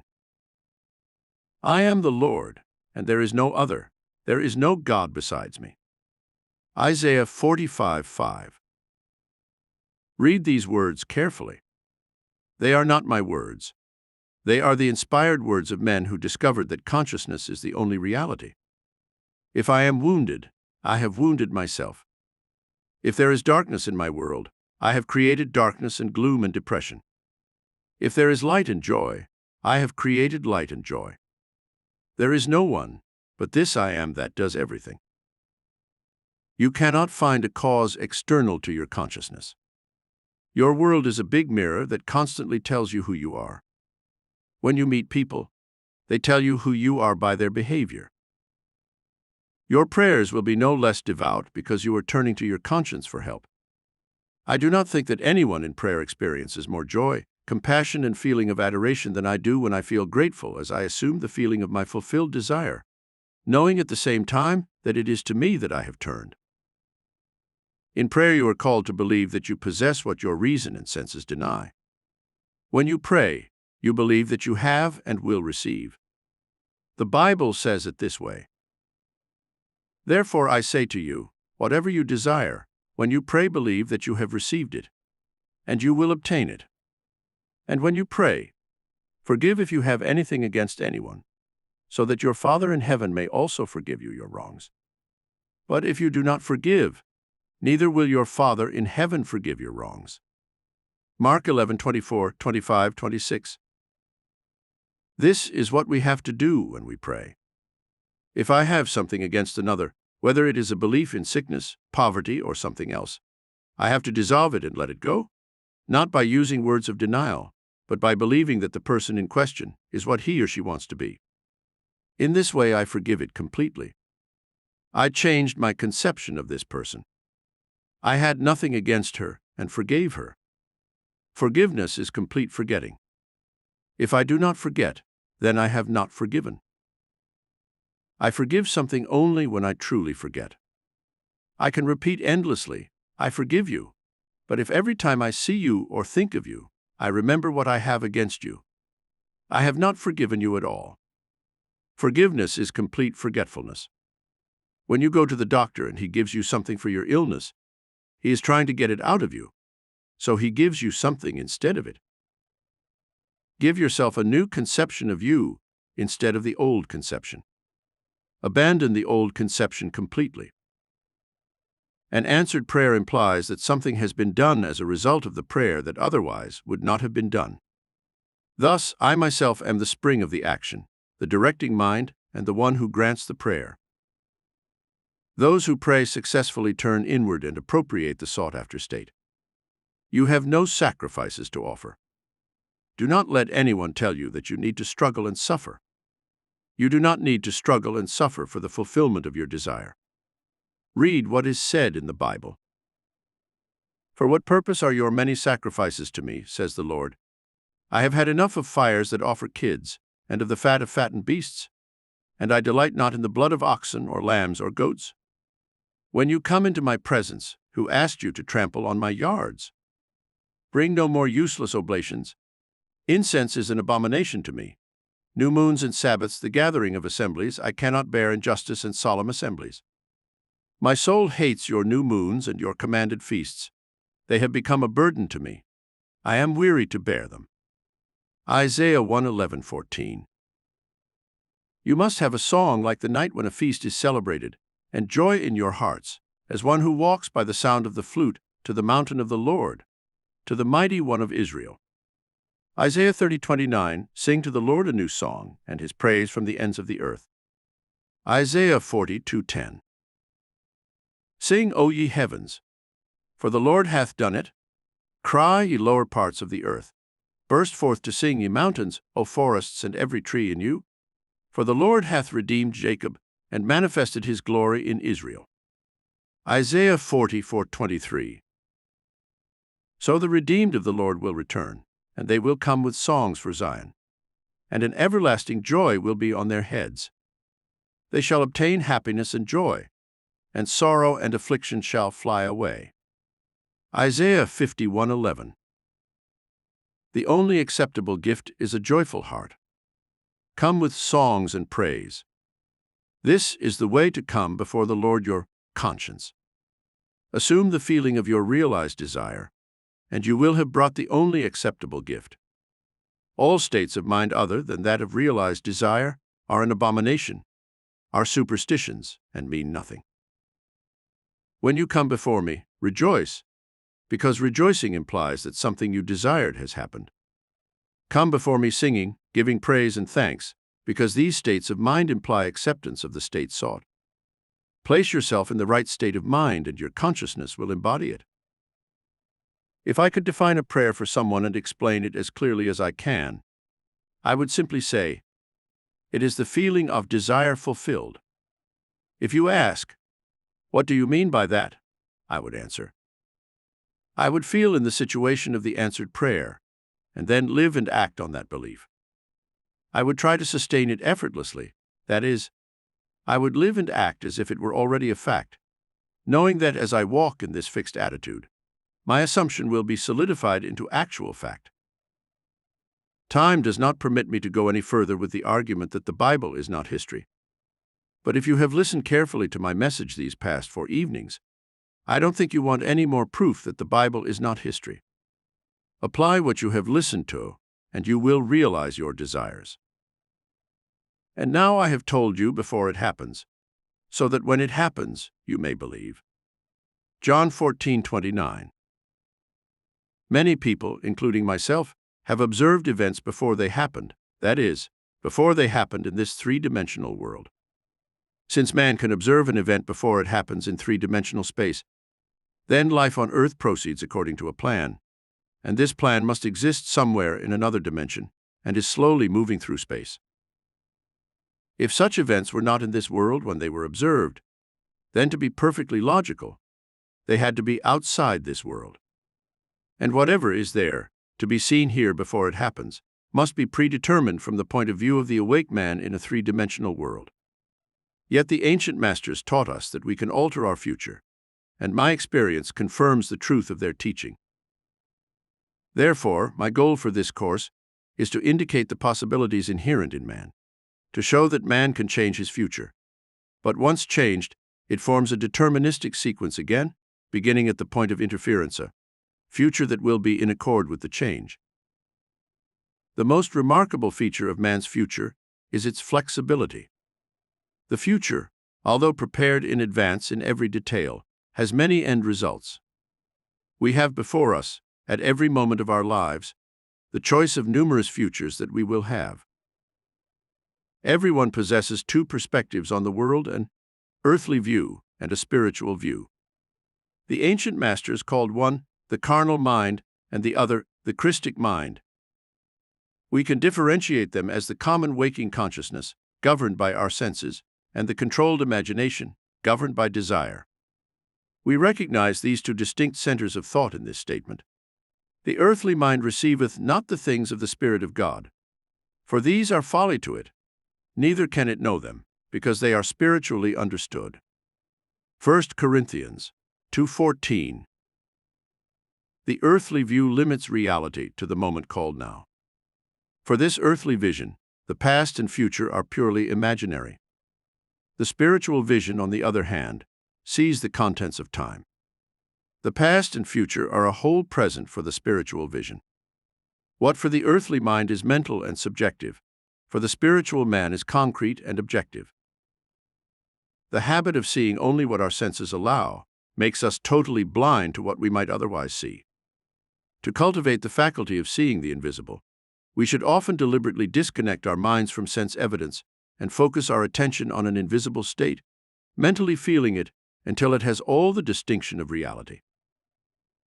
Passionate thinking focused in a particular direction shuts out other feelings and makes them disappear. We only have to focus on the desired state to see it. The habit of withdrawing our attention from the region of sensation and focusing it on the invisible develops our spiritual perspective and enables us to penetrate beyond the world of the senses and see what is invisible. For the invisible things of Him are clearly seen from the creation of the world. Romans 1:20. This vision is completely independent of the natural faculties. Open it up and speed it up. A little practice will convince us that we can, by controlling our imagination, reshape our future in harmony with our desire. Desire is the spring of action. We could not move a single finger if we did not have the desire to move it. No matter what we do, we follow the desire that currently dominates our minds. When we break a habit, our desire is greater than our desire to continue the habit. Desires that compel us to action are those that hold our attention. A desire is nothing more than the awareness of something we lack and need to make our life more enjoyable. Desires always have personal gain in view, and the greater the expected gain, the more intense the desire. There is absolutely no such thing as a non-selfish desire. Where there is nothing to gain, there is no desire, and consequently no action. The spiritual man speaks to the earthly man through the language of desire. The key to progress in life and to the realization of dreams lies in ready obedience to His voice. Obedience without hesitation to His voice is an immediate assumption of realized desire. To desire a condition is to have it. As Pascal said, "You would not have sought me if you had not already found me."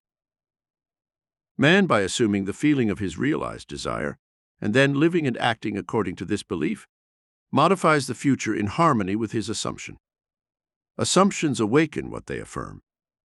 As soon as man assumes the feeling of his realized desire, his four-dimensional self finds ways for the attainment of this end, discovers the methods for its realization. I know of no clearer definition of the means by which we achieve our desires than experience in the imagination what we would experience in the flesh if we achieved our goal. This imaginary experience of the ending with acceptance overcomes the means. The four-dimensional self then constructs with its larger perspective the means necessary to realize the accepted ending. The undisciplined mind finds it difficult to assume a state that is denied by the senses. But here is a technique that makes it easy to call things that are not seen as if they were, that is, to encounter an event before it happens. People have a habit of underestimating the importance of simple things. But this simple formula for changing the future was discovered after years of research and experimentation.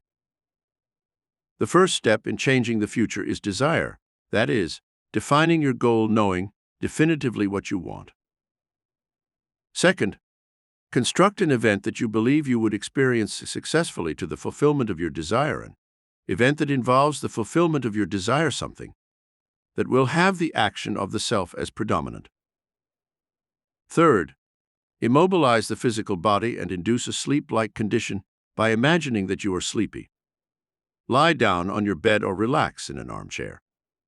Then, with your eyelids closed and your attention focused on the action you intend to experience in your imagination, mentally feel yourself straight into the proposed action, imagining all the while that you are actually performing the action here and now.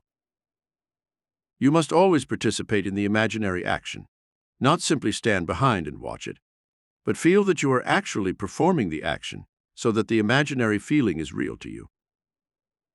It is important to always remember that the proposed action must be one that follows the fulfillment of your desire.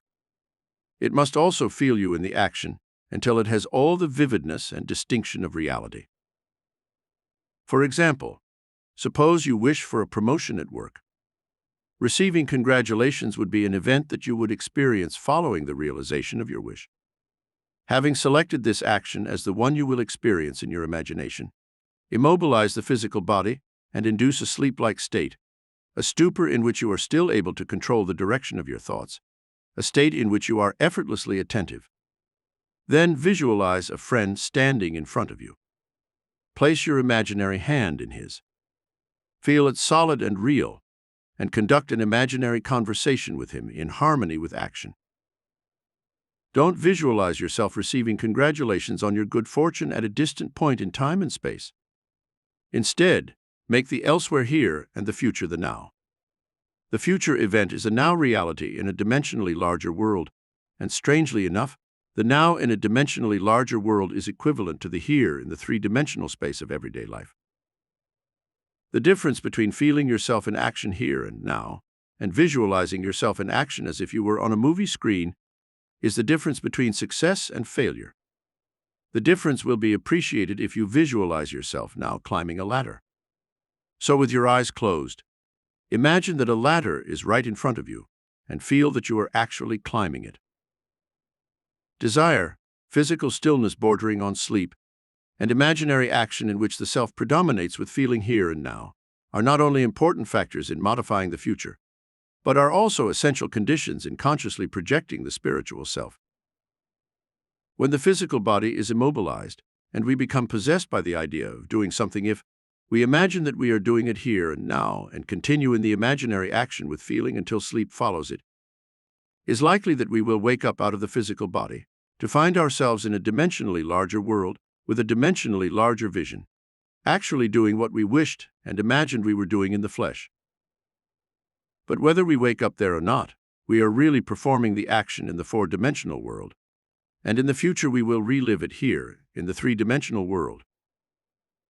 Experience has taught me to narrow the imaginary action, to condense the idea that will be the object of our meditation to a single act, and to relive it over and over again until it has the feeling of reality. Otherwise, attention will wander along an associative path, and multitudes of associated images will present themselves to our attention and, within seconds, lead us hundreds of miles and years away from our target in time and space. If we decide to go up a particular flight of stairs, because it is the likely event that would follow the fulfillment of our desire, then we must restrict the action to that particular flight of stairs. If attention should wander, bring it back to its task of climbing that flight of stairs, and continue to do so until the imagined action has all the solidity and distinction of reality. The idea must be kept in the field of representation without sensible effort on our part. We must, with minimal effort, permeate the mind with the feeling of realized desire. Sleepiness facilitates change because it promotes effortless attention, but it should not be pushed to the state of sleep, in which we would no longer be able to control the movements of our attention, but a moderate degree of sleepiness in which we are still able to direct our thoughts. A very effective way to embody a wish is to assume the feeling of the fulfilled wish. Then, in a relaxed and sleepy state, repeat over and over again, like a lullaby, a short phrase that implies the fulfillment of your wish, for example, "Thank you, thank you, thank you," until only the feeling of gratitude dominates the mind. Speak these words as if you are addressing a higher power for fulfilling it for you. However, If we seek a conscious projection into a dimensionally larger world, then we must keep the action going until we fall asleep, experiencing in the imagination with all the distinction of reality what we would experience in the flesh if we achieved our goal. We must, in time, experience it in the flesh as we experienced it in our imagination. You feed your mind with assumptions, that is, assertions you assume to be true, because assumptions, even if false, if they persist as long as they have the feeling of reality, solidify into actual facts. For an assumption, any means that promotes its realization is good. It influences everyone's behavior, inspiring in everyone the movements, actions, and words that tend toward its realization. To understand how man shapes his future in harmony with his assumptions simply by experiencing in his imagination what he would experience in reality if he realized his goal, we need to know what is meant by a dimensionally larger world, because it is to a dimensionally larger world that we go to modify our future. The observation of an event before it occurs implies that the event is predetermined from the human perspective in the three-dimensional world.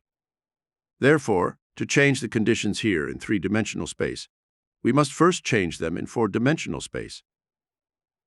Man does not know what exactly is meant by a dimensionally larger world, and would undoubtedly deny the existence of a dimensionally larger self. He is familiar with the three dimensions of length, width, and height, and feels that if there were a fourth dimension, it should be just as obvious to him as are the dimensions of length, width, and height. A dimension is not a line. It is any way in which something can be measured, completely different from all other ways. That is, to measure a square solid dimensionally, we simply measure it in any direction except in its length, width, and height. Now, is there any other way to measure an object other than its length, width, and height? Time measures my life without using the three dimensions of length, width, and height. There is no such thing as an instantaneous object. Its appearance and disappearance are measurable. It lasts for a definite length of time. We can measure its life without using the dimensions of length, width, and height. Time, therefore, is definitely a fourth way of measuring an object. The more dimensions an object has, the more substantial and real it becomes. A straight line, which is entirely in one dimension, acquires form, mass, and substance with the addition of other dimensions. What new quality could time, the fourth dimension, give that would make the object far superior to solids, just as solids are to surfaces and surfaces are to lines? Time is a medium for changes in experience, since all changes require time. So the new quality is modifiability. If we bisect a solid, we observe that its cross-section will be a surface. If we bisect a surface, we will get a line, and by bisecting a line, we get a point. This means that a point is just a cross-section of a line, which in turn is just a cross-section of a surface, which in turn is just a cross-section of a solid, which in turn, if taken to its logical conclusion, is just a cross-section of a four-dimensional object. We cannot avoid the inference that all three-dimensional objects are just cross-sections of four-dimensional bodies, which means that when I meet you, I meet a cross-section of the four-dimensional you, the four-dimensional self that cannot be seen. To see your four-dimensional self, I have to see every cross-section or moment of your life, from birth to death, and see them all as coexisting. My vision should encompass the full range of sensory impressions you experienced on Earth, plus those you might encounter. I should see them not in the order in which they were experienced by you, but as a whole present. Since change is the characteristic of the fourth dimension, I should see them in a state of continuous mutation, as a living animated whole. Now, if we have all this clearly fixed in our minds, what does it mean for us in this three-dimensional world? It means that if we can move along the entire length of time, we can see the future and change it if we wish.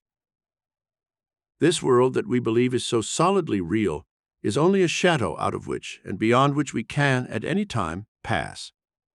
It is an abstraction from a more fundamental and dimensionally larger world, a more fundamental world extrapolated from an even more fundamental and dimensionally larger world, and so on ad infinitum. Because the absolute is unattainable by any means or analysis, no matter how many dimensions we add to the world.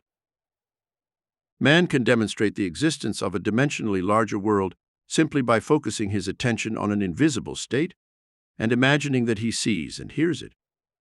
If he remains focused in this state, his present environment will disappear, and he will awaken to a dimensionally larger world in which the object of his contemplation will be seen as an objective, concrete reality. I feel intuitively that if he were to extrapolate his thoughts from this dimensionally larger world and withdraw even further into his mind, he would again cause an externalization of time. He would find that whenever he withdraws into his inner mind and brings about an externalization of time, space becomes dimensionally larger.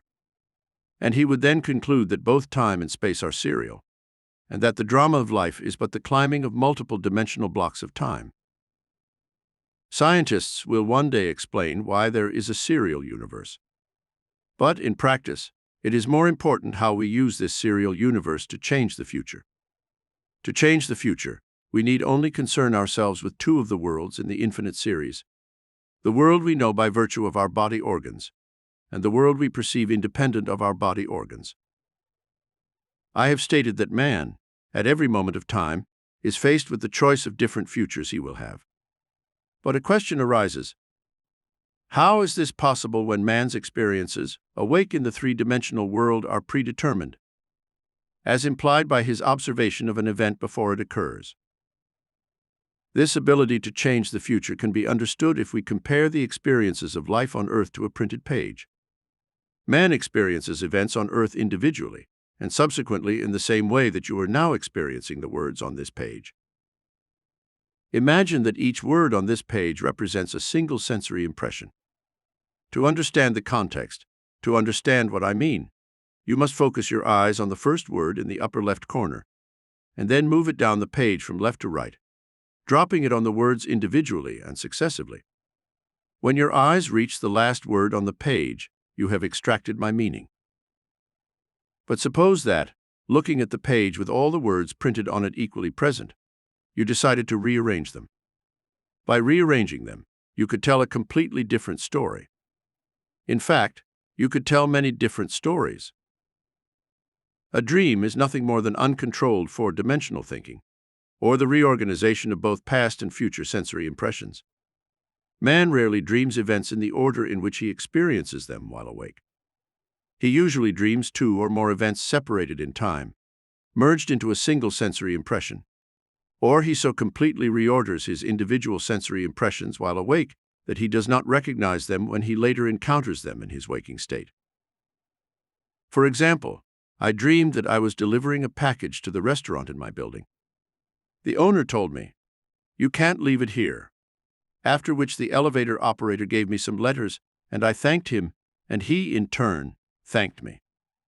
At this point, the night elevator operator appeared and waved to me. The next day, when I left my apartment, I took some letters that had been placed at my door. On the way down, I gave the elevator operator a tip and thanked him for taking care of my mail, after which he thanked me for the tip. On my return home that day, I heard the doorman say to the delivery man, "You can't leave it here." And as I was about to take the elevator, I was attracted by a familiar face in the restaurant, and when I looked inside, the owner greeted me with a smile.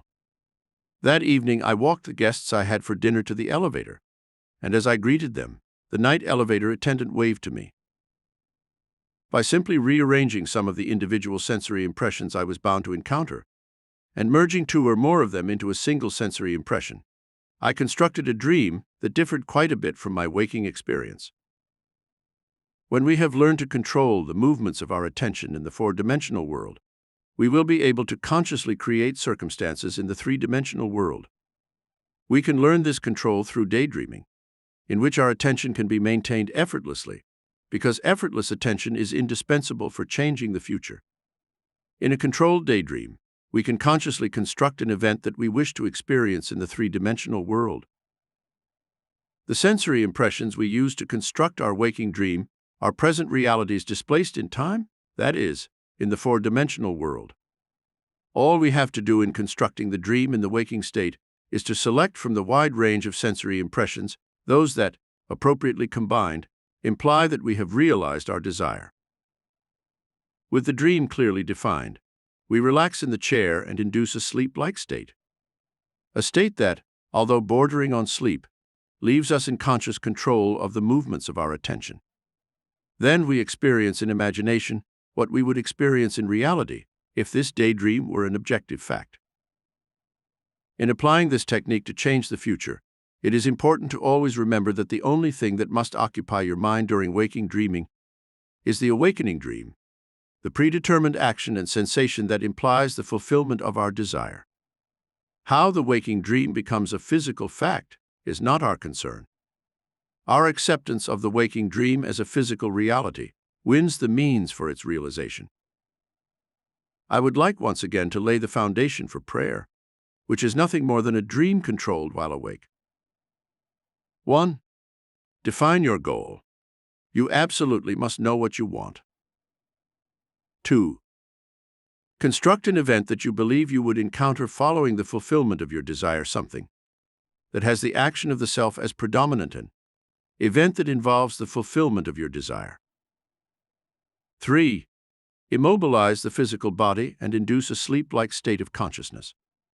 Then, mentally feel yourself directly into the proposed action until the one feeling of accomplishment dominates the mind, imagining all the time that you are actually performing the action here and now, so that you experience in the imagination what you would experience in the flesh if you realized your goal. Experience has convinced me that this is the easiest way to realize our goals. However, my many failures would condemn me if I wanted to mean that I have completely mastered the movements of my attention. But I can say with the ancient master, "This one thing I do, forgetting those things which are behind and reaching out toward those things which are before. I press on toward the goal to arrive at the prize." Philippians 3:13-14. Once again, I want to remind you that the responsibility for making real in this world what you have done is not on your shoulders. Do not worry about the how. You have assumed that it is done, and the assumption has its own way of objectifying itself. All the responsibility for making it so is lifted from you. There is a small statement in the book of Exodus that confirms this. Millions of people who have read it or been referred to it through the centuries have completely misunderstood it. The statement says, "Do not cook a kid in its mother's milk." Exodus 23:19. Millions of people, misunderstanding this statement, to this day in the enlightened year 1948, do not eat dairy products along with meat. It is just not done. They believe the Bible is history, and when it says, "Do not cook a kid in its mother's milk," they take this statement literally and do not eat lamb or other meat with milk and its products, such as butter and cheese, at the same time. In fact, they even use different pots to cook the meat. But now you will apply it psychologically. You have performed your meditation and assumed that you are what you wish to be. Consciousness is God.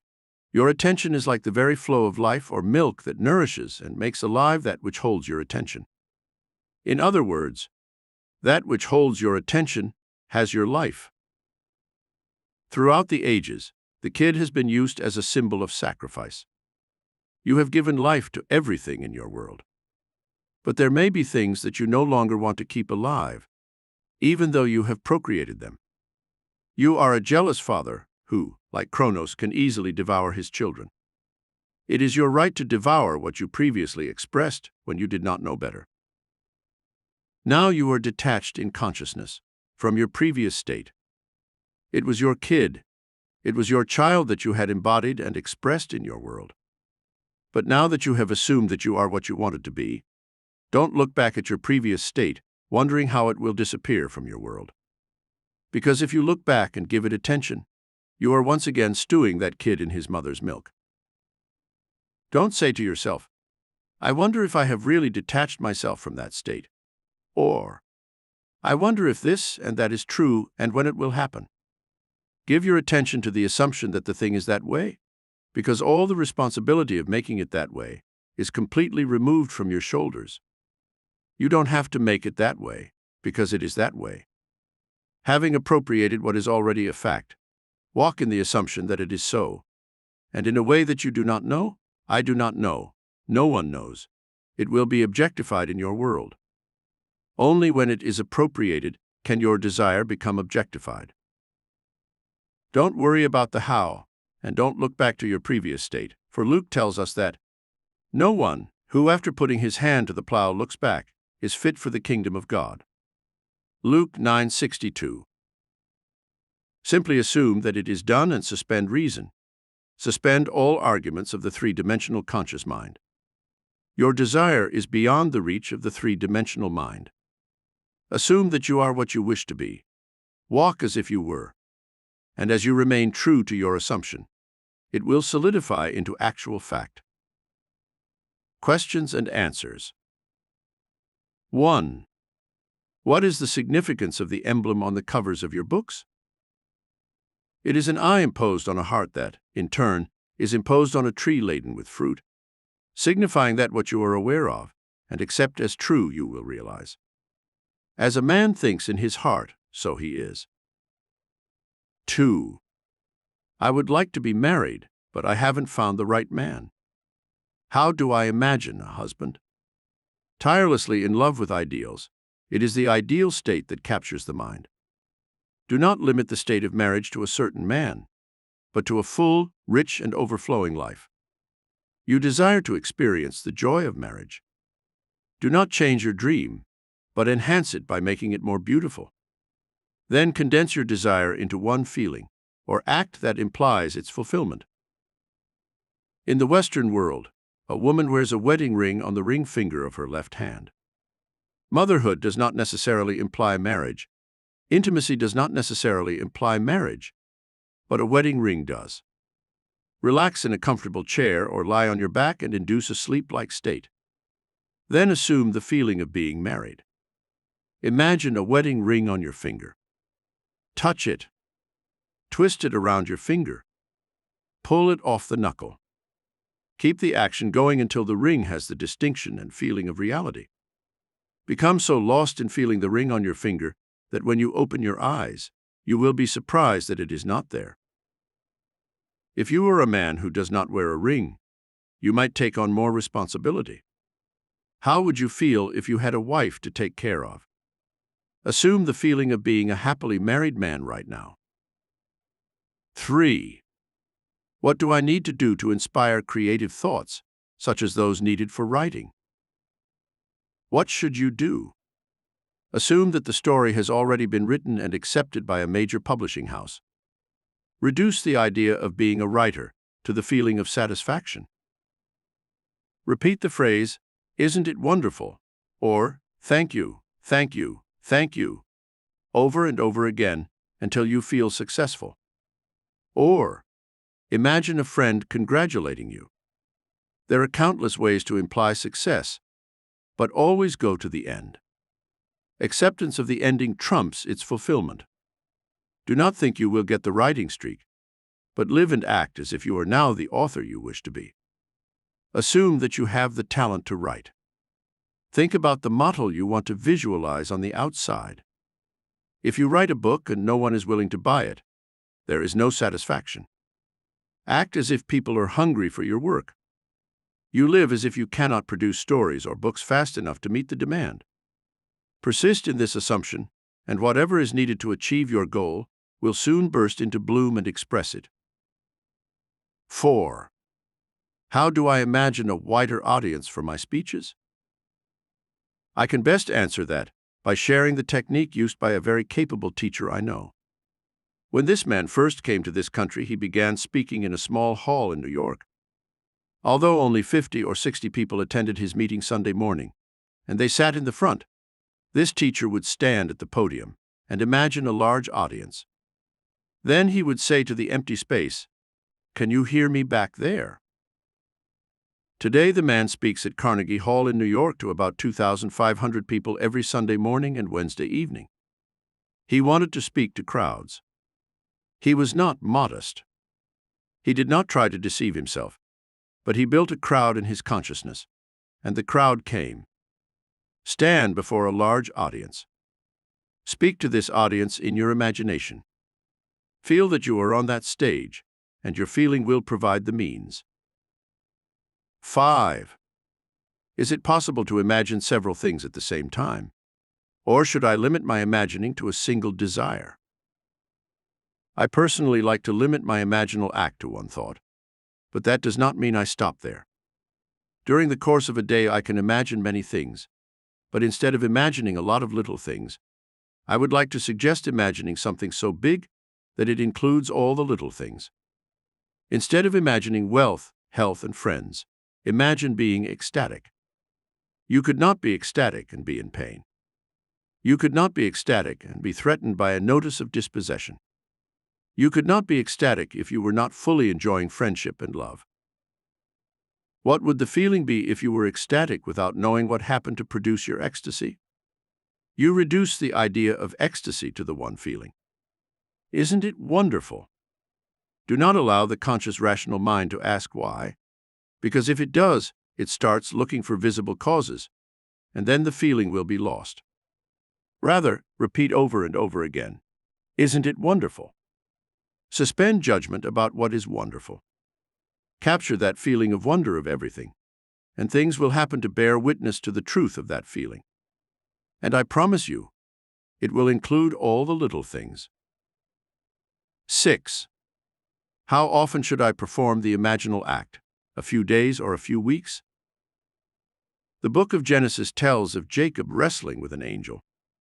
This story gives us the clue we are looking for, that when the sense of satisfaction is achieved, helplessness follows. When the feeling of reality is yours, at least for the moment, you are mentally powerless. The desire to repeat the act of prayer is lost, replaced by the sense of fulfillment. You cannot persist in desiring what you already have. If you assume that you are what you desire to be to the point of ecstasy, you no longer desire it. Your imaginal act is as much a creative act as a physical one, in which man stops, shrinks, and is blessed. For as man creates his likeness, so too your imaginal act is transformed into the likeness of your assumption. If, however, you do not reach the point of satisfaction, repeat the action over and over again until you feel that you have touched it and that virtue has come out of you. 7. I was taught not to ask for earthly things, only spiritual growth, but money and things are what I need. You must be honest with yourselves. Throughout the Bible, the question is asked, "What do you want from me?" Some wanted to see, some wanted to eat, and some wanted to be healed. Or, "May my child live." Your dimensionally greater self speaks to you through the language of desire. Do not deceive yourselves. Knowing what you want, claim that you already have it, for it is your Father's pleasure to give it to you, and remember, what you desire, that you have. 8. When you have assumed your desire, do you always keep in mind the eternal presence of this greater being who protects you and gives you your assumption? Acceptance of the ending overcomes the means. Take on the feeling of your fulfilled desire, and your dimensionally greater self will determine the means. When you appropriate a state as having it, the day's activities will divert your mind from all anxious thoughts so that you do not look for signs. You do not need to carry the feeling that some presence is going to do it for you, but rather you know that it is already done. Knowing that it is already a fact, you walk as if it is so, and things will happen to make it so. You don't have to be worried about some presence doing something for you. Your deeper, dimensionally greater you has already done it. All you have to do is move to the place, state of mind, where you will meet it. Remember the story of the man who left the master and was on his way home when he met his servant who said, "Your son lives." And when he asked at what hour the servant was made, he replied, "The 7th hour." The same hour that he had assumed his wish had been made for him, for it was at the 7th hour that the master said, "Your son lives." Your desire is already granted. Walk as it were, and, even if time beats slowly in this dimension of your being, it will still bring you confirmation of your assumption. I ask you not to be impatient, however. If there is one thing you really need, it is patience. 9. Isn't there a law that says you can't get anything for nothing? Don't we have to earn what we desire? The creation is finished. It is your Father's good pleasure to give you His kingdom. The parable of the prodigal son is your answer. Despite man's rejections, when he comes to his senses and remembers who he is, he feeds on the fatted calf of plenty and wears the robe and ring of power. There is nothing to be gained. Creation was finished in the foundations of time. You, as man, are God made visible in order to show what is, not what will be. Do not think that you have to work out your salvation by the sweat of your brow. The harvest is not 4 months away. The fields are already ripe. Simply stick your sickle. 10. Doesn't the thought that creation is finished rob one of one's initiative? If you observe an event before it occurs, then the event that occurred must be predetermined from the point of view of being awake in this three-dimensional world. Yet, there is no need to encounter what you observe. You can, by changing your conception of you, interfere with your future and shape it in harmony with your changed conception of you. 11. Doesn't this ability to change the future negate the fact that creation is finite? No. You, by changing your conception of you, change your relation to things. If you rearrange the words of one story to write a different one, you have not created new words, but simply had the joy of rearranging them. Your conception of you determines the order of the events you encounter.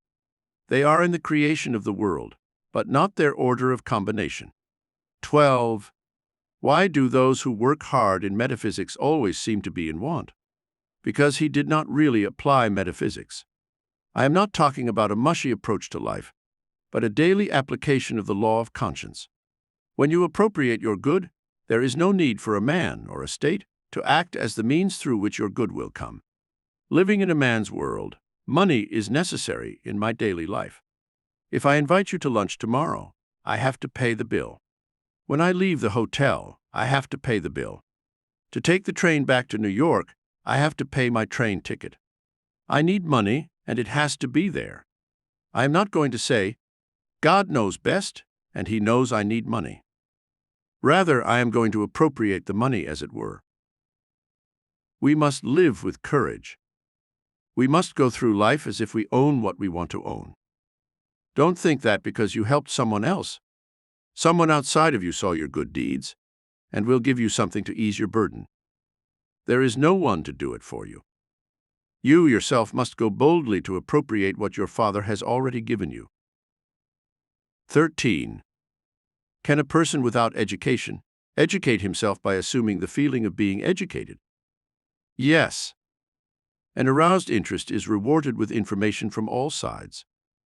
You must sincerely desire to be well educated.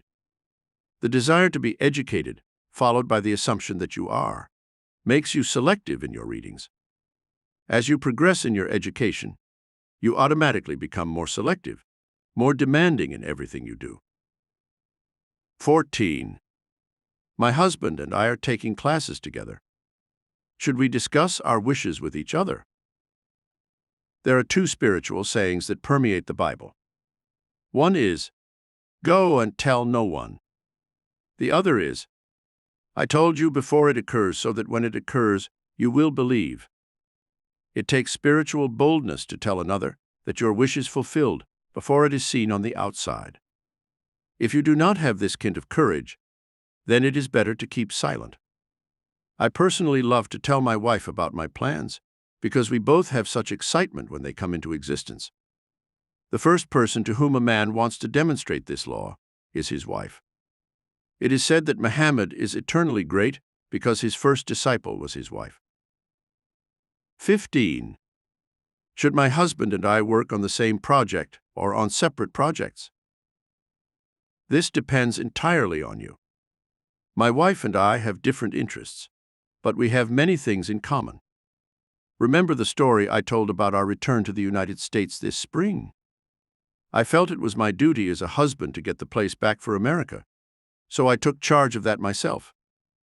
I feel that there are some things that are my wife's responsibility, such as keeping the house clean and pleasant and finding the right school for our daughter, so she takes care of those. Very often my wife asks me to imagine for her, as if she has greater confidence in my ability to do so than in her own. This flatters me, because any man worth his salt wants to feel that his family has confidence in him. But I see nothing wrong with communion between 2 who love each other. 16.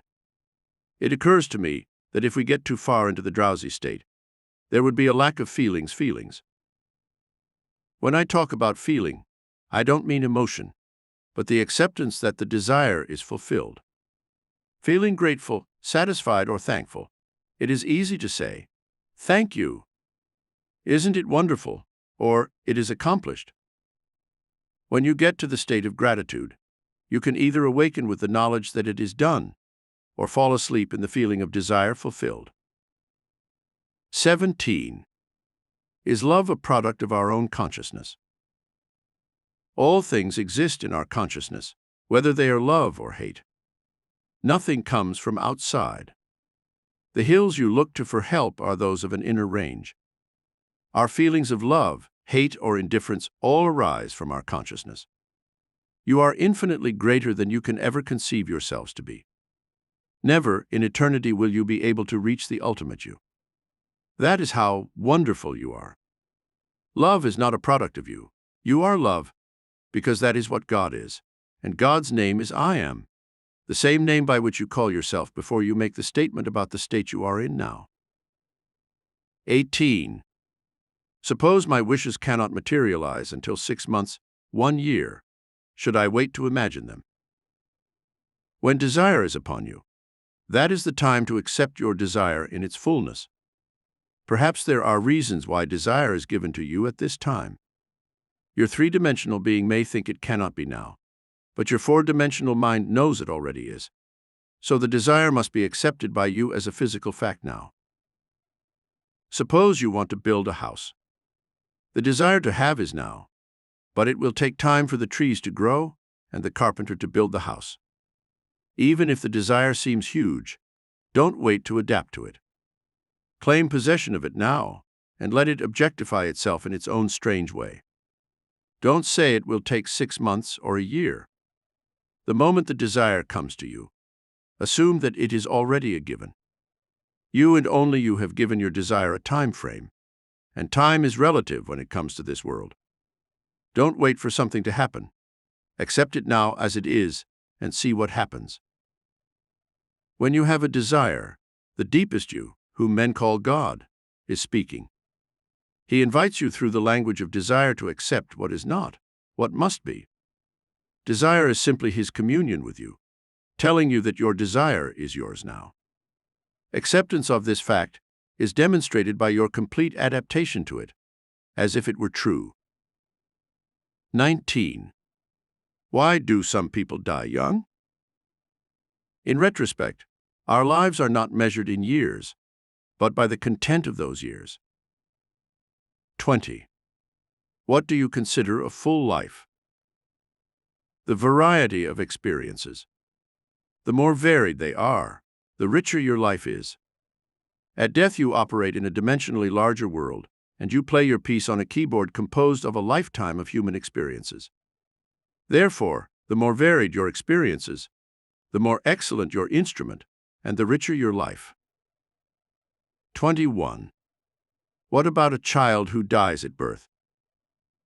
The child who is born lives forever, for nothing dies.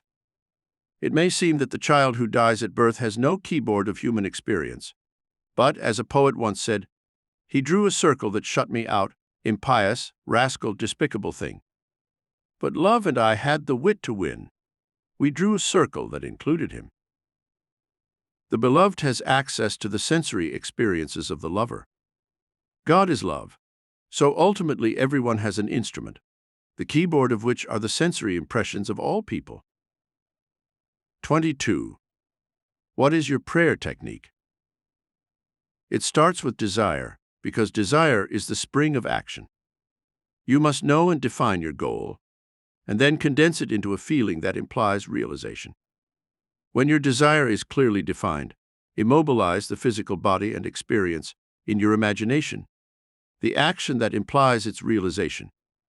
Repeat this action over and over again until it has the vividness and feeling of reality.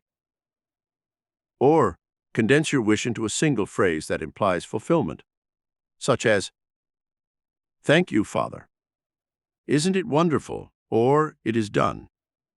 Repeat that condensed phrase or action in your imagination over and over again. Then awaken from that state or slip into the deep. It doesn't matter, because the action is done when you completely accept it as finished in that state of drowsiness. 23. Two people want the same job. One gets it, while the other, who had it before, wants it back. Your father, the dimensionally greater you, has ways and means you do not know. Accept his wisdom. Feel that your wish is granted, so let your father grant it to you. The present one might be promoted to a higher position, or marry a very rich man and quit her job. She might come into possession of a large amount of money, or choose to move to another state. Many people say they want to work, but I seriously wonder. They want security and condition that security on a job. But I don't think the average girl really wants to get up early in the morning and go to work. 24. What is the cause of disease and pain? The physical body is an emotional filter. Many human diseases, hitherto considered purely physical, are now recognized as rooted in emotional disorders. Pain comes from lack of relaxation. When we sleep, there is no pain. If you are under anesthetic, there is no pain because we are relaxed, so to speak. If you have pain, it is because you are tense and trying to force something. You cannot force an idea to realization. You simply appropriate it. It is attention, less effort. Only practice will bring you to the point where you can be attentive and yet be relaxed. Attention is tension toward an end, and relaxation is exactly the opposite. Here are two completely opposite ideas that you must harmonize until, with practice, you learn how to be attentive but not tense. The word affirmation means effortless attention. In the state of affirmation, you are possessed by the idea without tension. 25. As much as I try to be happy, deep down I have a melancholy feeling of being cut off. Why? Because you feel you are not wanted. If I were you, I would assume to be wanted. You know the technique. The assumption of being wanted might seem false to you at first. But if you feel wanted and respected and persist in that assumption, you will be surprised at how others will seek you out. They will begin to see qualities in you that they have never seen before. I promise you, if you just assume that you are wanted, you will be. 26. If security came to me through the death of a loved one, did I cause the death? Don't think for a second that you caused a death by assuming safety. The greater you has no intention of hurting anyone. It sees everything, and, knowing the length of everyone's life, can inspire others to give you what can fulfill your assumption. You did not kill the person who named you in his will. If, a few days after the complete acceptance of the idea of security, Uncle John made his exit from this three-dimensional plane and left you his estate, it is only because it was time for Uncle John to go.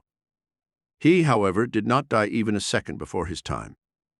The greater you saw John's lifespan and used it as a way to realize the realization of your feeling of security. Acceptance of the ending wins the means toward the realization of that ending. Do not worry about anything except the ending. Always keep in mind that the responsibility for making it happen is completely removed from your shoulders. It is yours because you accept that it is so. 27. I have more than one goal. Would it be ineffective if I focus on different goals at different times of concentration? I like to take one burning ambition, limit it to one short sentence or Zion that implies accomplishment, but I don't limit my ambition. I just know that my real goal will include all the little ones. 28.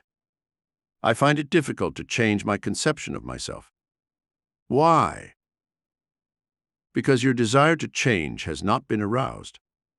If you fell in love with what you really want to be, you would become it. It takes an intense hunger to cause a transformation of self. As the deer yearns for the streams of water, so my soul yearns for you, O Lord. If you become as thirsty for perfection as the little deer is for water to face the anger of the tiger in the forest, you would become perfect. 29. I am contemplating a business venture. It means a lot to me, but I can't imagine how it could come into being.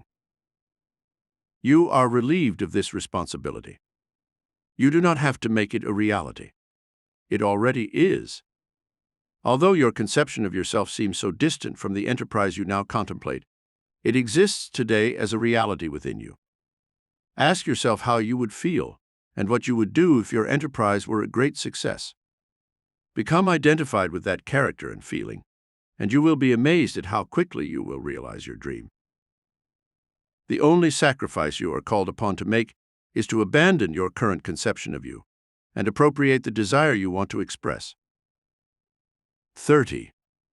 As a student of metaphysics, I was taught to believe that race beliefs and universal assumptions influence me. Do you mean that only to the extent that I give these universal beliefs power over me, I am influenced by them? Yes. It is only your individual point of view, because your world always bears witness to your current conception of you.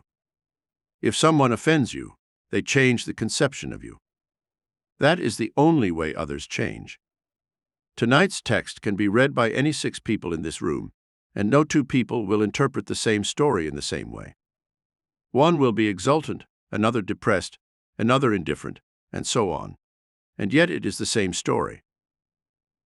Universal assumptions, race beliefs, call them what you will, are not important to you.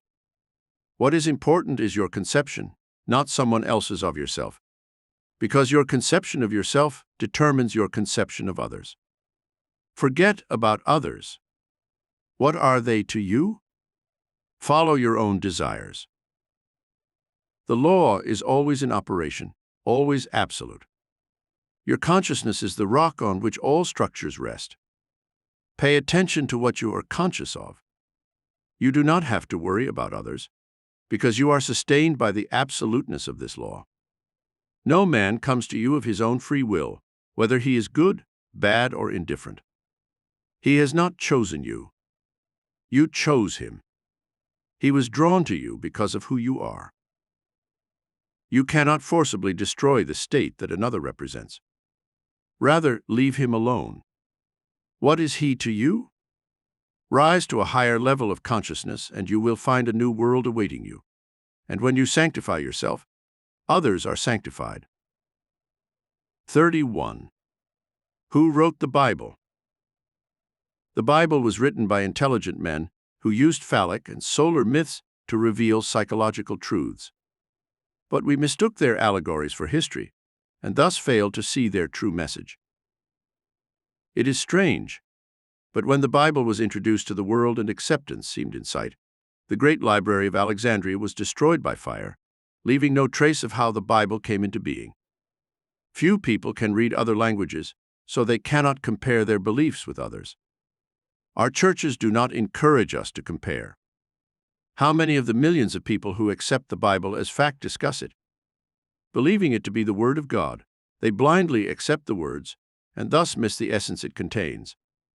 Having accepted the vehicle, they do not understand what the vehicle conveys. 32. Do you use the apocryphal scriptures? Not in my classes. I have several volumes of them at home. They are no larger than the 66 books of our current Bible. They simply tell the same truth in a different way. For example, the story is told of Jesus as a boy, watching the children make birds out of mud. Holding the birds in their hands, they pretended that the birds were flying. Jesus approaches and strikes the birds in their hands. As they begin to cry, he picks up one of the broken birds and reshapes it. Holding it high, he blows on it, and the bird flies. Here is a story of one who came to break the idols in the minds of men, and then show them how to use the same substance and reshape it into a beautiful form and give it life. This is what this story is trying to convey. I come not to bring peace, but a sword. Truth kills all the little mud birds of the mind, kills illusions, and then reshapes them into a new path that liberates man. 33. If Jesus was a fictional character created by the authors of the Bible for the purpose of illustrating some psychological drama, How do you explain the fact that he and his philosophy are mentioned in the non-religious and non-Christian history of those times? Were not Pontius Pilate and Herod Roman officials of those times in the flesh? The story of Jesus is the identical story of the Hindu savior Krishna. They are the same psychological characters. Both are supposed to have been born to virgin mothers. The rulers of the time tried to destroy them when they were children. Both healed the sick, raised the dead, taught the gospel of love, and died martyrs for humanity. Hindus and Christians alike believe that their Savior is God made man. Today people quote Socrates, yet the only evidence that Socrates ever existed is in Plato's works. It is said that Socrates drank hemlock, but I ask, who is Socrates? I once quoted a line from Shakespeare, and a lady said, "But Hamlet said this." Hamlet never said that. Shakespeare wrote the verses and put the words in the mouth of a character he created and called Hamlet. St. Augustine once said, "What is now called the Christian religion existed among the ancients. They began to call Christianity the true religion, but it never existed."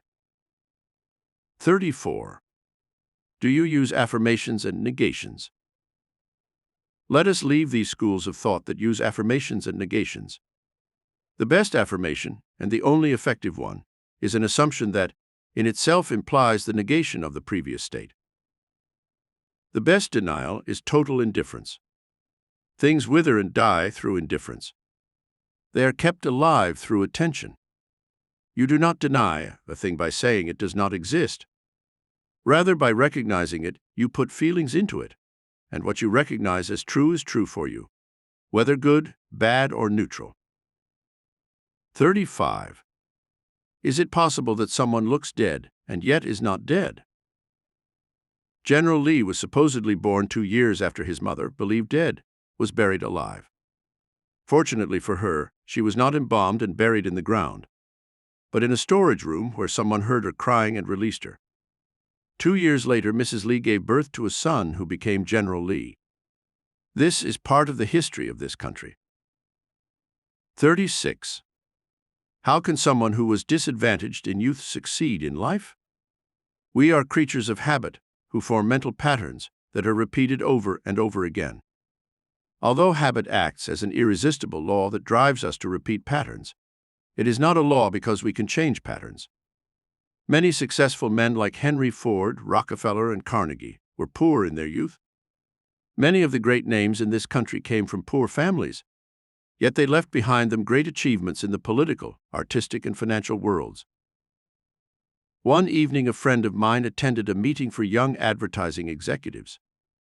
The speaker of the evening said to these young people, "Tonight I have only one thing to say to you, and that is to make yourselves great, and you cannot fail." Taking an ordinary fish jar, he filled it with 2 bags, one of English walnuts and the other of small beans. He mixed them with his hand, began to shake the jar, and said, "This jar is life. You cannot stop its shaking because life is a constant pulsation, living rhythm, but watch out." And as they watched, the large nuts reached the top of the jar, while the small beans fell to the bottom. Looking inside the vase, the man asked, "Which of you is complaining, asking why?" Then he added, "It is not strange. The sound is coming from the jar and not from outside." A bin is complaining that if he had the same environment as the nut, he too would have done great things, but he never had the chance. Then he took a small bin from the bottom of the jar and put it on top, saying, "I can move the bin by mere force, but I cannot stop the jar of life from shaking." And as he shook the jar, the small bin slid down again. Hearing another voice of complaint, he asked, "What do I hear? Are you saying I should have taken one of those big guys who thinks he's so great and put him on the bottom and see what happens to him? Do you think he will be just as limited as you, because he will be robbed of the possibility of great things as you are? Let's see." So the speaker took one of the large nuts and pushed it to the bottom of the jar, saying, "I still can't stop the shaking of the jar." And as the men watched, the large nut came back up again. Then the speaker added, "Gentlemen, if you really want to succeed in life, make yourselves great." My friend took this message to heart and began to assume that he was a successful entrepreneur. Today he is truly a great man, if you judge success by money. He employs over 1,000 people in New York. Each of you can do what he did. Assume now that you are what you want to be. Walk in that assumption, and it will be consolidated into real fact. 1. Judah, by the way, is the son of Jacob. 2. It is a Jewish holiday commemorating the exodus and liberation of the Israelite people from Egypt. This recording of the secret teachings to manifest your reality. Rare Conferences of Neville Goddard, by Neville Goddard, was presented by Stargate Book. Sound recording copyright 2023 and produced by Deep Send Limited 2023.